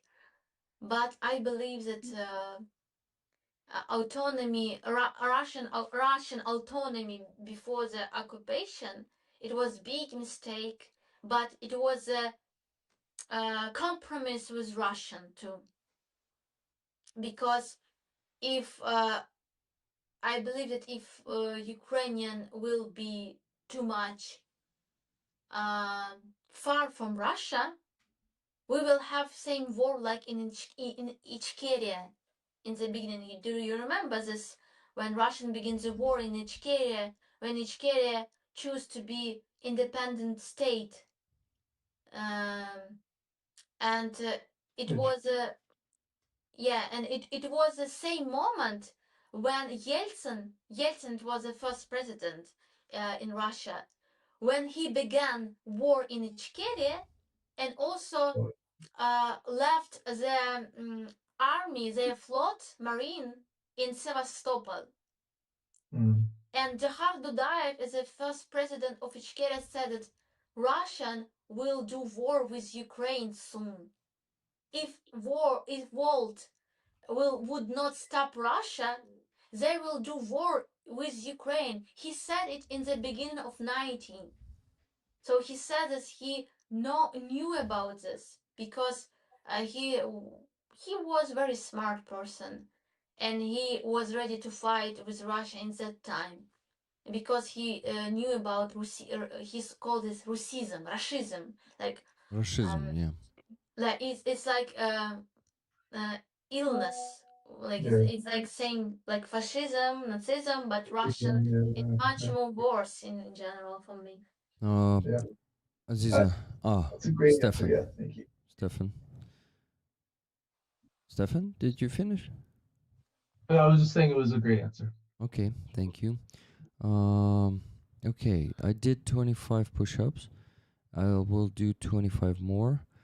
And guys, I wanted to tell you that we didn't have any donations except for one for an hour.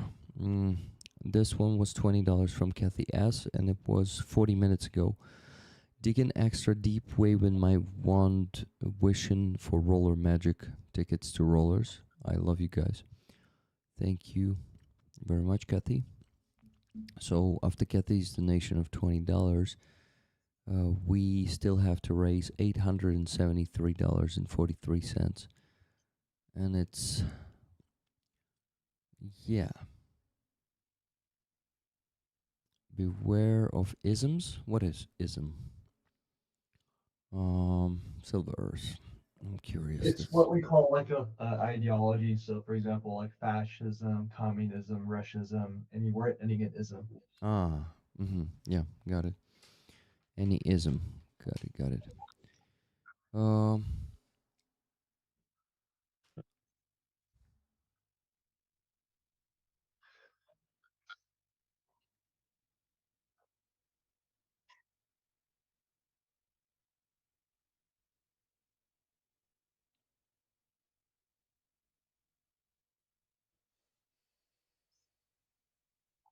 Yeah, I mean, admittedly, yeah, I don't understand much about the whole autonomous issue of Crimea. Like, I only knew a little bit about it before 2014 because they had the military base at Sevastopol. Yeah, I believe that was the reason why. yeah. Yeah. Yeah, it was exactly. This was a weak place, weakness of Ukraine. It's this, and it's also our shared president Yanukovych also supports this with Orban, how he betrayed our state. So it's helped Russian occupied Crimea. Yeah, I mean, maybe you could even argue if they never agreed to that in the first place, it wouldn't have been necessarily an easy place to invade from, right? Yeah. Yeah.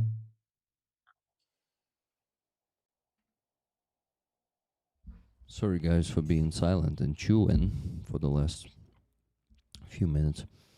But I'm So, getting some energy for the push-ups, for the last push of the push-ups.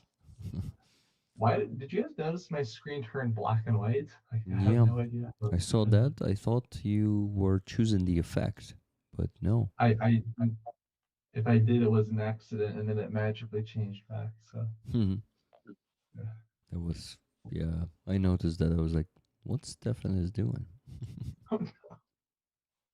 Why is he doing In that? case it's not a secret, I don't know what I'm doing.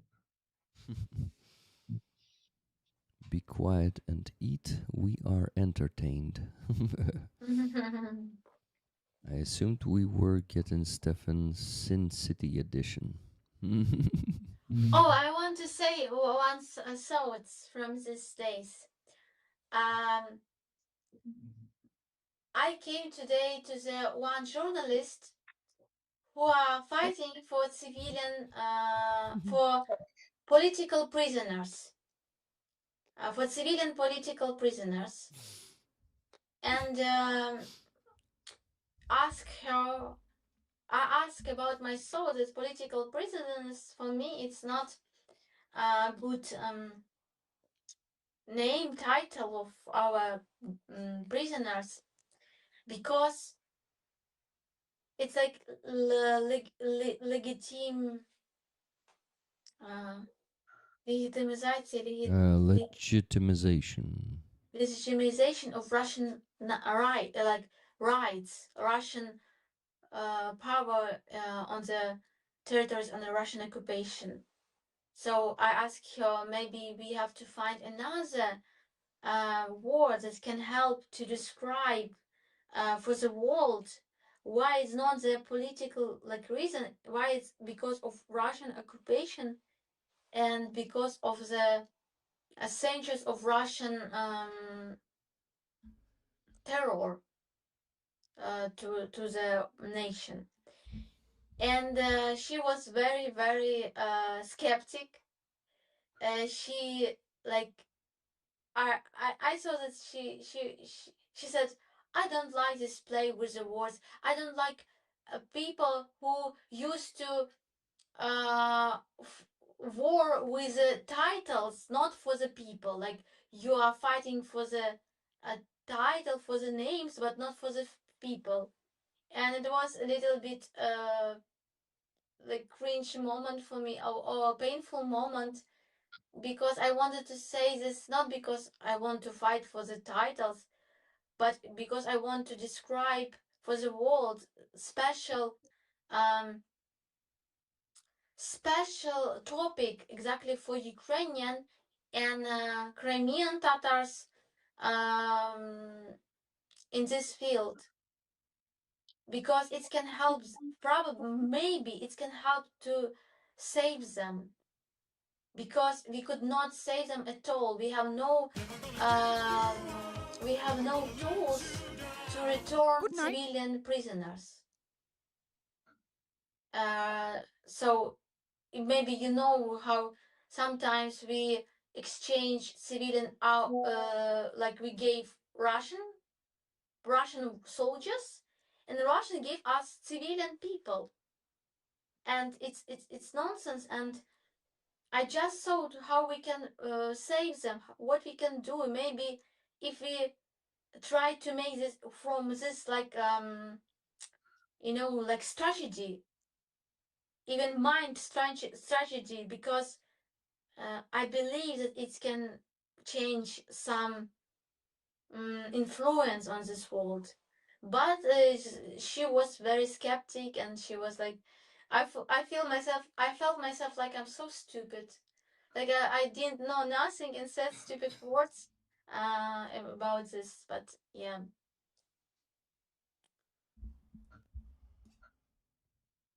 Welcome back. Okay, I did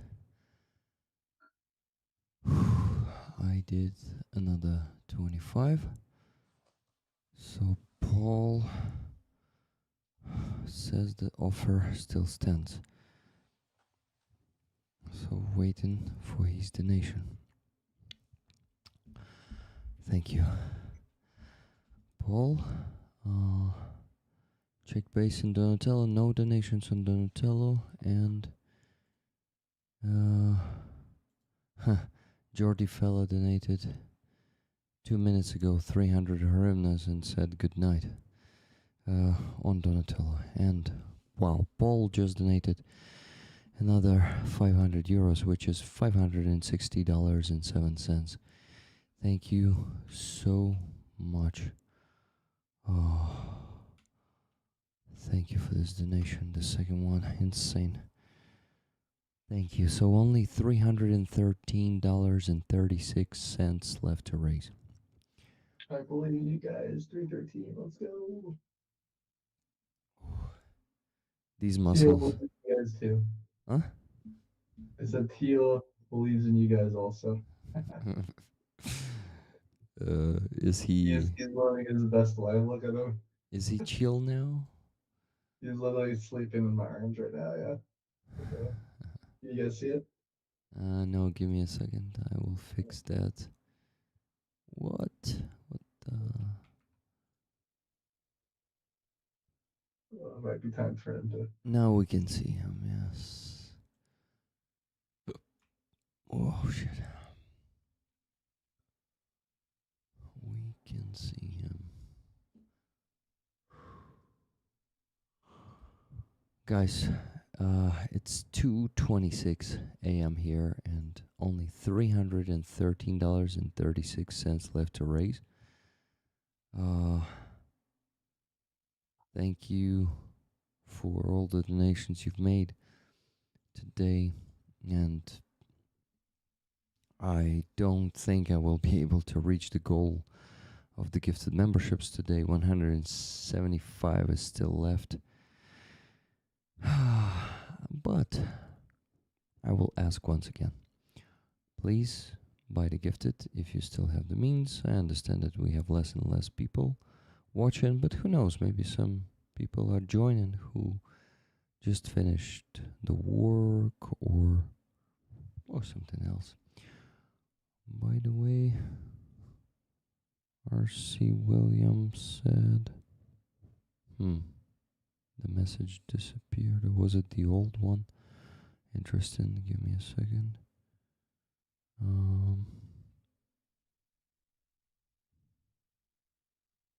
Oh no, it was the old one. Yeah, that offer.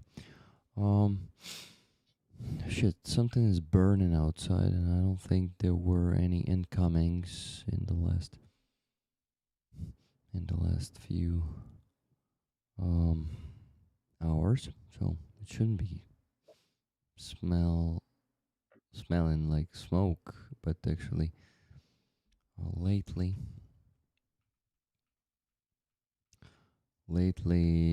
yeah, the smoke is usually pouring into the window or through the window.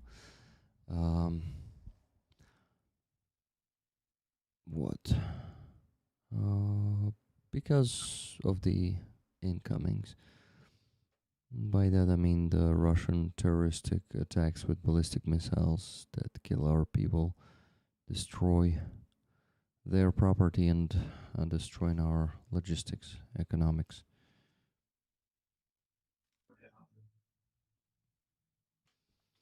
Please don't forget about that, guys. That this is the war, unfortunately, for survival of one of two of us. It's either us, who will prevail and survive, or them. And all the good people of Ukraine will just be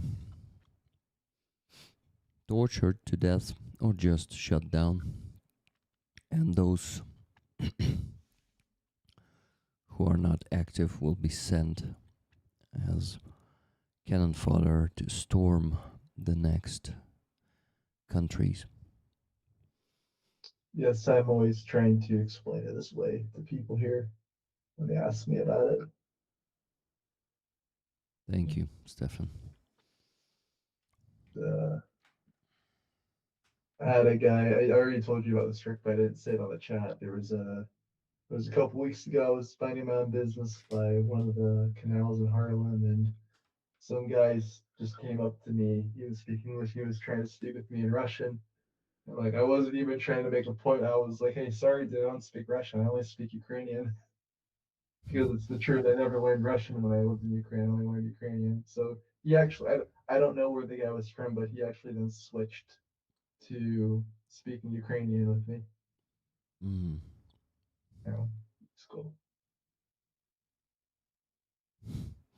Aziza, you will have to teach me Crimean Tatar language so I can tell the next guy, oh, sorry, I only speak Crimean Tatar. You have to speak Oh, okay. R.C. Williams says, don't tell my wife, or else I will have to sleep on the couch for the next 2 months. Couches can be comfortable, just But let's better not tell. Let's better not tell his wife. That's all, and then he won't have to sleep on the couch. Oh my gosh, this cat is such a prince. Just look at him. It's just like his face is all squished up.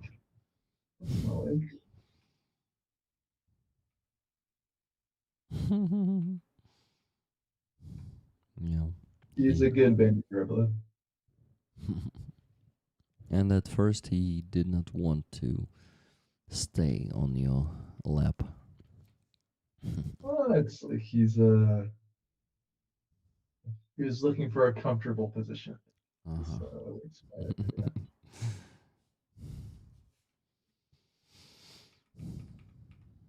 Hmm.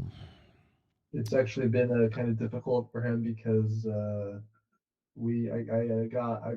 brought Herman Chick here a couple weeks ago, and so for him it was like a big shock. So he had to get used to it. He's finally gotten used to it the past couple days. By the way, why Hermanchik? Was gonna call him Herman. So Tio, it means uncle in Spanish, Mm-hmm. and I was gonna call him Hermano, which means brother in Mm-hmm. Spanish. But I don't know, like it just Hermano, and just Herman Chick just felt more natural to me, and I thought it would be a nice little Ukrainianization Uh-huh. of the name. So Yeah, because in Ukrainian we have the name Herman. yeah, And Hermanchik. It's like yeah, it's very it's like Ukrainian. diminutive. Yeah, Yeah. The small Hermanchik. Rollers. $313 only left, and let's do it, guys. What's that strap? our donors are unfortunately are leaving because it's late and most of the rollers have fallen asleep, so only Sell your couch so we can give it to R.C. William when his wife finds out. You want the couch to sleep on? Herman the Worm, which is very German. Exactly. Herman, we actually say Hermansky, like something that is German in Ukrainian. So Hermanchik also sounds like the German, yeah, something small that is German, or something Yeah. German that is small. That was the name of my German grandfather and my also, yeah. That's cool. All leaps are sealed, R.C. William. Yeah. There was a game popular, like, I don't know, 7, 8, 9, 10 years ago. 10 probably already. It was, damn it, how was it called? It was a Telltale Studio, something about Big Bad Wolf. But the detective, who knows? Fuck. So that was a really cool game, and there was a bordello there, and their motto was, "These leaps are sealed, discretion guaranteed." So I know that phrase from there. These leaps are sealed. And there was like a magic there involved, and they basically they could not physically tell anything because they were enchanted to not tell any secret information. Their lips were magically sealed. So it was like a tale for grown-ups, as we say in Ukraine. That video game, but no 18 plus ratio, just I don't know what fucking ratio, Rick. How do you call that? 18 plus what, Stefan? Can you help me? How do you call this? Rated 18 plus, but how do you say 18 plus? Not ratio. Rated R. Rated? Only A, rated. Okay. Rated R. So it wasn't rated R.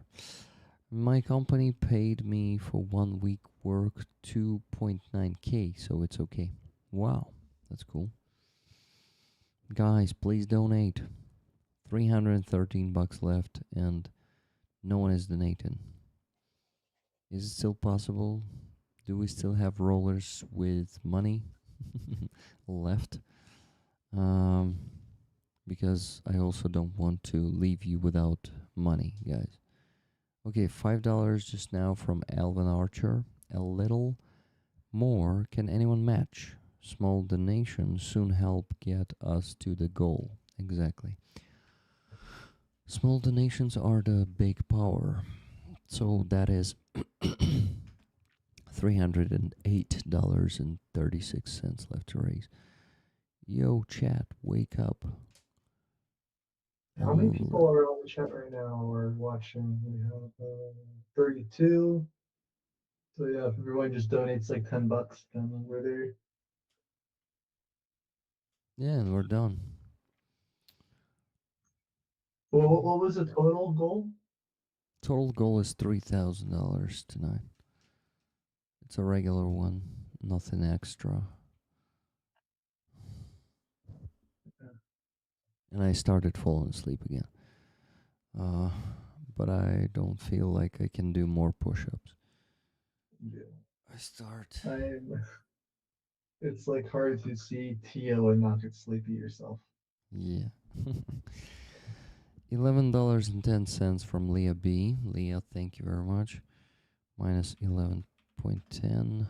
297.26 left to raise. People are challenging you to do jumping jacks, and I would actually kind of like to see Rick do jumping jacks. No, because I will wake up my wife with jumping jacks, and I don't want this. This will be a PTSD moment, you know, because the room will be shaken. Better not do that. Oh, wait, that's too noisy. Never mind. Ah, she said it herself. Nice. 2 more donations. $20 from Cheryl.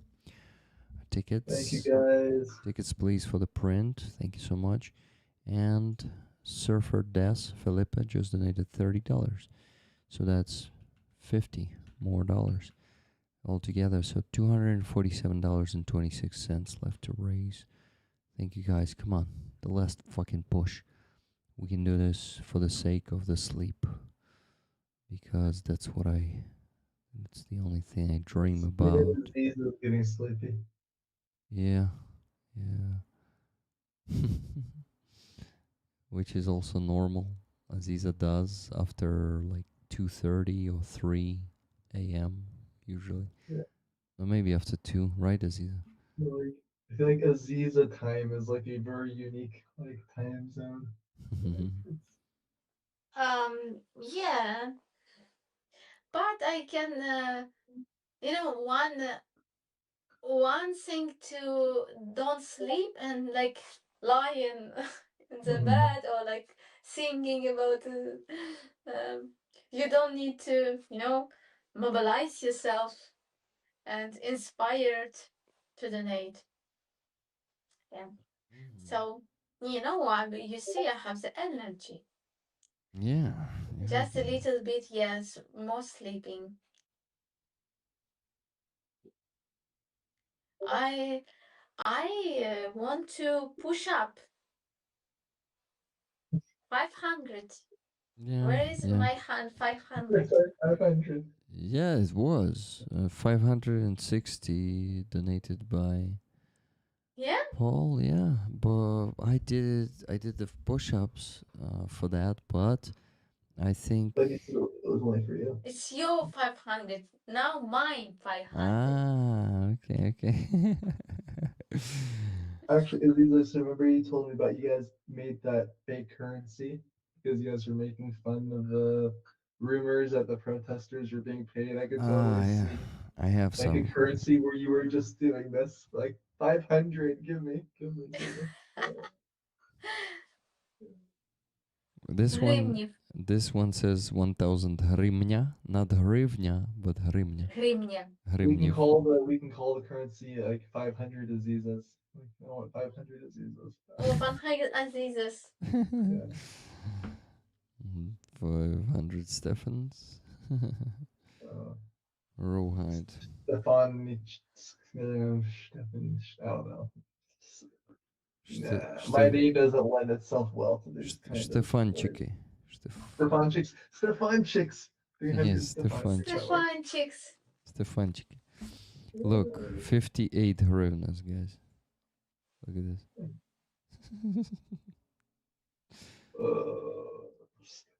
It's historical grimness. Yeah, cardboard hryvnias. Honestly, you could probably mess with some American tourists in Ukraine sometimes and just give them this money and see if they try to spend it. And just watch what happens. It's easy to understand that they are not real because on the other side you have this. No, but I'm just saying. I bet someone would fall for it somehow and Yeah. just be like, "Oh, it's because it was made in wartime, so they saved the money by printing it on the website." Save the money to print the money. I don't know, but I think some people would fall for it. Guys, and we stopped again. Come on. Let's push it. Come on, guys! Like that joke in of itself deserves $247.27. 27 cents.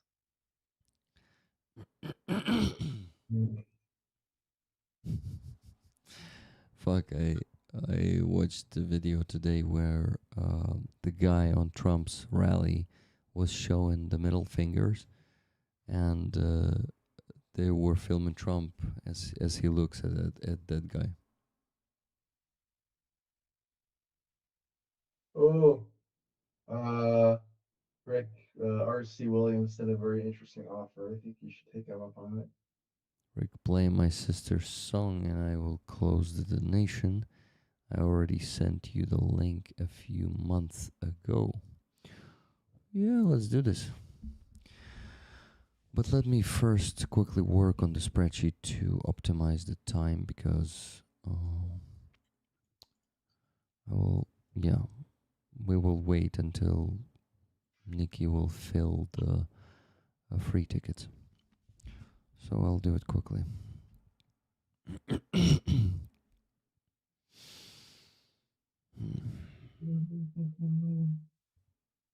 I think we're about to get vehicle 49, Rick, probably by tomorrow. Lucky you, man. So tell me your honest opinion about the 2 patches we have on the new campaign. Did you see them? Let me see. Let me pull it up. Oh, so the one where you didn't use my idea because somebody didn't like it. Some people didn't like my idea. Yeah, and I also did not didn't feel 100% confident that I should use it because of the same reason. Yeah, 2 trucks. Nice.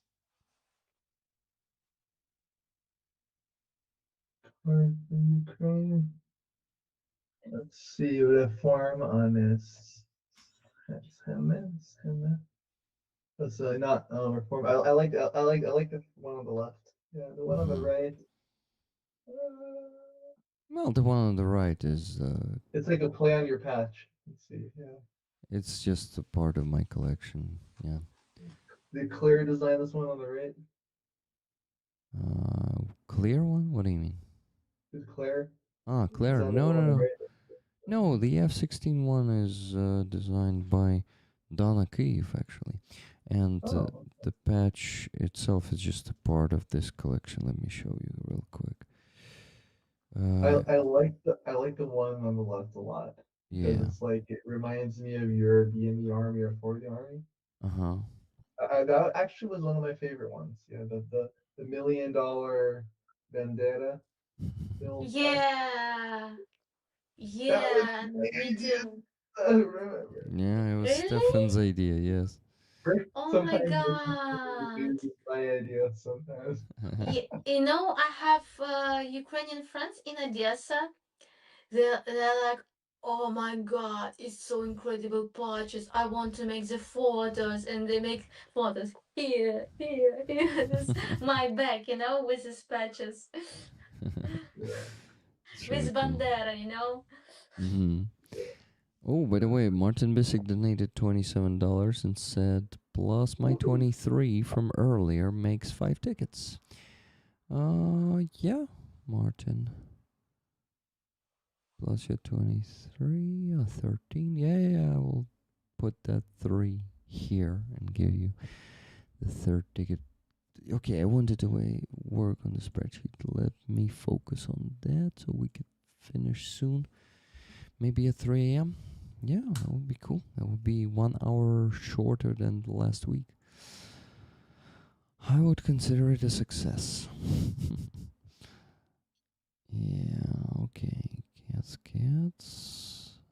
Ever Jogger, Elvin Archer, Kathy S. Then RC William again. By the way, RC William, I'm giving you the tickets for the print of Aziza.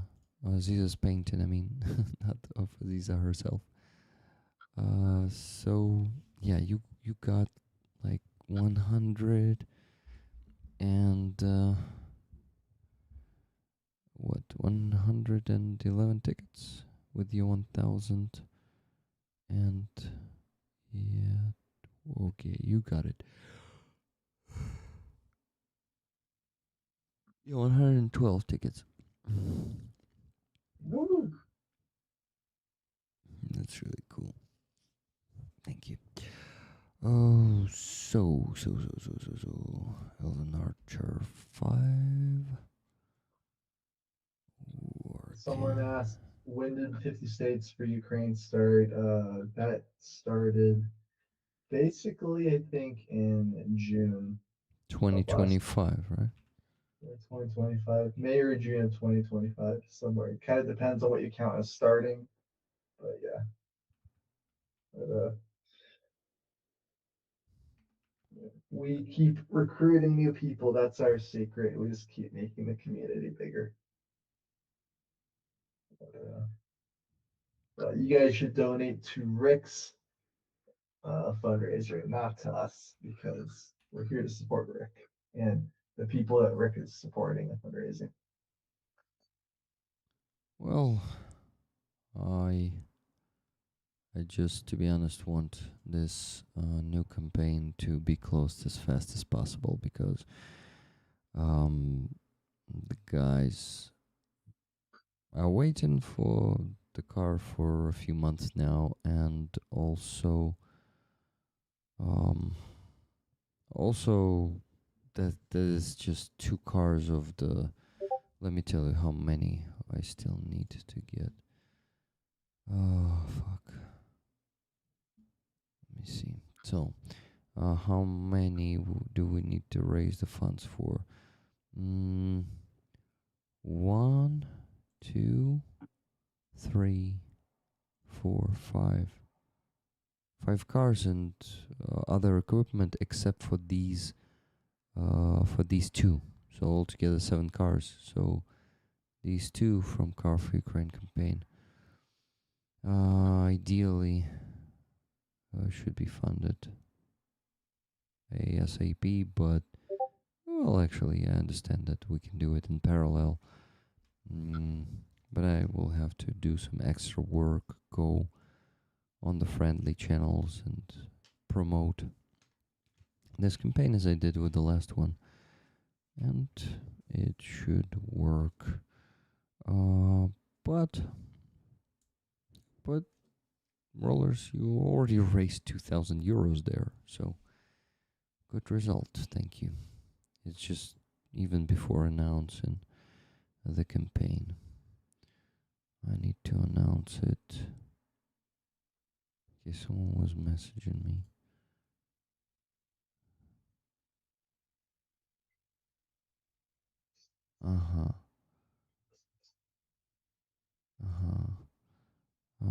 Yeah, guys, so the Car for Ukraine campaign, one of the cars, go to these guys. I want to show you the video real quick. And RC William, wait for it. I'm gonna show the video of your sister. What is wrong with the quality? Yeah, here's the quality. So here are the guys that we are gonna be helping. They made this video at night. It's really cool. The Blackbeard group, you all know them. We helped them for probably 3 years now. Really cool professionals who transformed from snipers to the FPV pilots. And they still do some sniping too. Друзі, вітаю! Дай Боже здоров'я! Ми бійці групи Чорної Бороди і група снайперів спеціального призначення.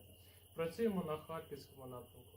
Звертаємося до ролерів та Ріка по збору коштів на авто і фонду Car for Ukraine та Бандера Мобіль по забезпеченню цим авто для виконання логістичних завдань.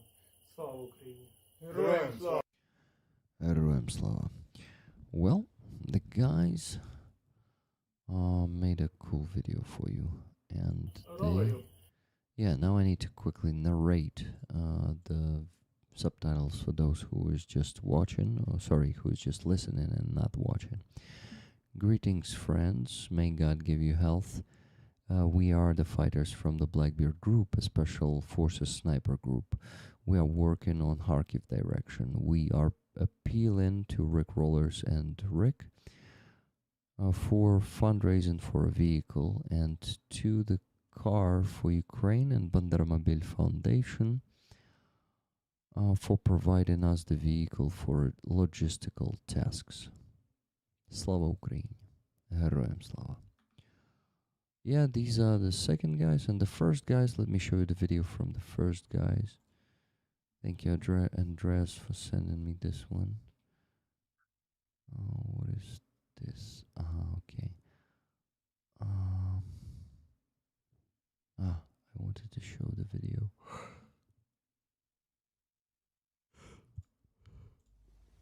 Друзі, вітаю! Ми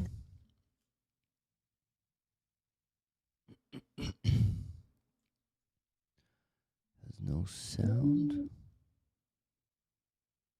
Guys, and the second team. Друзі, вітаю! Ми бійці спецпідрозділу «Гурмо». Працюємо на гарячому напрямку фронту. Звертаємось до рікролерів та Ріка для збору коштів на авто і до фонду Car for Ukraine та Бандеромобіль по забезпеченню цих авто для виконання логістичних завдань. Слава Україні! Героям слава! Героям слава. So the guys from Kraken recorded this one for you. Друзі, вітаю! Friends, greetings. We, the fighters of the Hur-MOA special unit. Well, Hur, you probably all know who they are. The main directorate of intelligence of Ukraine. We, the fighters, are working on a hot sector of the front. We are addressing the Rickrollers and Rick to raise funds for a vehicle, and Car for Ukraine and Bandermobil Foundation for equipping these vehicles. For providing, not equipping. The subtitles fucked up there. Hicked up. Slava Ukraini. For logistics, it said, right? For providing these vehicles, this vehicle, to fulfill logistical tasks. Slava Ukraini. Героям слава. Okay, very good. Very good. Welcome back, my friends. So guys, I'll ask for the last time. I'm still not reaching the goal of the gifted memberships. And it is still 175 to get, so we are about at 60%. Well, even less than that, yeah.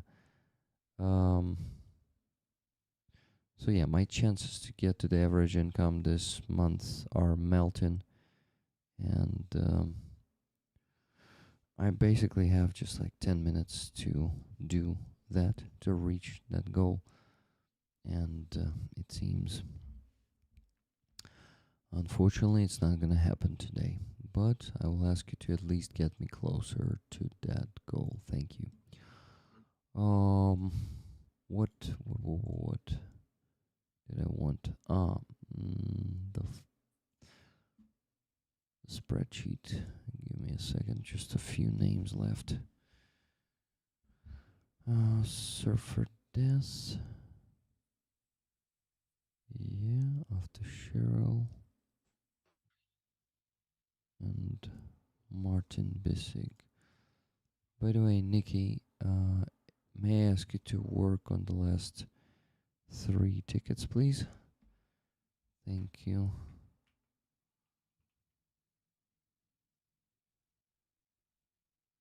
We're not going to do the raffle.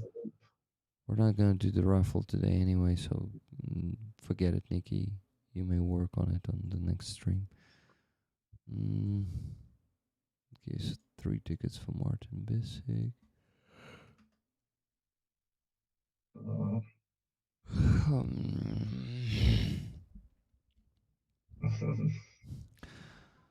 So damn sleepy.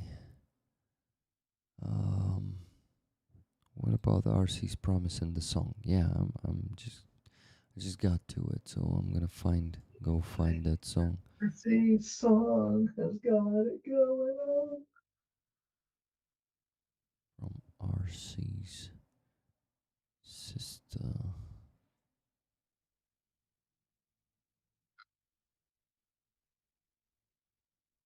No, that's different. Okay. I'm looking for it. You said 2 months, right? But I already went to 2025. So it's not 2 months.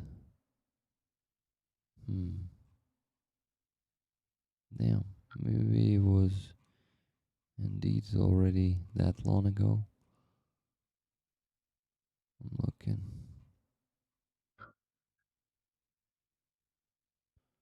Ah, yes. I found it. Oklahoma Sky, right?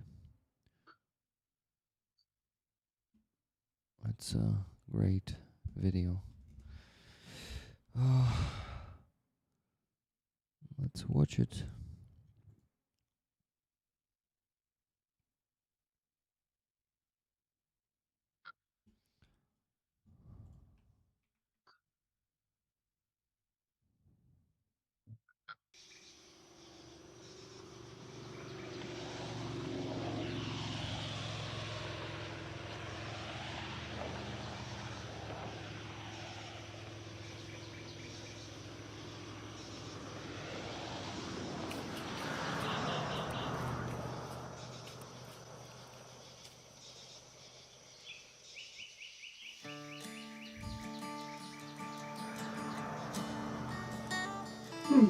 Tomorrow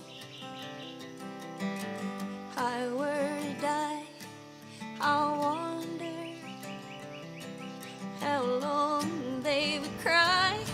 Will they remember me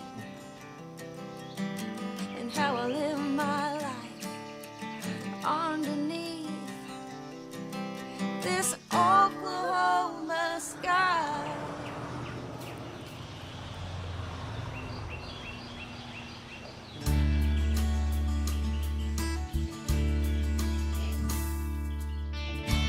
I grew up in a small town, not much to do here or see. But through the years with my friends, we had good times and made memories. We lived and laughed, had the best of times, but they had to leave and we said goodbye. I won't forget them, always remember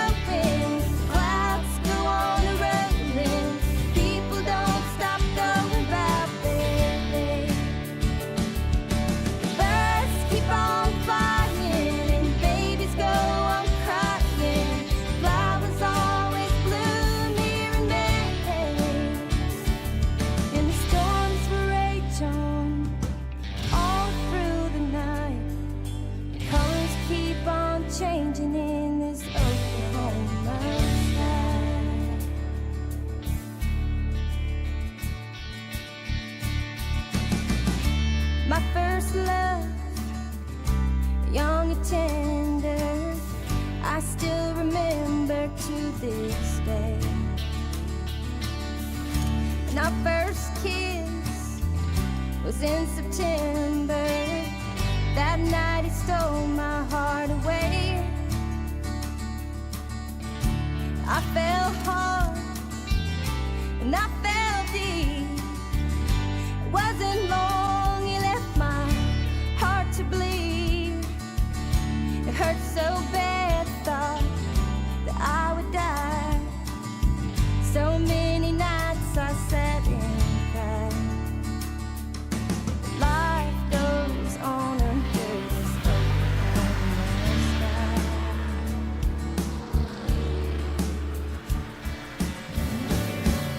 The winds keep on blowing, clouds go on rolling.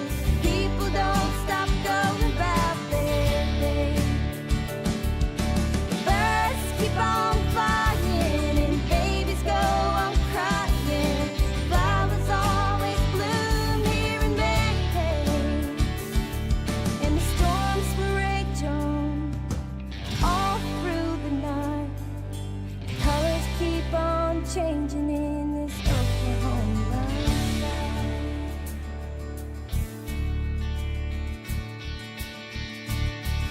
The winds keep on blowing, clouds go on rolling.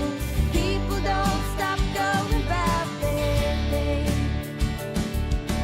Birds keep on flying and babies go on crying. Flowers always bloom here in May, and the storms will rage on all through the night. Colors keep on changing in this Oklahoma sky.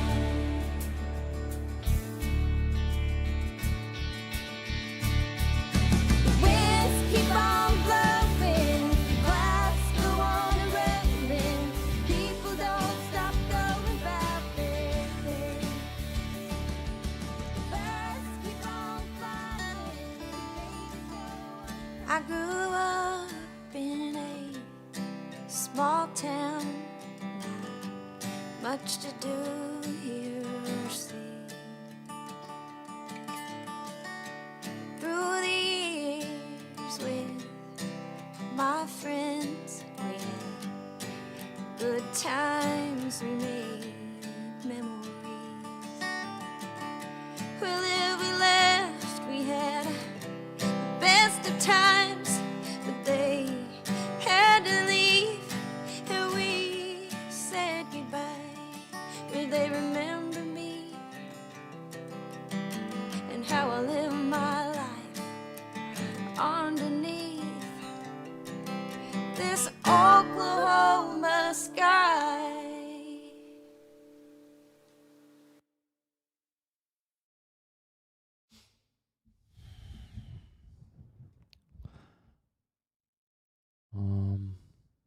I'm sorry for your loss.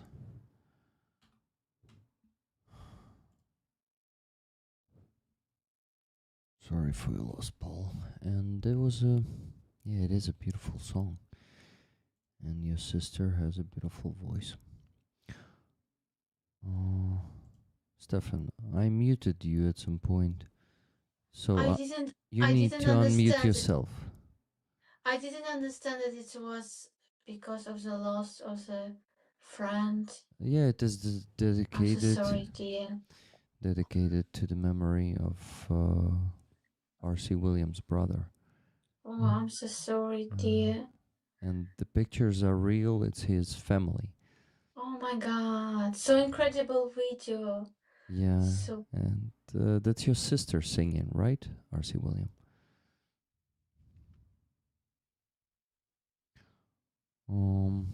Yeah, so that's the... Stefan, did you watch it on the other device, or was it... I was watching the video part, but I'm gonna replay it later to hear the audio. you didn't hear the I was, audio. I was just about to mute myself because Antia was hacking up a hairball. And I was like, oh, so thank you for beating me to it. Yeah.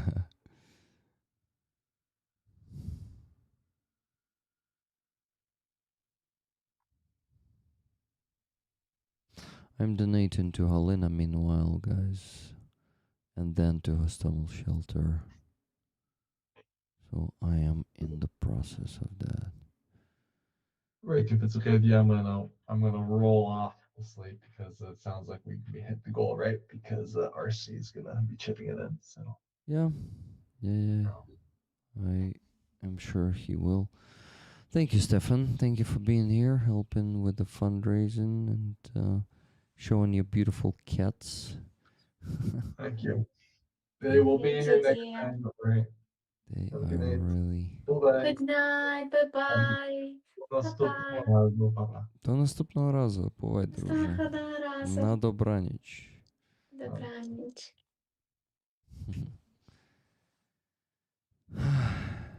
We almost finished. I push up. Nah, don't push up, Aziza. Next time someone Okay. next time someone will donate 500 for that. Okay. You'll do the push-ups. I promise you to push up. Thank you. Okay, give me a second. I'm working on. Did we reach the goal? Not yet. I just need to receive the donation from RC William. Yeah, it's his sister. It's his sister singing. She has a beautiful voice. Very, very, very beautiful. And song is so peaceful. Mm-hmm.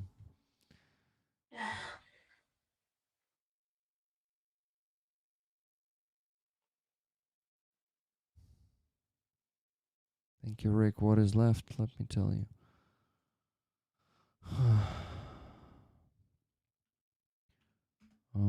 Since Martin Bissick donated $27, we need $220.26 more.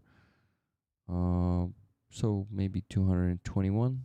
The extra 74 cents for the how do you call this? Even, or to round it up. Didn't realize that was not a professional. But I think she is a professional. I mean, first of all, she sounds very professional. And secondly, it says from the album and the name of the album. So she has an album that made me think she is a professional. Very, very great. 221 bucks left. Yeah, okay. Made the donation to Anton. Now Hostomel Shelter. I'm gonna work on it. Oh, shit. $200 from Rick Rollers with love.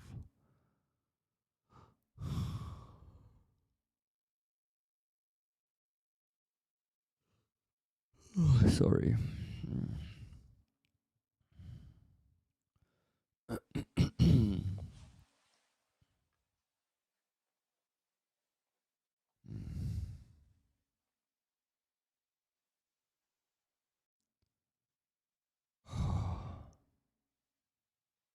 Okay, almost have. No problem, Silver Earth. I don't think you need to apologize.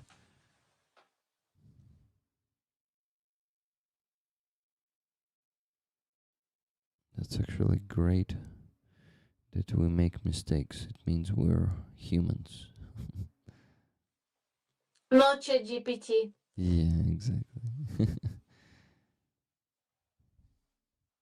I think at some point ChatGPT will learn to pretend that they're humans by doing the same. Yeah, just like... But I know Silver Earth is real.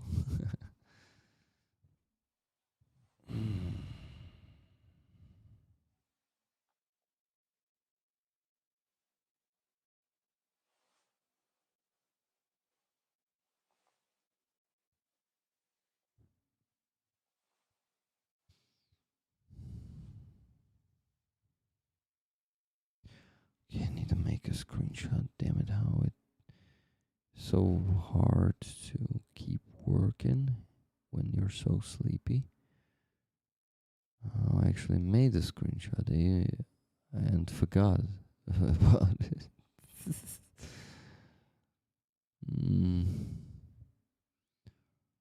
Fucking sleep. If only we didn't need it. That would be great. Right? Aziza? If only we did not need to sleep. Let's sleep, please. Still don't have the donation. We technically did not reach the goal.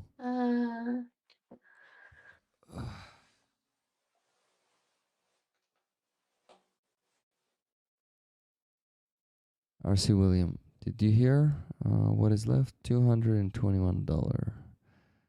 That's all. Rick, how much? I told you. $221. Let me also use WhatsApp. 221. Yes. And I will show the screenshot meanwhile. Oh, come on, Rick, focus. You can do this. You can do this. You can do this.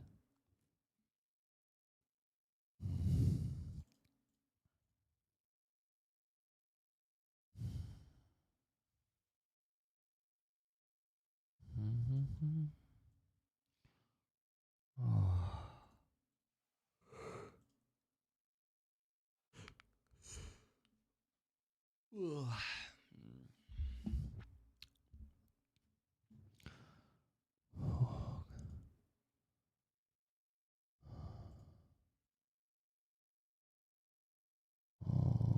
Okay, what's the last dollar countdown, Rick? $221 left. Okay, I'm on it. Okay. But you should know that RC Williams is already on it. Promised to close the goal. I mean, reach the goal and close the fundraising for tonight. And he did it. He donated 202. Oh, wait. Fuck. Guys, you both donated. Oh. Whoa. So Terrence Alva donated $220. $22, and they donated it at the same minute. 222 from Terence Salva to all the watermelon farmers in Kherson for a free Karim. Sleep well, fellas. Thank you so much. Wow. Thank you, dear. Damn. And Paul donated $280.04. Thank you so much, Paul. Thank you, Terrence. Damn, guys, we reached the goal. We did it. Thank you. This was a great stream. And I really enjoyed this time with you, Aziza. Our defenders and rollers. Yeah, so kind company, yeah. Company. Oh, yeah, how do they also say? Company, yeah, they say I'm in a good company. Yeah, warm and kind. Rick, you're the best. Thank you so much, Terrence, for these words. Closed. We did it. Guys, I will ask for the last time, and you have like 2 minutes for it. If anyone can buy the gifted memberships, the whole 175 left with them. My income this month is suffering big losses. And I need to try to reach the goal at least here, and you can see that I'm struggling even with this. So if you can help me to at least try to reach this goal in the next couple of minutes, I will really, really appreciate it. But no stress, this is not the priority. The main thing is we closed the fund not closed. We reached the goal. Yeah, we reached the goal of the fundraising tonight for our defenders. And my salary, I will survive this. I will cut some expenses. Cut some more expenses because I've already cut in some of them. Dark Oblation, thank you very much for 20 gifted memberships. And it is not being given, right? Stuck, but it should unstuck. Yes, it just unstuck. Great, it works. Guys, maybe at least 55 more. 155 sounds unrealistic, but 55 sounds about doable. So 55 more. We're finished. By the way, Terence, I'm giving you 22 tickets for the print of the painting of Aziza, and 28 more tickets to you, Paul. Thank you very much. And I did not show the screenshot, by the way. Fuck, I forgot to show the screenshot. Here it is, guys. 2 donations made, one at 3:07, the second one at 3:11. Kathy, thank you for 5 gifted memberships. Only 115 left. Okay. Oh shit, thank you, Julia Fiera for 5, Ellen Archer for 5, and RC William for 50. -5, -5, -5, -50. Only 90 left to reach the goal of 400. Wow, thank you. Sounds good, Rick. Okay, thank you very much. Thank you, guys.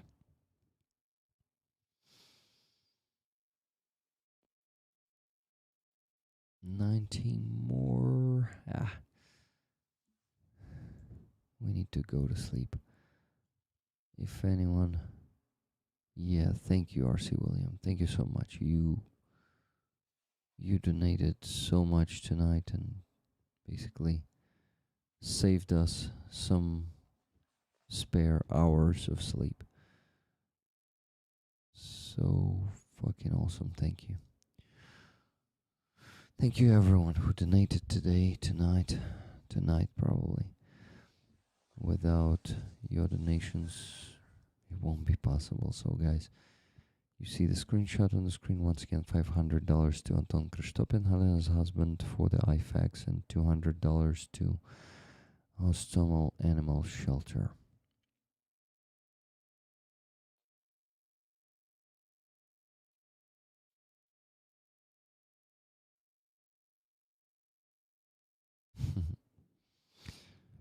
Okay, what the hell did I want? I can put... No, I need to do it right now, quickly. Just put these donations into... Not donations, the donations into the spreadsheet. I'll be quick. 28.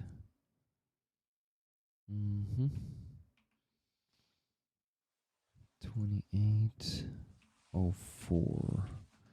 Yeah, and Terence Silva.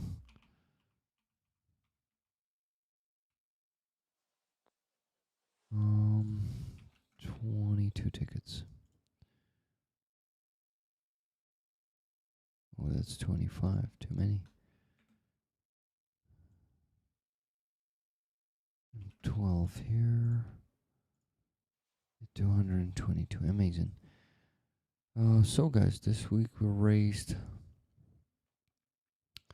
just a bit less than 4,000. Thank you for this. This was a hard week mentally, to be honest. Dealing with the treachery from Fedorov and the end of the protests.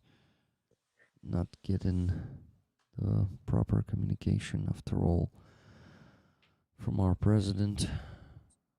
But we keep going. Keep working on bringing our victory closer. And you guys are playing the key role in this. and this initiative. Aziza, thank you very much. Guys, I did not show you the paintings, the 2 paintings, but I am putting them on the auction, so go check it out from tomorrow. I'm gonna do it tomorrow during the day. Okay, Aziza, let's go to sleep. Thank you so much. Let's go to sleep. Thank you, dear. Thank you, guys, for supporting Ukrainian army. You are incredible. Always happy to be with you. R.C. Williams says, Rick, say thank you to my company, Purple, for the donations. Purple, thank you for paying a good salary to R.C. Williams so he could donate so much tonight. Very hard week. Sorry, Rick and Aziza. No problem. We will get through this. Okay, Aziza, hugs to you, my friend. See you tomorrow, hopefully. See you. See you tomorrow and have a good sleep. Short, Yeah. short but good. Oh no. Or long one, okay. No, it has to be short because I have to do that tomorrow. Shit. Okay, good night, my friend. Then let's run. Good night. Let's run to sleep. Good night, rollers. Yeah. Bye bye. Love you, Thank dear you, dear. friends. Bye bye. Thank you for all this. Bye. Good